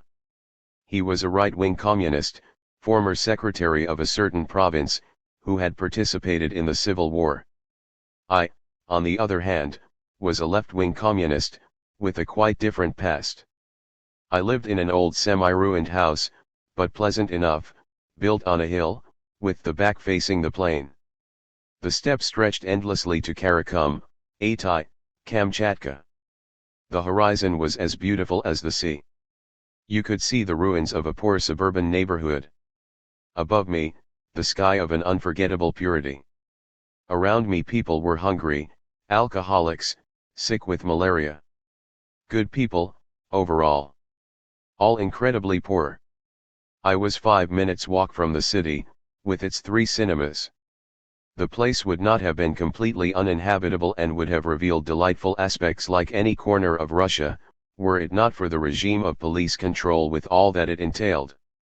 It was a fairly peaceful deportation sector, without persecution. Several comrades worked. I, on the other hand, wrote and wrote. I had to create, work not to go crazy, to carry out the task that I had set for myself. I had to make myself useful and leave a trace of my emotions and my thoughts. To work is to resist, because the spirit is found in work. A friend who had just arrived from prison, and prison was still waiting for him, but maybe it wasn't waiting for us all, asked me, "Do you know that Sevchenko 1. He was deported right here, to Orenburg around 1850 and that he was forbidden to write? He used to go to the steppe, composing his poems, which he then hid in the solace of his boots. And you, where will you hide his manuscripts?" There was some truth in what he said. He felt like he was slowly suffocating. For 18 months I did not receive a single letter. My comrades and the locals believed that we would never be liberated because we had no intention of giving in and abandoning our communist beliefs. We had no intention of paying our respects to the gravedigger of the revolution or of approving the incredible misery of those who work, the rebirth of privilege, the stifling of every thought and every word. Too bad for us. They wouldn't have hesitated to shoot us if things had gone wrong. We don't know what they were planning to get rid of us, but we knew they would find something. Already, without any particular effort on the part of our tormentors, one of us was leaving, ill with bone tuberculosis, and another was being sent to concentration camps. Others just disappeared. Vasily Pankratov disappeared. He was a real man. Balanced, strong, smiling, despite everything he'd been through, 3 years in prison, plus 2 more to punish his pride of character. And it is true that no one was ever more proud of him. Before undergoing all this, he had gone through the civil war in which he had fought with the navy at Kronstadt, participated in the insurrection against the provisional government and then joined the Red Army. Ex-vice president of the GPUs. In Transcaucasia, left communist. His wife had cared for him for 5 years. After she was released, she accompanied him on his deportation and now they were to have a baby. 6 months had not yet passed since the day he was released and deported. When he was arrested and deported again without the charges being specified, he disappeared without leaving a trace of himself. He had spent 5 years in Verkhny-Uralsk prison. The child was born among us, without ever being able to know his father. What means did they use to assassinate Pankratov in prison? Will they have reduced him to a fatal hunger strike? I often ask myself these questions because revolutionaries like him, men of firm convictions, loyal and incorruptible unto death, carry with them the condemnation of the regime, and it is clear that the regime cannot agree to let them live. Chanon Pevsner disappeared. He was a man of the same mold and convictions as Pankratov. He too had been imprisoned, but only for 4 years, after 2 years of deportation, due to his failing health. He had returned from a campaign in the Far East with 10 bullets in his body and a disjointed arm. His bones were broken and he was reduced to a rag. He too faced life smiling. He had a great ability to see things clearly and kept silent to us. The main thing is not to have any illusions about our destiny. After the Kirov affair they arrested him as he was leaving the hospital, recovering from a bout of scarlet fever. I don't know if he's alive, and if he is, who knows what prison he's in. As I said, I'm summarizing the facts. I mention only these two companions and brothers of mine. I witnessed their faith, their honesty, and witnessed their demise. I almost suffered the same fate. It is my duty to accuse those who persecuted them. Now that Lenin's generation has been eliminated, these revolutionaries find themselves in a curious situation. They have been in captivity for too long, about 8 years, to be accused of the conspiracy. It is well known that it is not possible to extract compromising confessions from them, and in no case can they be made to speak in a public trial. How will they get away with them? As for confessions, I know from experience how they are dictated and prefabricated. During my so-called interrogation, which was really no better than an inquisition, I was asked to confess, but I didn't know what they wanted me to say. I was curious how they were going to get me to say what they wanted me to confirm. When I was considered mature, that is, sufficiently demoralized by isolation, idleness, and threats, one of the investigating magistrates coldly informed me that in any case I had before me the prospect of a long isolation, and that I could obtain an attenuation of my penalty only by confirming the confession of my sister-in-law Anita Rusakova, a confession that she would have read to me. He then began to read aloud to me a curious document, of which not a single word corresponded to the truth, which contained the names and addresses of people completely unknown to me. It occurred to me immediately that little Anita was lost. She could never have been set free, whether she had been forced to sign this cheap novel, or whether her confession had been attributed to her without her having signed it. I thought I too was lost, for after they compromised like this in my presence, they obviously should have gotten rid of me. An address, unknown to me, which could have been that of a military man, made me think that they were about to accuse me of high treason and that they would have shot me. In that case I had nothing to lose and cut it short. "You're digging your own grave," the magistrate told me. "I don't care," I replied, "but this is too much. I want nothing to do with your lies." I was safe, and Anita was released. I asked, unsuccessfully, to meet with her. She cut short the investigation. All false accusations were set aside. As I passed through Moscow last April on leaving Russia, I hoped to see Anita once more. I learned that she had been arrested. Again. For what reason? She had never belonged to political groups, and all those who knew her know that nothing can be blamed on her behavior and her character, as she is a fearful woman. She was sentenced, without justification, to an insane 5-year deportation to Vyatka, an administrative measure. Nothing is ever published about these things. There is no one to come to our defense or help us. We are simply strangled in the dark. The persecution of women. I remember a young woman I met in Zinoviev's room in Petrograd in 1920. She was delicate, blonde, pretty. She had an air of aristocratic sophistication that made her stand out among the hard faces of the time. You were the head of an information service. With her I often saw the Assyrian beard of her husband, Ambassador Joff, Adolf Abramovich for her friends, an old revolutionary even though he was still young, having gone through arrests, escapes, and all sorts of adventures. He had played a certain role in the German Revolution of 1918. It was he who signed the peace treaties with Estonia and Poland. Lenin had sent him to China and Japan, to China to win Sun Yat-sen to our cause, to Japan to confirm the peace. I met him once in Vienna, where he graciously got rid of the Balkan conspirators who were offering him all sorts of coups. Maria Mikhailovna had a son. Ill and tormented by an underground persecution, because he had always belonged to the revolutionary left of the party, Joff blew his brains out on November 16, 1927, at his work table, under a large portrait of Lenin. He left a will in the form of a letter addressed to Trotsky. In the room next to her, filled with comrades moving among scattered objects, sat Maria Mikhailovna with pursed lips.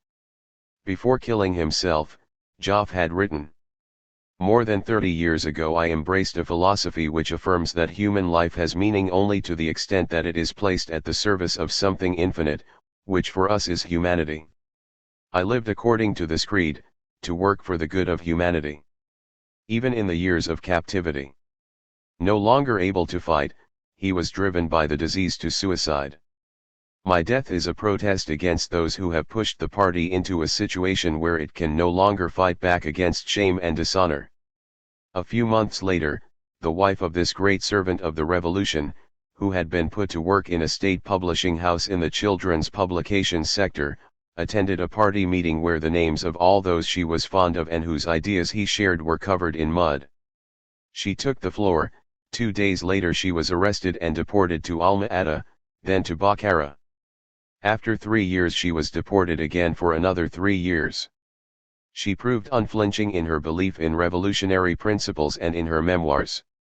At the end of the second period of deportation, she was imprisoned for attempting to organize a demonstration of solidarity with comrades who had plunged into abject misery, an act which was characterized as counter-revolutionary. For the third time, her deportation order was renewed.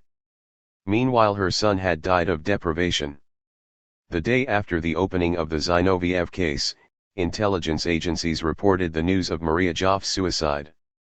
I refuse to believe it, but it is possible that the news is true. If true, it was not an act of desperation, but the last act of resistance to reaction. Will we ever know what happened to Maria Joff? Another woman, Eva Broido, a social democrat, Menshevik, entered Russia illegally in 1927 on behalf of her party. She was denounced by an agent provocateur and imprisoned in Suzdal for 3 years. When she was released, so to speak, she was deported to Tashkent for 5 years. At the end of these 5 years she was sent for another 5 years to Olila, on the border with Mongolia, 100 kilometers from the nearest railway station.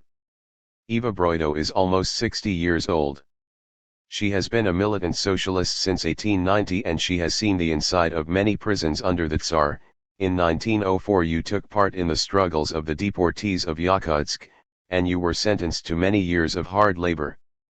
In many countries there are women's organizations that are concerned with socialism, peace, and other generous ideals. It is possible that they ignore the fate of Maria Joff, Maria Broido, Irina Kakavskaya, Maria Spiridonova, Maria Ivanova, Dora Zak, Alessandra Bronstein, Zionel Mussum, one and, if they know the case of these women, what are we to think of their silence? Terror and economic recovery. In this tense atmosphere, in this great country where the leaders place such little value on human life, how can one be surprised by a case of murder?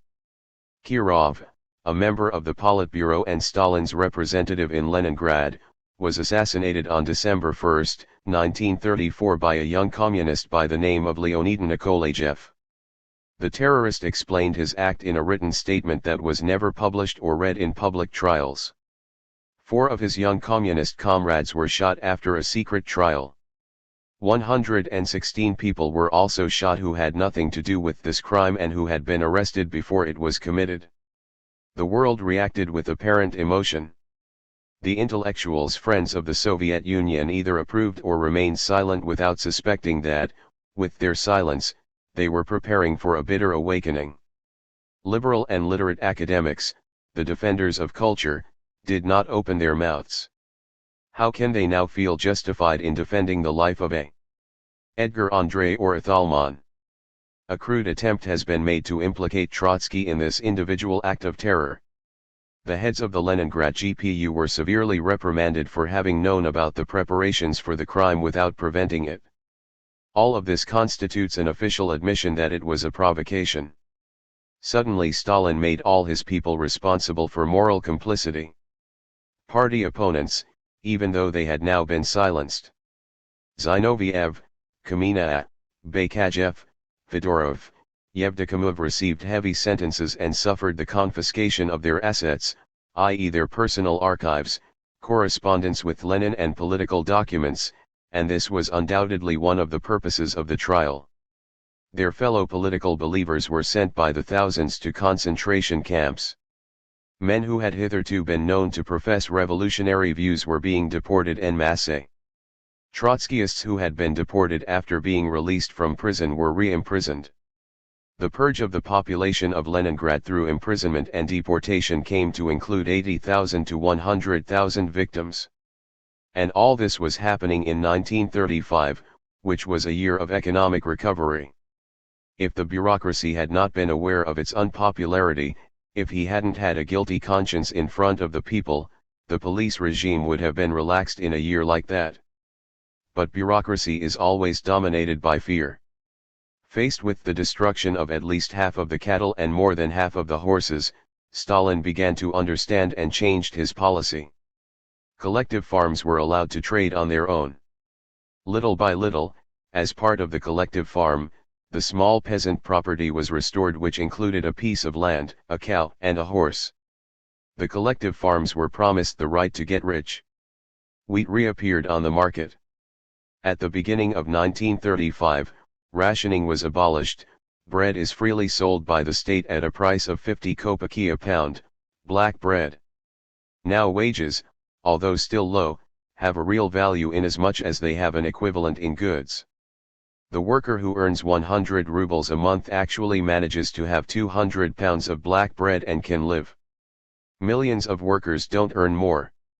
The average salary varies from 150 to 170 rubles, depending on the locality, but the most common salary is obviously well below the average. The country begins to have a notable recovery. He has come out of the darkest period and things are improving. More cheerful faces are seen around. The Soviet Union joins the League of Nations, whose imperialist hypocrisy and total bankruptcy had hitherto been denounced. Russia becomes a great military power, perhaps the first in the world in the field of aviation. We note that the 5-year plan was above all a rearmament plan. We learn with dismay that the Soviet state spent large sums building tanks, heavy bombers, helicopters, self-propelled artillery, distributed marshal's baton and created a military aristocracy. To do all this the means have not been drawn from the prosperity, but from the indigence of the masses. This is all insane, as the weakness of the Soviet Union will now be greater than its strength. The most powerful army in the world has a dissatisfied and miserable background behind it. One thing calls to another. Once again the explanation must be sought in fear. During the years of famine and agricultural disruption, namely 1930 to 1935, the Soviet Union was on the verge of disaster. The leaders tried to compensate for their internal weakness through armaments. The brilliant and beloved boss. The famine is over. War was avoided.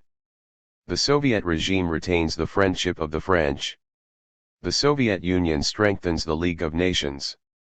The crisis of world capitalism is easing, says Stalin. He speaks very often, shows himself to cheering crowds, carefully chosen, as one can imagine, dines with M. Laval and informs him of the end of communist opposition to militarism in France, dines with Mr. Eden and reassures him concerning the unrest in India. He has himself photographed with Romain Rolland, ascetic and thoughtful, meditating a commendation to Yagoda, the man of the firing squads and concentration camps.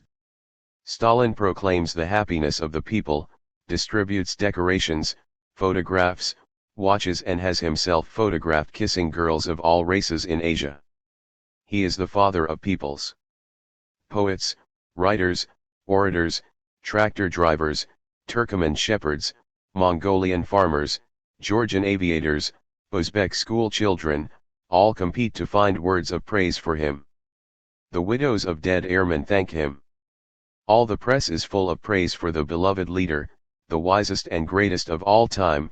He is brilliant, loved like the firstborn, radiant like the sun. Nothing else is printed, everything revolves around the cult of the new emperor, and the praises sung by this paean will never reach the level of exaltation they did on the day that followed, the one in which the leader massacred his old fighting companions, men who had worked with Lenin. The totalitarian press works perfectly. With a low forehead and an unkempt mustache, always dressed in an inelegant and undecorated uniform, Stalin introduces himself and speaks like a non-commissioned officer with a brusque temperament. Joseph Vissarionovich Diogasvili, Georgian, born in Tiflis in 1879, son of a shoemaker, studied in a seminary which trained many good revolutionaries, socialist and Bolshevik since the founding of the party, engaged in clandestine activities in the Caucasus from 1898 to 1917, deported 5 times, escaped 4 times. The revolution found him in the far north, in Turukhansk. Stalin means steel, and his name suits him. It's like a dagger. After the defeat of the 1905 revolution, he became a terrorist and led brilliant expropriation operations and other acts of terrorism. He made his best friend of those days, Kotet Sinsays, an opposition member, die in exile and without caring about him. Obscure and pious in 1917, he played an important role in the defense of Tsaritsyn, now Stalingrad, together with Voroshilov and Yegorov, now marshals. Lenin had valued him to the point of distrusting him greatly and fearing him a little. It lacks the most basic honesty, she said of him. Stalin came to power by intriguing in offices and congresses, first joining Zinoviev, Ryzhikov, Tomsky and Bukharin, against Trotsky, then with Ryzhikov, Tomsky and Bukharin against Zinoviev and Kamenev, then against Voroshilov, Kalinin, Ordzhonikidze against Ryzhikov, Tomsky and Bukharin, and now he is the absolute master, having killed and deported all the leaders of the revolution and having brought to ruin the party which made the years 1917 to 1923 possible. His intellectual output is appallingly empty. Trotsky said of him, "It is the greatest mediocrity of our party." He believes in his mission. Perhaps he is the only one who believes it. He has closed himself in the most hidden recesses of hell. Although he is fearless, he lives in fear. Clever, he lives in suspicion. Today he orders assassins, tomorrow apotheosis. What will he do the day after tomorrow? Assassins. On August 19, 1936, the 16 defendants of the Zinoviev, Kamenev, Ivan Smirnov trial appeared before the Supreme Military Tribunal. On the 24th they were sentenced to death and on the 25th the executions took place. They had confessed, with the exception of Smirnov, who by and large remained silent, and Holtzman who only made confessions that were obviously false in order to catch the game. They confessed what, in the interest of the party, they had agreed to confess at the request of the leader. Too late they realized they had been scammed. Nothing is known about the executions in Russia, but it seems that this time the emotional nature of these executions has passed under the guise of mystery, since the big newspapers, obviously outside Russia, have published a story which for a series of reasons presents essential characteristics of credibility. I do not hesitate to say that in all probability it is a true story. Kamenev was allowed to speak with his family. He received his wife, Trotsky's sister, niece, and daughter. The family was shocked to see the mask of death on his face. In a dull, trembling voice Kamenev told them, "It is likely that he is going on a long journey. I feel bad. The doctor took my pulse yesterday, he was between 58 and 60. If I die, don't think ill of those who judged me. They know what they are doing. They had judged by obeying orders, they too served the party. And the one who gave the orders, no matter how criminal he was none the less the symbol of the revolution." Kamenev was shot first. He did not resist and did not complain. He left the cell in silence as if he were walking to the execution site in a dream. After the first gunshot, which appears to have been fired at him from behind, he let out an ah of amazement and fell. He was still alive, and Lieutenant Vasyakov, who was present, shouted in a hysterical voice, "Finish him," and kicked the dying man with his boot. Kamenev was finished off with a second bullet in the head. Thus died the head of the Bolshevik faction in the Duma in 1912, the first chairman of the Executive Committee of the Soviets in 1917, the only heir of Lenin and, moreover, one of the most cultured writers of contemporary Russia. Smirnov, who had refused to sign the pardon request, was the only one who kept his composure and courage to the end. When he, as he left the cell, he saw the escort, he understood. He asked for a sheet of paper and said, We deserved all this for our unworthy behavior at the trial. I behaved to the trial in a shameful way, but now I want to die as a revolutionary. Smirnov left after Kamina. Thus died the Lenin of Siberia. Zinoviev was in solitary confinement on the first floor of the GPU prison. After signing the pardon application, he was the first to go to sleep. Though he was warm, he was shivering. He was wearing long johns and woolen socks. They woke him up at 1 in the morning. He stood up numb, shaking all over. Zinoviev, get up. We have orders to transfer you to another place. Pale as death, he sat there saying nothing. Clothes. He remained seated. One of the jailers brought his boots closer to him. Zinoviev did not move, his sweat was pouring down his face. Another jailer slipped his arm under his back and lifted him up. Zinoviev groaned and brushed his hair from his temples. He seemed crazy. Let's go. Zinoviev continued to moan, nodding his head. One of the jailers threw water in his face. Then he shook himself out of his astonishment and stood up. Get your things. He began, dumbfounded, to collect his things, and half a minute later he was led out of the cell. A group of 8 guardsmen was waiting for him at the door. Then Zinoviev understood everything, his legs trembled and he almost fell. They supported him, he resisted a little with sobs and tears. At the end of the corridor he had a real fit of hysteria. Clutching the arms of the guards, he wept like a little girl. Lieutenant Evangulov ordered the guards to open a cell, which was done instantly. Zinoviev was pushed inside. The lieutenant grabbed him by the hair with his left hand, made him lower his head, and shot him in the brain with his right. This story has been distorted by the journalist's pen, but I recognize Zinoviev in it and I can assume it to be true. Suffering from heart, he dressed heavy even in summer. When he was upset he often straightened his hair and started making with a strange grimace.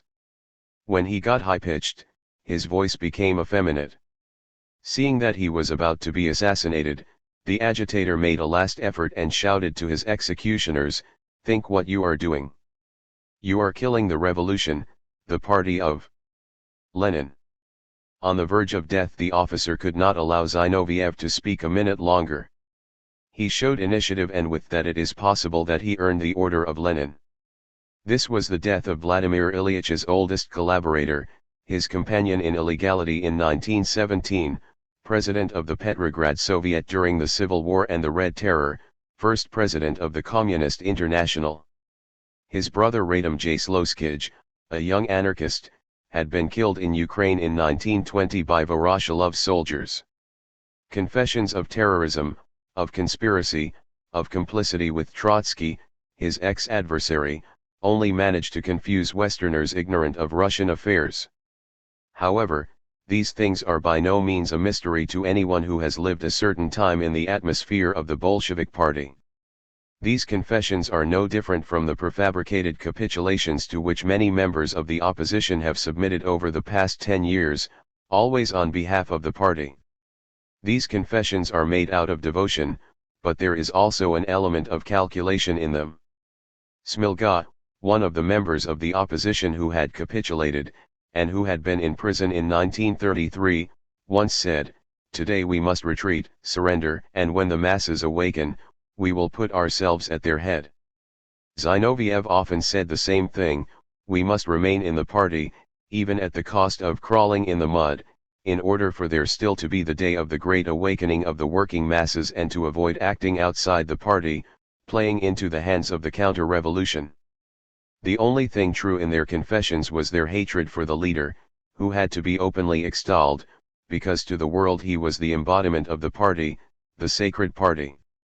Their capital mistake was attachment to the past, which prevented them from seeing that this party was dead, and that no longer with it, but in spite of it and against it, the working masses will one day awaken and start fighting again for the socialism. I read a curious document on this process, Rosenmark's report, published by the Kayaz de la Ligue de Droitstil Home. The author of the report assumes that Soviet laws have been formally respected and that there are no objections to very precise and detailed confessions. We must hope, for the honor of an association that has rendered many services to the humanity and which has such an exalted mission to fulfill, that it will not fail to publish the opinion of better informed people with the report. Rosenmark avoids examining the realistic hypothesis alone, namely the hypothesis according to which the confessions are inspired by political dedication. He does not take into consideration the fact that the material falsity of a part of these confessions has been demonstrated and is further demonstrable, nor does he consider the main explanation of the trial which resides in the selection of some of the defendants. He alludes to the Soviet code, a code that does not exist, and to the extent that it does, has been trampled underfoot more than any other principle. The old socialist exponents, who are better informed, have formulated a very different judgment. Friedrich Adler calls this process a witch trial and rightly reminds us that the witches who were burned usually confessed their marriage to the devil. He reminds us of the falsehood of the confessions extracted from 14 old Russian socialists, Suchanov, Groman, Ginsburg, Finjinotivsky, Serikov, etc., a falsehood which was irrefutably proven in 1931, and which Leon Blum has something very specific to say about it. We quote from what Friedrich Adler said. In 1931 I had the opportunity to make an in-depth study of one of these trials, the one against the Menshevik Union office, and I had the opportunity to study its details. From the knowledge I have acquired of this trial comes my absolute certainty that the public prosecutors of the Moscow political trials have systematically and deliberately extracted false confessions from the defendants.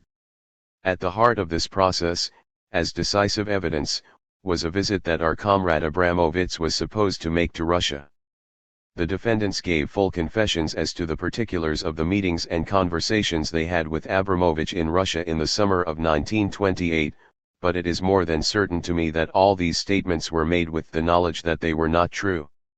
We proved it in one of our pamphlets and in a very dramatic way with a photograph showing Abramovich with the delegates of the Brussels Congress of the Socialist International, which took place exactly at the time when, according to confessions, he was in Russia. Forgetting this Congress was one of the direction errors from which the Moscow trials continually suffer, even though they have been prepared with the utmost care. In our pamphlet on the 1931 Moscow trial we came to the conclusion that the verdict that was handed down in the salient part of the judicial farce was based on pure fabrications, just as all the details of the trial were fabrications. We have clearly stated that, not one of the fundamentally politically important points that hold up the fabric of lies in the Moscow process can be endorsed. I have already related how the GPU attempted to incriminate me by means of false confessions. The investigating magistrate who set this trap for me was the head of the section of the GPU dealing with the fight against the opposition, a certain Rutkovsky, a fellow whose conscience, if he had any left at all, should have been extremely heavy.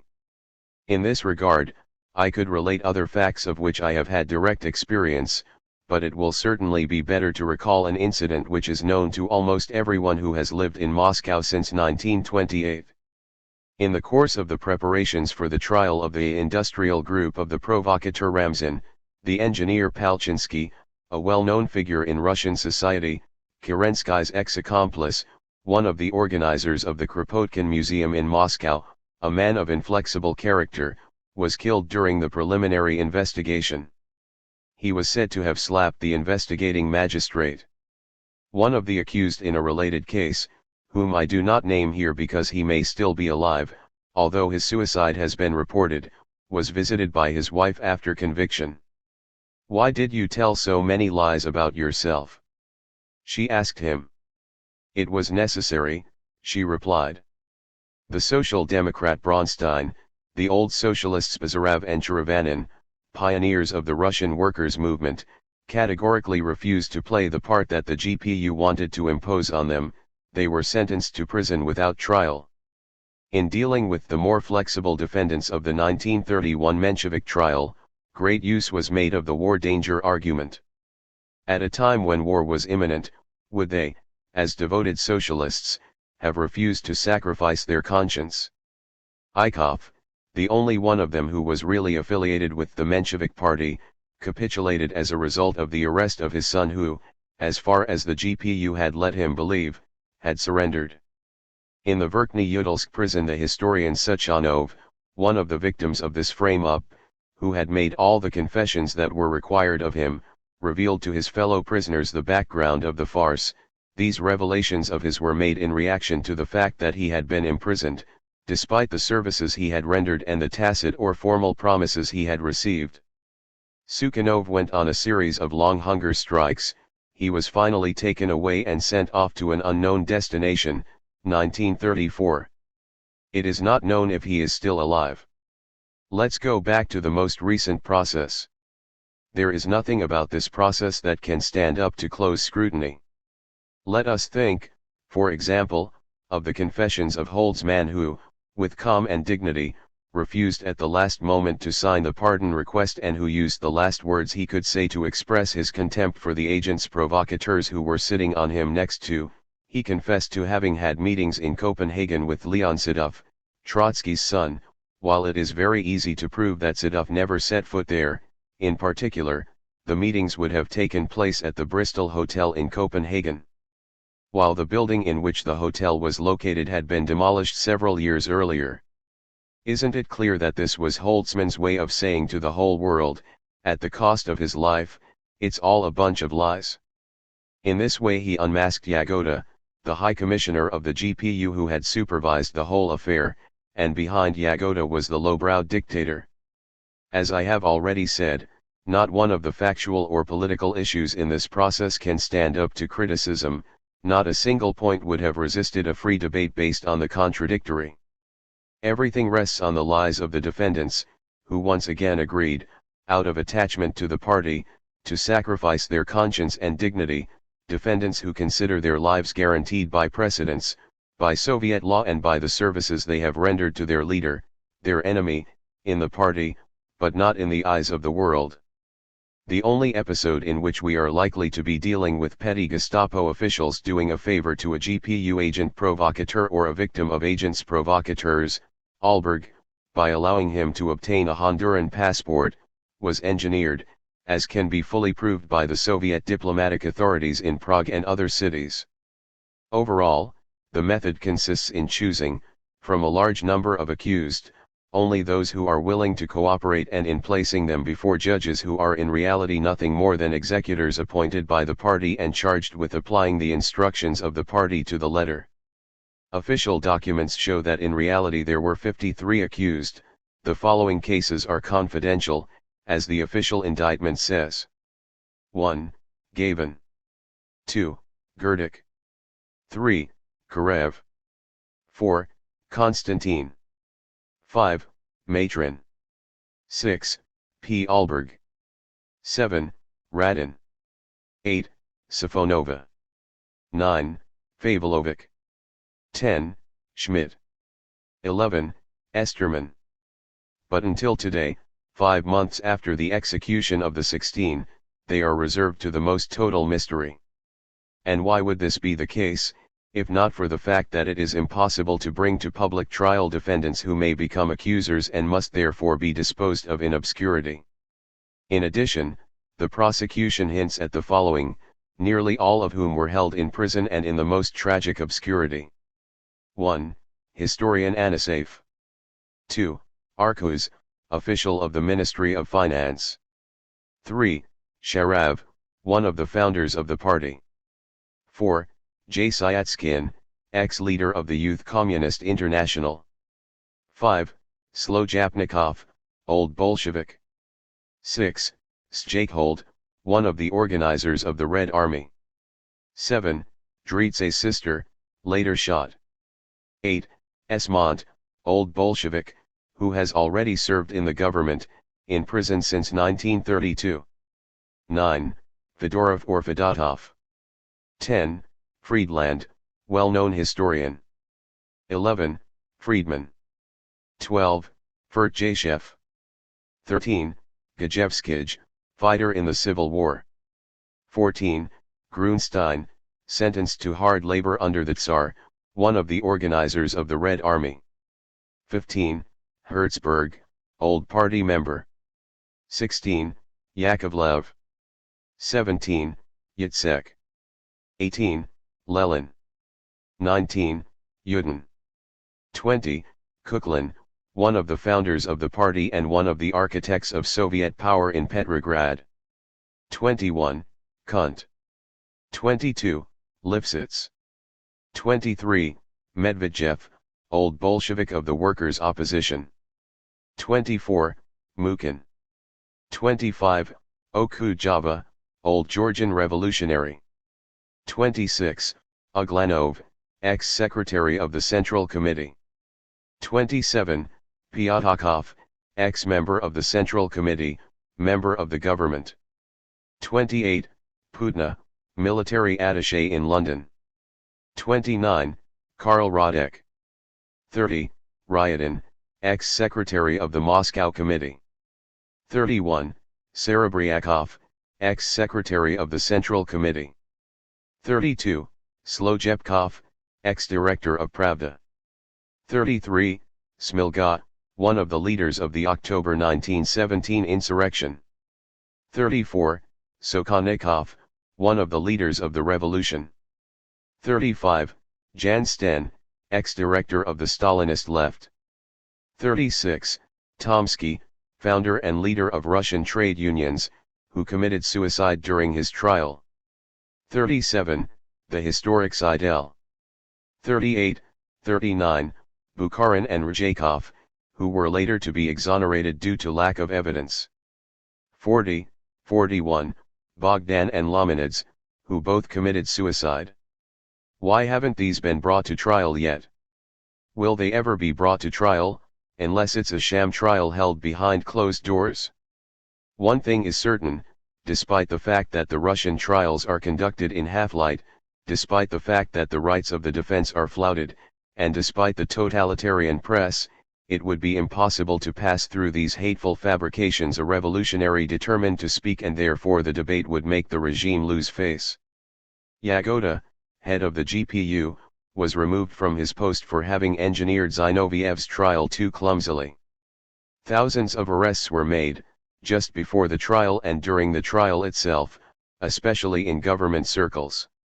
Countless plots were discovered in the Ukraine, in the Caucasus, in Central Asia. Most of the known militants of the 5 years of revolution were compromised and arrested.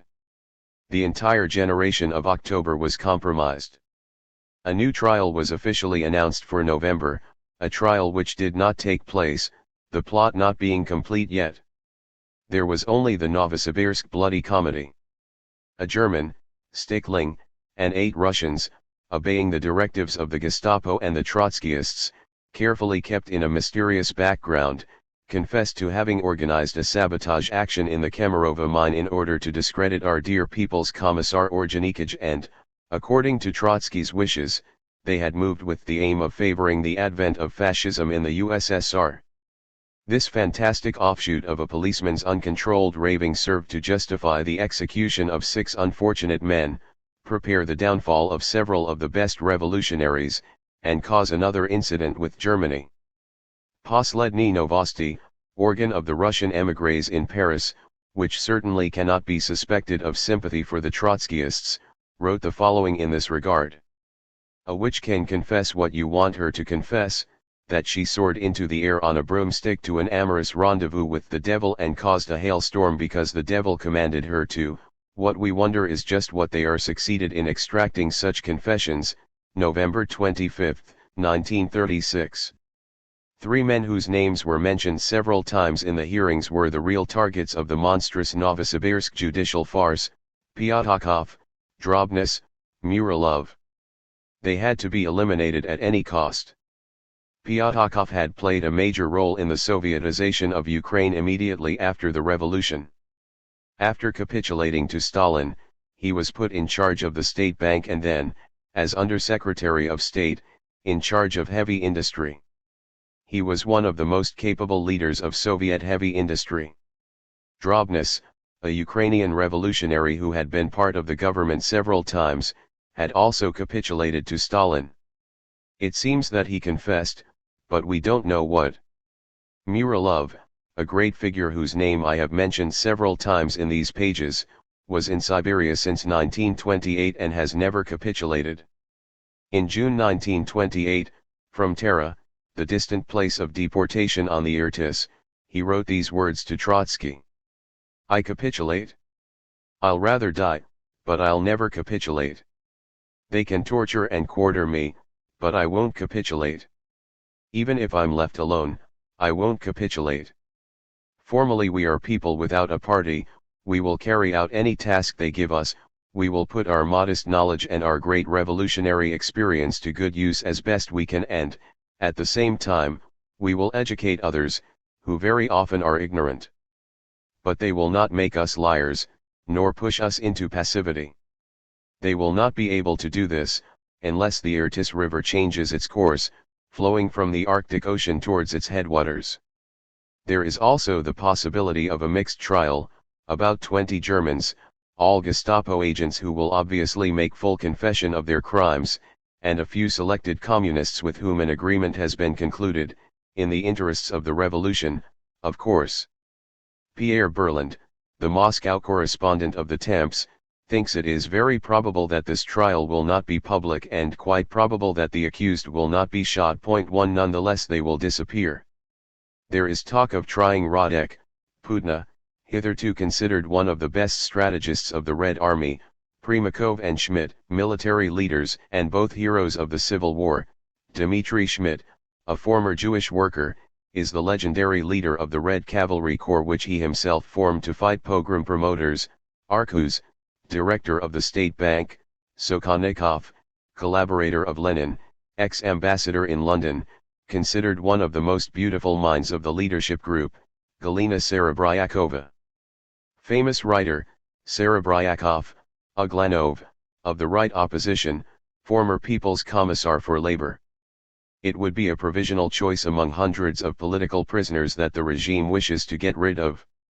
To have liquidated Zinoviev, Kamina, the honest Ivan Smirnov, meant for Stalin having eliminated the replacement group which might one day seize power as a result of circumstances which it was still impossible to predict. They were the men he feared, though they were all in prison. As for the others, let me quote here what I wrote about them for a trade union publication. As regards Radek, Pyatakov and several other leading figures of Lenin's time, we are faced with an extremely simple problem of political psychology. In spite of everything, these men retain some credit in the country, their names have become part of history and the masses will not be able to reproach them for not heroically throwing themselves under the steamroller. The crime of August 25, the execution of the 16, was not only a frightening unspeakable surprise for the condemned, this episode made the weakest shiver. All those who had managed with cowardly mediocrity to keep their illusions towards the boss suddenly saw the light. No matter what the older Bolshevik generation may do or say, whatever lies the bureaucrats may give to the press or say from their pedestals, invoking party fetishism, the welfare of the republic, the cult of the leader, Stalin well knows that deep inside itself this generation cannot judge him favorably. Otherwise what were the shameful articles for? Signed by Preobrazhensky, Pyatakov, Rakovskij, Krupskaya, the great revolutionaries of yesterday now reduced to their mouths in the dust, if not to create a public bond of complicity between them and the leader? But once again Stalin finds himself at an impasse. This forced complicity dishonors those who accept it, without actually making them accomplices of Stalin. Everyone realizes that in reality they are his victims. And as victims, they retain the right to judge him in the depths of their hearts and acquire the right to one day judge him in front of the people. The big Bolshevik party formed around Lenin was basically a big family. Several of the most prominent members of this family have recently been eliminated. Can the murderer allow others to live? The dead don't talk, say the professionals, in such cases. Point 2. Rakovsky was not implicated, like Radek, like Pyatakov, like all the ex-members of the opposition who capitulated. He too, the last to surrender in 1934 after 6 years of deportation to Barnaul, signed the following declaration, as well as he was ordered on the eve of the executions. No pity for the Zinovite Trotskyist assassins of Kirov, for the organizers of the plots against our beloved leader Stalin and against the leaders of the party and the government, no mercy for Trotskyist Gestapo agents. They must be shot. 3. His personal situation is in any case very precarious. If there is a single word of truth in the confessions of those who were shot, Rakovsky is as guilty as they are. If from 1932 to 1934 the Trotskyists were engaged in terrorist activities well known and sanctioned by Ivan Smirnov, in prison at that time, and this is the opinion of the prosecution, what then is the responsibility of the ex-ambassador to France who was then the recognized leader of the Trotskyists? No one outside Russia has been deceived as to the true meaning of this tragedy. The Italian fascist newspapers saw in it the triumph of practical realism over revolutionary utopia, Il Messaggero. In Paris, L'Air Nouvelle wrote on August 26. In reality, the verdict pronounced against Kamina, Zinoviev and their accomplices proves that the Soviet Union is determined to maintain order, without which it could not succeed in fulfilling its organizational tasks. The Russian nation has accomplished an important work in the economic field. So it seems that it is not willing to let this work be compromised by terrorism or even by the exaggerated aims of extremists. Its prosperity, and even more its wealth, its very existence require it. At the time of the Franco-Russian alliance and of Nicholas II's peace policy, remember, at the time of the Hague conferences, the press justified the hangings and deportations, which were certainly much less numerous than today, precisely in the same terms. The consequences are known. And therefore is it so difficult to understand that such means cannot create a stable and defensible order, but that they very likely carry within themselves the signs of future and terrible social convulsions. Of course, no one cheered more than the counter-revolutionaries of the Russian emigration. The Golos Rossage, monarchist, of September 1 wrote: "It is the first time we welcome an execution, among the millions of executions that have been carried out by the Bolsheviks. They will not stop at Zinoviev and his accomplices, no more and no less than the French Revolution did not stop at Danton." And on August 29, Vozrozhdeniye, also a monarchist, with a certain sense of expediency, dedicated these lines to Stalin: "We thank you, Stalin. 16 scoundrels. 16 gravediggers of the fatherland. They have been sent back to their ancestors. Asterisk asterisk asterisk. Today the sky is clear. You have repaid us for the pains of so many years. Asterisk asterisk asterisk. But why only 16? Give us 40. Give us hundreds. By the thousands. Build a bridge across the Moscow River. A bridge without towers and without crenellations. A bridge of Soviet carrion. And add your carcass to the rest." 2 documents. The opposition published 2 documents in 1928, both abroad and illegally in Moscow. In ruling circles these documents had the effect of a bomb, because they exposed the differences, the feelings of personal hatred that were grafted into political disagreements, the unpopularity of the leader. An examination of these documents will help us to extricate ourselves from the bandit stories fabricated by the Stalinist police, to realize the real atmosphere existing in internal party struggles and to evaluate the underlying causes of what is happening. The prophecy contained in these documents has been fulfilled almost to the letter. All of the people named in these prophetic documents have either been killed or are on their way to being killed. Zinoviev and Kamina have recently been readmitted to the party after a period of suspension. Zinoviev is still being deported to Voronezh. Kamina is in Moscow. Both represent the defeated left, despite having broken with hardline members of the opposition, deported or imprisoned. Bukharin, the party's right-wing theoretician and exponent of a moderate policy towards the rich peasants, pays Kamina a visit which has been arranged with his fellow tendencies Rykov, who was still chairman of the Board of Commissars, and Tomsky, still chairman of the Central Council of Trade Unions. Of this conversation Kamina prepares a confidential summary which is sent to Zinoviev and a few other closest friends, the text of which is eventually leaked. It is a rather long document, of which I will only quote the essential passages. His style is quite telegraphic. Bukharin. We believe that Stalin's line of conduct endangers the whole revolution. We too can die. The differences of opinion between him and us are far deeper than those which have separated us from you in the past. I stopped talking to Stalin several weeks ago. He is an unprincipled intriguer who subordinates everything to the possession of power. He makes changes in his theoretical line of him, in order to eliminate this or that rival. In the Septemvirate, the Politburo consisted of 7 members. We exchanged epithets such as liar and counterfeiter. Stalin made a retreat in order to establish himself on a more favorable position, in order to then strangle us. I read a statement, but I didn't let the text slip out of my hands. He can't be trusted even with the most innocent. His immediate objective is to snatch Moscow and Leningrad from us, as well as Pravda, to replace Uglanov, who is absolutely with us, by Kaganovich. As far as his politics are concerned, here are the basic lines. 1. Capitalism developed by draining the resources of the colonies, obtaining loans, or exploiting the workers. We have no colonies, they don't give us loans. Our basis is therefore the taxation of the peasants. 2. The more socialism develops, the more resistance against it grows. It is an idiotic conception that demonstrates abysmal ignorance. If a heavy taxation is to be imposed on the incomes of the peasants, if resistance increases, we need strong leadership. Self-criticism must not touch the top, but only the agents who carry out their orders. Actually, the self-criticism is directed against Tomsky and Uglanov.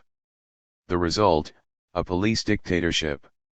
It is no longer a simple matter of finding a scapegoat, it is the fate of the revolution that is actually at stake. With this kind of theorizing, everything can go to hell. In response to Kamina's question, what are our strengths? Bukharin mentions names, including that of Yagoda. This mention is certainly connected with Yagoda's fall from grace 8 years later. Voroshilov and Kalinin, says Bukharin, betrayed us at the last moment. I think Stalin has them in his hands by blackmailing them with something we don't know about. Bukharin. If we do anything, they will strangle us, accusing us of causing a split. If we do nothing, they will still strangle us with small maneuvers and blame us for the lack of grain in October. Kamina. And how are they going to get the grain? Bukharin. Here is the difficulty, they will only repeat the emergency measures, i.e. forced requisitions, as the difficulties grow. It is pure and simple war communism, strangulation. Kamina. And you? Bukharin. Perhaps we need to carry out a large-scale maneuver to win over the middle peasant. We can attack the rich peasant all we want, but we must have the sympathy of the middle peasant. However, with Stalin and with that idiot Molotov, who keeps trying to surpass me in Marxism, we call him the donkey's halter, it is impossible to do anything. Let no one know about our meeting. Don't call me on the phone, it's controlled. The GPU controls my movements and yours too. I want to be informed, but not through secretaries and intermediaries. Only Rykov and Tomsky know that I have spoken to you. Kamina makes the following notation for Zinoviev. I gave him your letter and after reading it, he said I'm afraid of documents. He's afraid a document might lose him. He's extremely swingy. Sometimes, his lips tremble with emotion. For now he gives the impression of a trapped animal. July 11, 6 a.m. Additional note, evening of July 11. 1. In general, one has the impression of having a trapped animal in front of him. Here's what he says about the complex nature of the situation. Sometimes, he says, I tell Jeffin, his secretary, our situation is desperate, if the country perishes, we perish with it. If the country survives and Stalin changes his line in time, we perish anyway. What can we do? What can we do in the face of an adversary of this sort, a worsened Genghis Khan working in the Central Committee. Bukharin says. 4. If we start the discussion, they will use this pretext to crush us. The Central Committee is afraid of discussions. 7. We cannot engage in open battle because there would immediately be a hard fight. We will say, here is the man who led the country to hunger and death. And he will answer, here are the defenders of the rich peasants and the NEP. 8. The trouble is that the party has become confused with the state, and vice versa. 9. All Stalin wants is to keep power. By yielding to us, he remained at the helm. He'll crush us later. What can we do? 10. Sokolnikov says, you have to conduct a more active policy. Request at least a replacement Molotov cocktail. 11. Stalin has but one thought, revenge. He stabs us in the back. We must not forget his theory of the sweetness of revenge. 12. Sergo, Orgenikij, is not loyal. He came to tell us the worst things about Stalin, and then he betrayed us at the decisive moment. And this is the conclusion. Stalin's policy leads to war. He will have to stifle all rebellions in blood. Unfortunately, Bukharin's predictions turned out to be correct. The second document is of the same type, dated Moscow, March 20, 1929, and refers to many facts that are scarcely understood by the average reader, therefore it cannot be cited extensively. We will mention only 2 points. Pjatakov expresses his opposition to starting a struggle against Stalin, as in his opinion it could not have had a favorable outcome. Pjatakov says that he seriously believes that it is impossible to do anything against Stalin. Stalin is the only man who can still be obeyed. Bukharin and Rykov are mistaken when they think that they will take power after him. Instead it is the various Kaganovishs who will take over. I don't want to obey the Kaganovishs and I won't. Kamina, and what do you advise then? Pyatakov, well, I was assigned to the state bank. I will ensure that liquidity is ensured for the bank. At the end of December Zinoviev and Kamina defined their attitude in these terms, we must hold on to the helm and this can be done only by supporting Stalin. We must not hesitate to pay him the price he asks. A few days later, hearing the news of Trotsky's expulsion from the Soviet Union, Bakajev proposed to protest. Zinoviev went to Krupskaya. Lenin's widow replied, and who would listen to us? These documents take us behind the scenes of the new directory. There is nothing more painful than these chronicles of the destruction of revolutionary power. People take up little space in it. The police are men and men must therefore be named, but one can see how far these men are from personal ambition. The Kaganovishs of whom Pyatakov speaks with repugnance and contempt are the opportunists who have neither scruples nor convictions, the latest arrivals of the revolution. Pyatakov was satisfied that he was nothing more than a conscientious bank manager. He will not have to take orders from the Kaganovishs, who, knowing his opinion of them, have now thrown him in prison and are preparing to kill him. It is true that Alexey Ivanovich Rykov, Lenin's successor as chairman of the Council of People's Commissars, and Bukharin, director of Izvestia, were released for lack of evidence, but on 3 occasions, during 3 different trials, one of them in July of 1935 remained in the strictest secrecy. Every effort was made to prepare for Kamina and Zinoviev to be handed over to the executioner.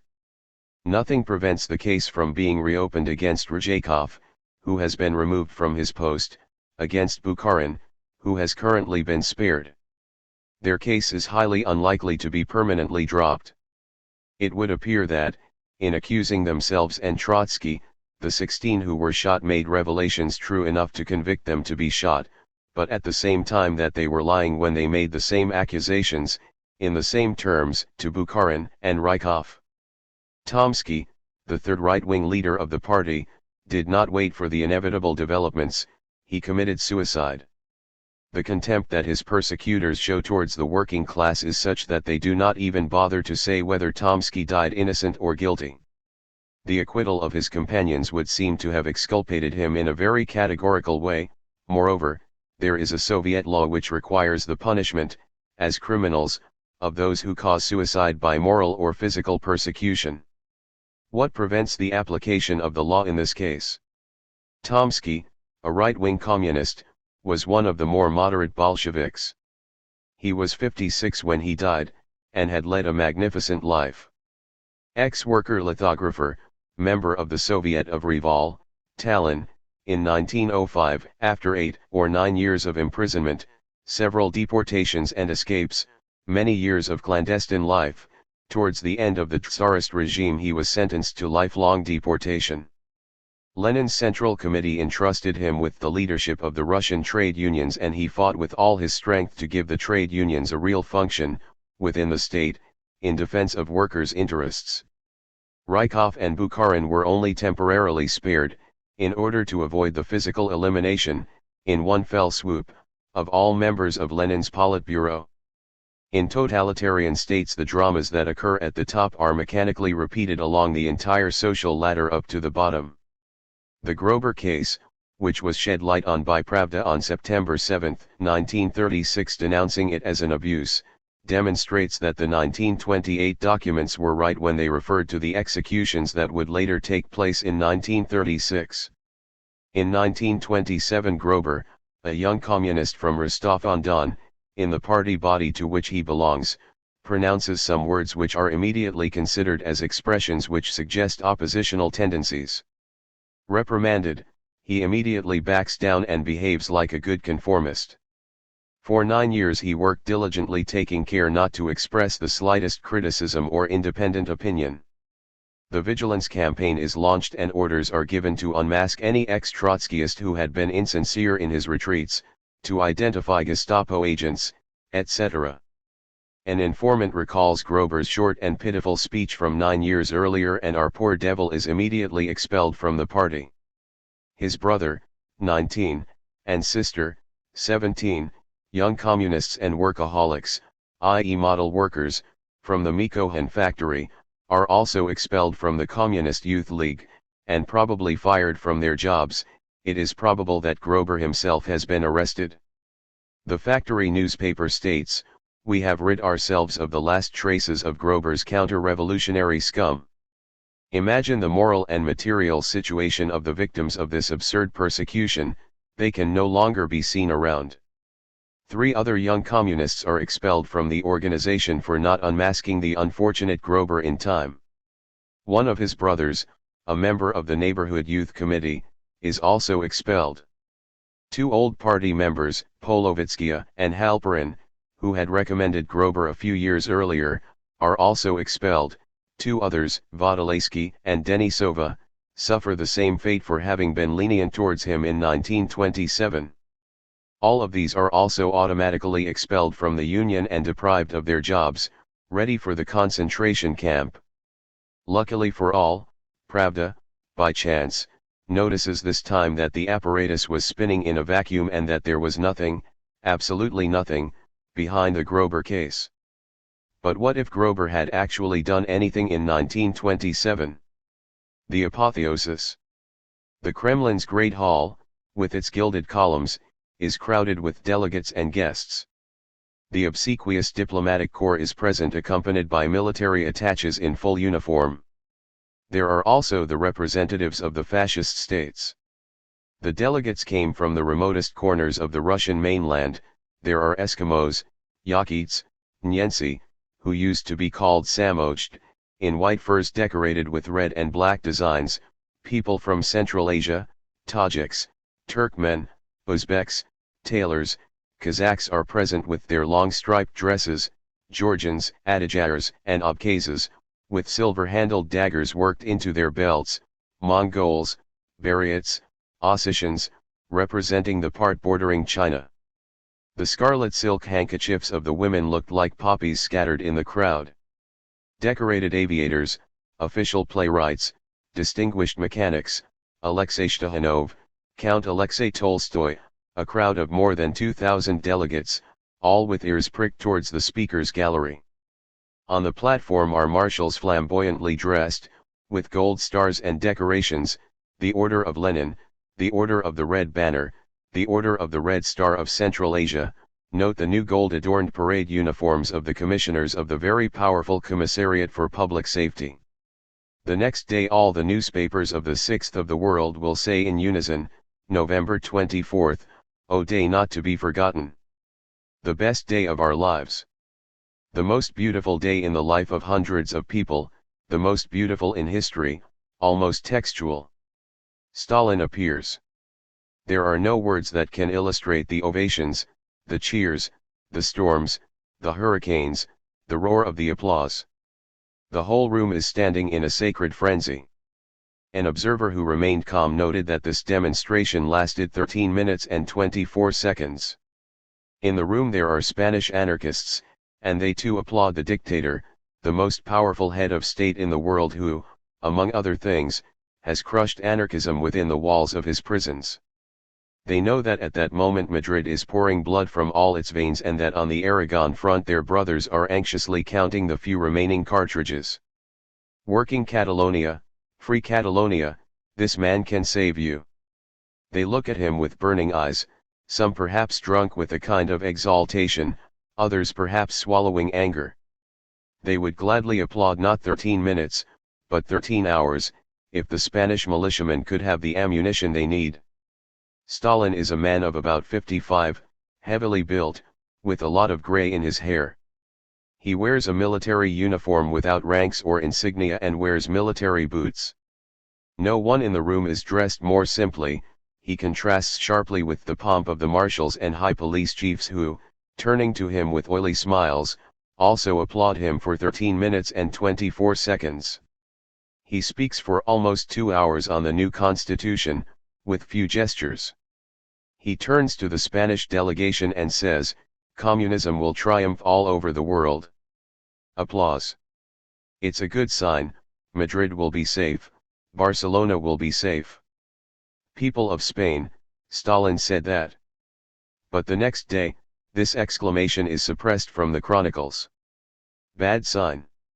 Have you changed your mind? They are worried.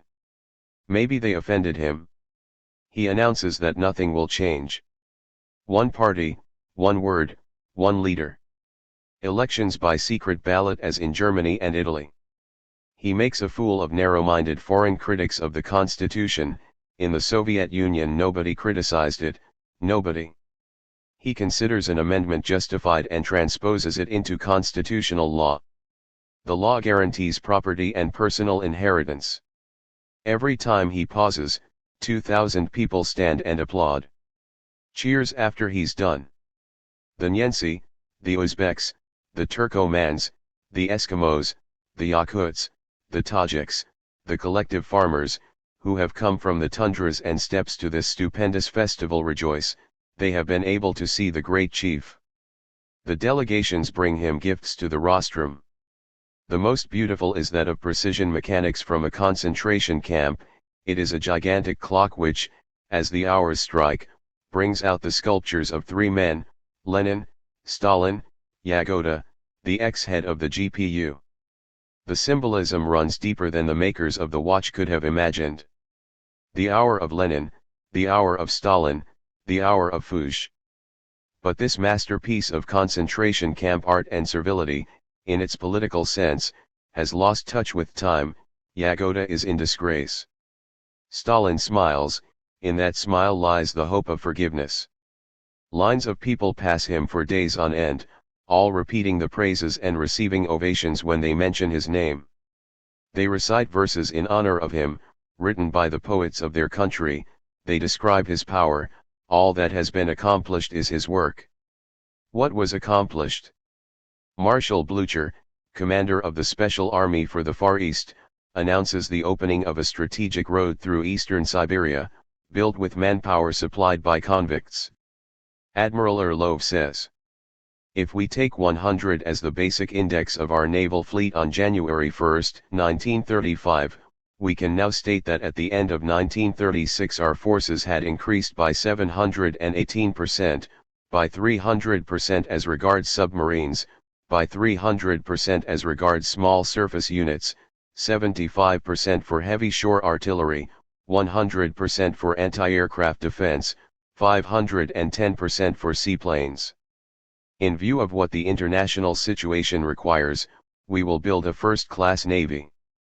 Krajapin, Deputy Commissioner of Aviation, reports, November 29, that the Soviet Air Force has 7,000 aircraft, 2,000 brand new, including 1,200 for bombing. He says, Japan and Germany have set themselves the target of a fleet of 18,000 aircraft. If necessary, we will have 100,000, because our industry makes this goal possible. In a short time we will have several hundred aircraft with speeds exceeding 600 km per hour.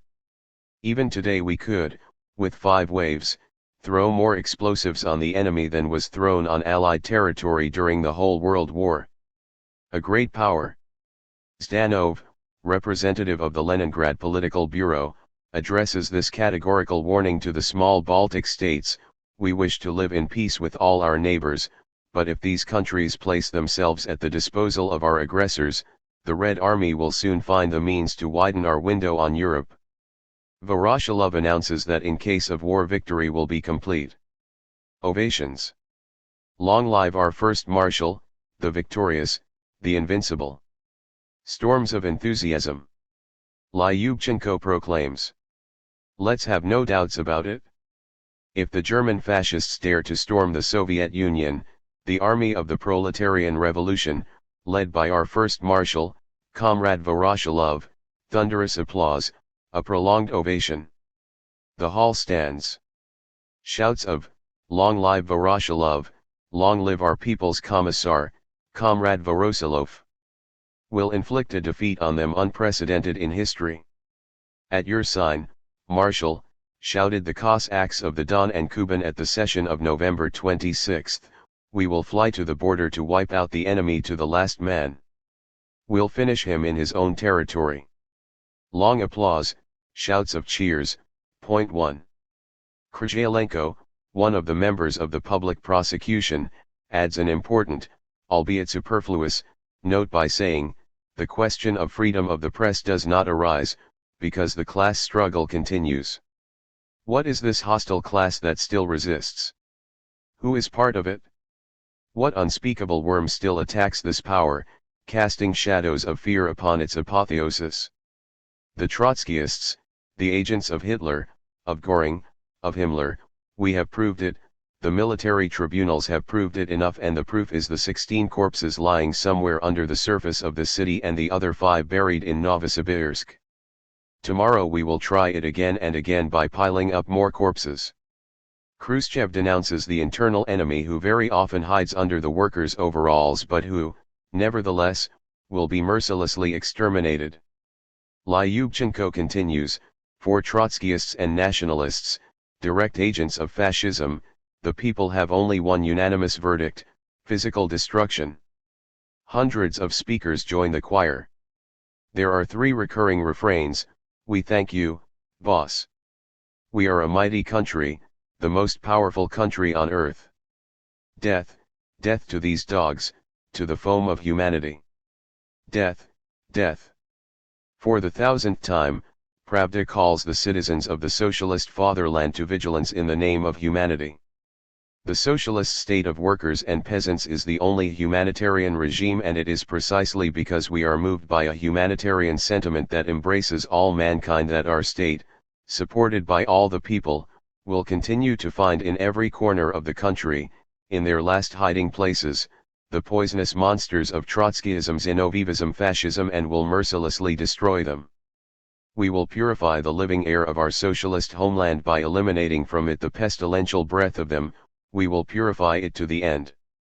So be it. Hosanna. Glory to the most humanitarian leader of all time.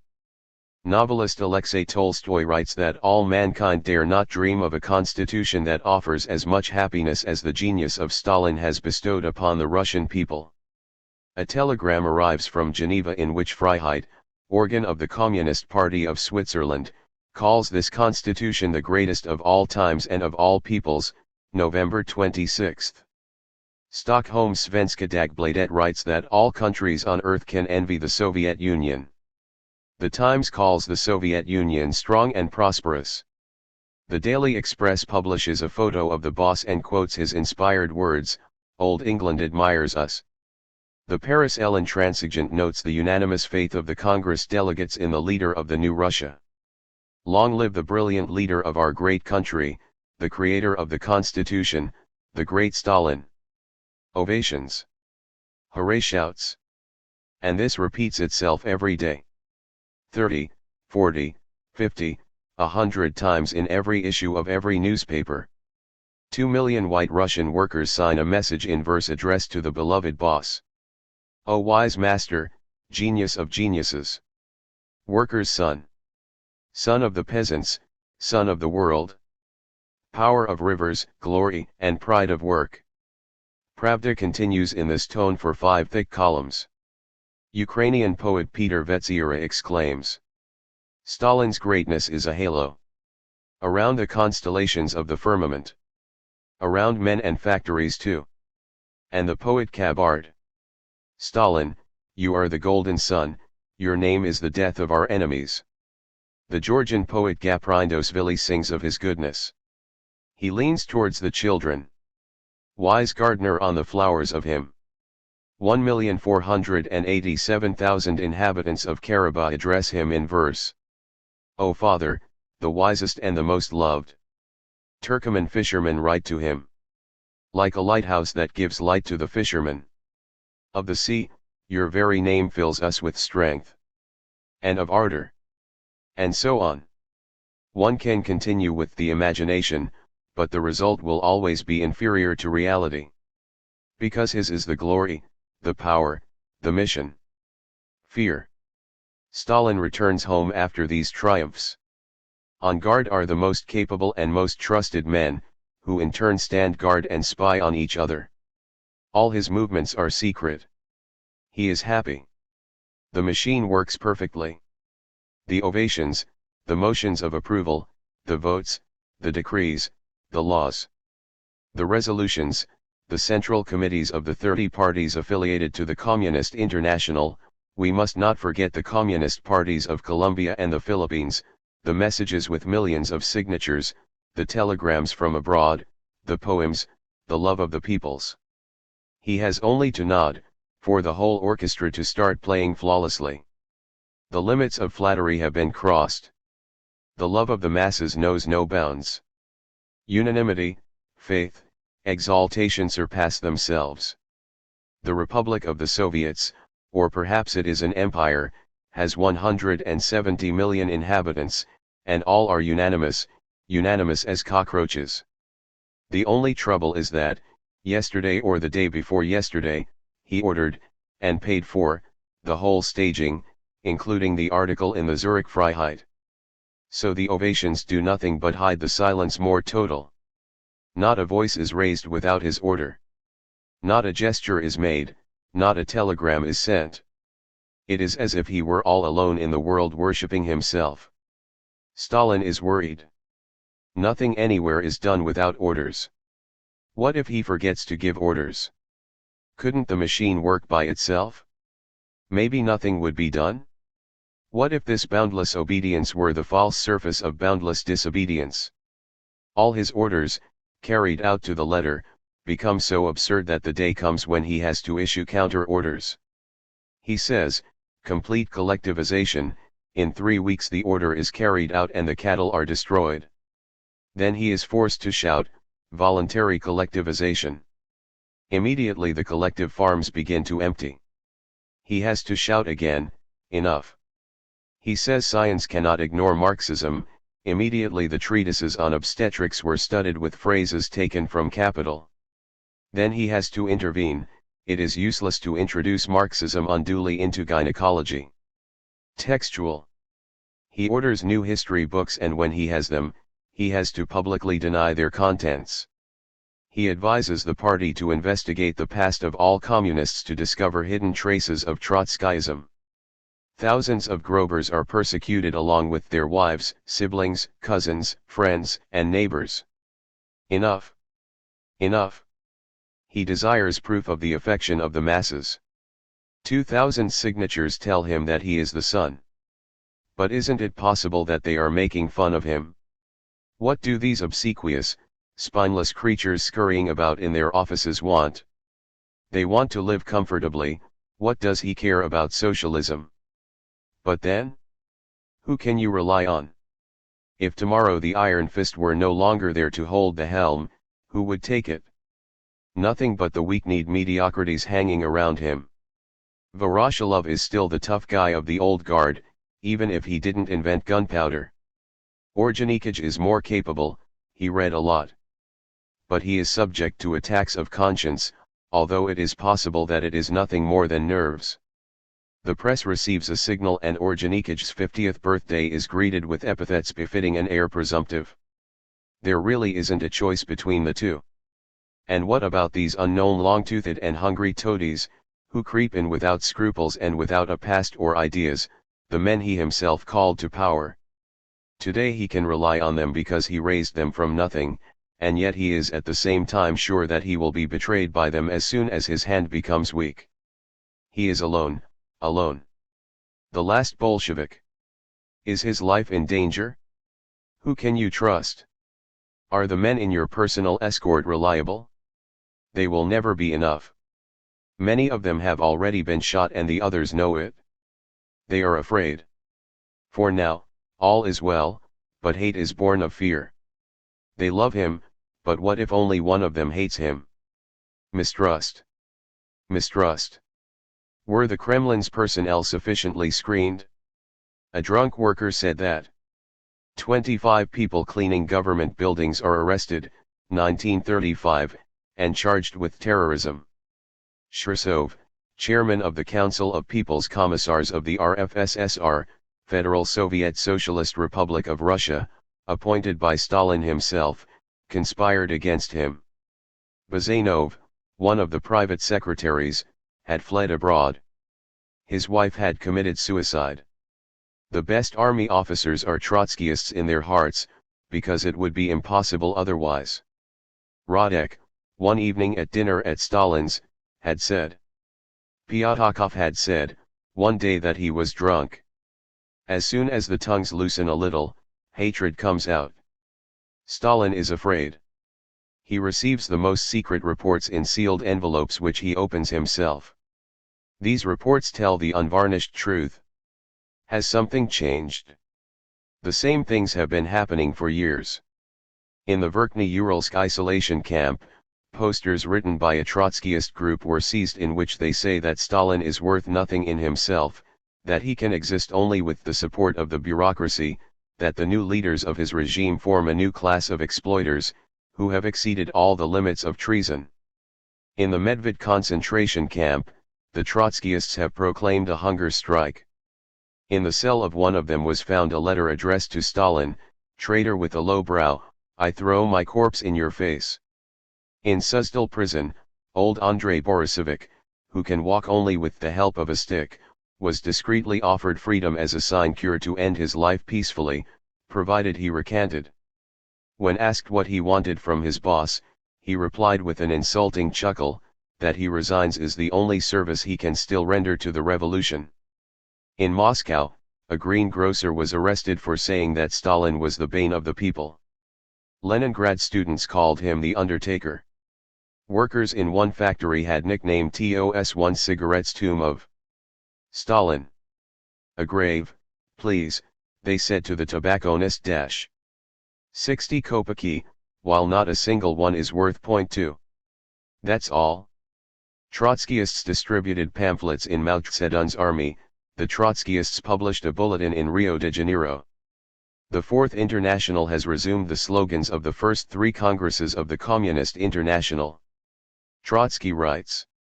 Traitor, undertaker, fratricide, Thermidorian, destroyer of the party, he is covered with ignominy. He's afraid. But one thing in him is even stronger than fear, resentment. Leon Trotsky. Other than hate and fear, there are no other explanations for the insane proscriptions that are destroying the structure of the regime. Fear of himself, of the system, of socialism. The system doesn't work, and secret ballot voting, a measure that demonstrates the distrust of petty bureaucrats, will be useless. Socialism has been compromised and Stalin himself is at the mercy of a centurion's madness. Spare management was shot as a precautionary measure. Only the old man, Trotsky, remains. He is the greatest because not a drop of spilled blood knocks at his door. But he is the only one left. Exiled to Alma-Ata, expelled and sent to Prinkipo, interned in Norway, object of all possible and imaginable insults and of the systematic revision of history, his name has been purged from dictionaries and deleted from all museums, all his political followers in prison, perhaps tomorrow massacred in one way or another. Trotsky remains as he was in 1903 with Lenin, in 1905 as president of the First Soviet of the First Revolution. He remains as he was in 1917 with Lenin at the head of the masses, in 1918 at the Battle of Sviazhsky, in 1920 at the Battle of Petrograd, throughout the Civil War at the head of the Red Army which he himself had formed, at the head of a true party which does not give in despite persecution, at the head of an international party without masses and without means, but which preserves tradition and which preserves and renews ideology, a party that overflows with devotion. Trotsky is only 57 years old. Everyone thinks of him, since it is forbidden to think of him.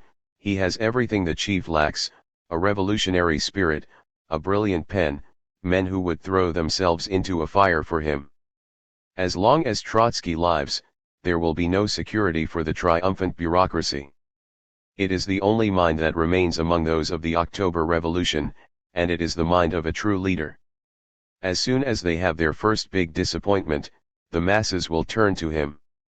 In the third month of a war, when trouble sets in, nothing will stop the whole country from turning to the organizer of victory. Everyone knows how the trials were done and what the accuser's words are worth. A single gust of wind will disperse all these stagnant vapors. All his life Trotsky served the revolution with unyielding tenacity and devotion. His own mistakes have been made with honesty and passion, they do not diminish his stature. As early as 1920 he recommended the adoption of the new economic policy, in 1922 it was for industrialization, since 1923 he has fought for the renewal of the party, through the reintroduction of internal democracy and the fight against bureaucracy. In 1927 he predicted the defeats of the Chinese Revolution. In 1931 he fought for the united front of proletarian parties, which could have saved Germany from Nazism. He condemned the economic adventure of forced collectivization and the implementation of the 5-year plan in just 4 years.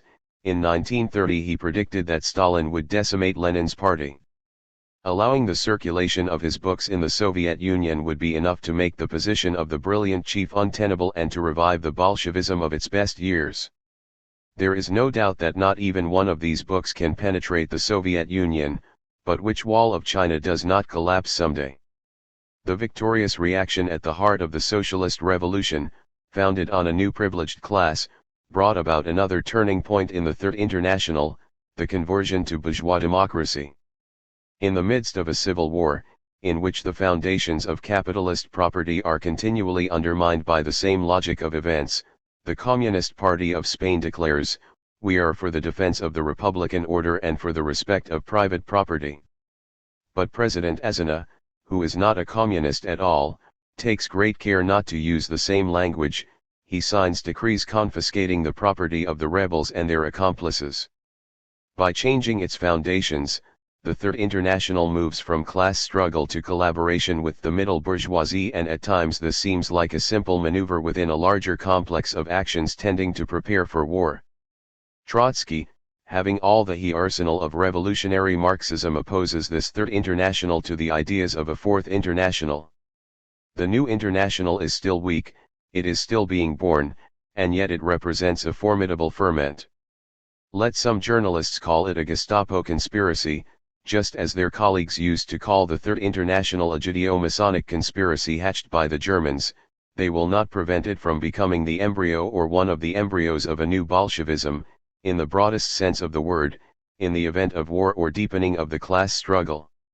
Especially in Russia.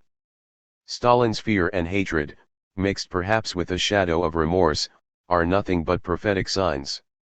And now everything is permitted against Trotsky. The only thing that alarms us is the blows that are successfully struck against the right of asylum and more generally against international law. In threatening tones, the Soviet Union requests of Norway the internment and expulsion of the exiled, and its request is accepted. The government of the old Russian autocrats, undermined by genuine terrorists living unmolested in Geneva, in London, in Paris, never dared to dream of anything like that. Trotsky's archives, deposited at the Institute of Social History in Paris, were stolen last November by skilled specialists, supplied with an acetylene flame and with a car at their disposal. They carried out the orders they had received to the letter and, in removing the archives, they took nothing else. No fear, they will never be caught. When Mexico agrees to grant asylum to someone for whom the Earth is a planet that does not grant visas, the Communist Party of that country announces that it would do everything to prevent him from landing. When in Paris the Office International Asylum Seeker receives a request to comment on the scandal of Trotsky's internment in Norway, it politely replies that it is only interested in the victims of fascism. Does this office perhaps think that the socialists, anarchists, and communists banned by the USSR, after having been persecuted there, do not have the right to what the exiles of Germany and Italy have? It is a strange point of view, the logic of the Stalinist liberal. The truth in the service of socialism. It's impossible to write all of this lightly, but it's equally impossible to be a silent spectator. I approve of Charles P. Guy for having written, "Whoever does not cry out the truth when he knows it, becomes an accomplice of liars and forgers." So many men of letters have managed to keep silent, elegantly and with great revolutionary ease. They have managed to publish monthly weeklies and entire books without letting the truth shine through. It is a sign of great artistry and is a terrible danger. Everything is in danger. While it is possible that the old world is not yet crumbling, and in this discussion it is possible, it does show enormous cracks. But in this period the clearest ideas that could guide us are falsified. The revolution seems to turn against man and in particular against the worker, assuming the implacable aspect of a totalitarian state, deceitful and bloodthirsty. Our greatest strength, our greatest hope, international solidarity, is transformed into international intrigue, into international persecution, into heinous slander in Moscow, in Madrid, in Mexico City. We have to defend and save everything, and our main weapon is the truth. This weapon can be shelved, the wound has bled too much. So much the worse for the lukewarm and the scoundrels. Most men, even among our adversaries, are today aware of the fact that the Russian Revolution was an event of incalculable importance, the repercussions of which have only just begun to make themselves felt, an event which changed something in the structure of the world. This confused feeling is what often makes them look apprehensively at the reaction they feel has crept into the heart of this very revolution. But the gigantic effort of the Russian masses from 1917 to our times, the revolutionary will of Lenin's party, the extraordinary success of Marxist thought which has dominated and directed the course of history in the days of the revolution, all this has created a society based on collective ownership of the means of production, a society in which the very instincts of man are undergoing transformation.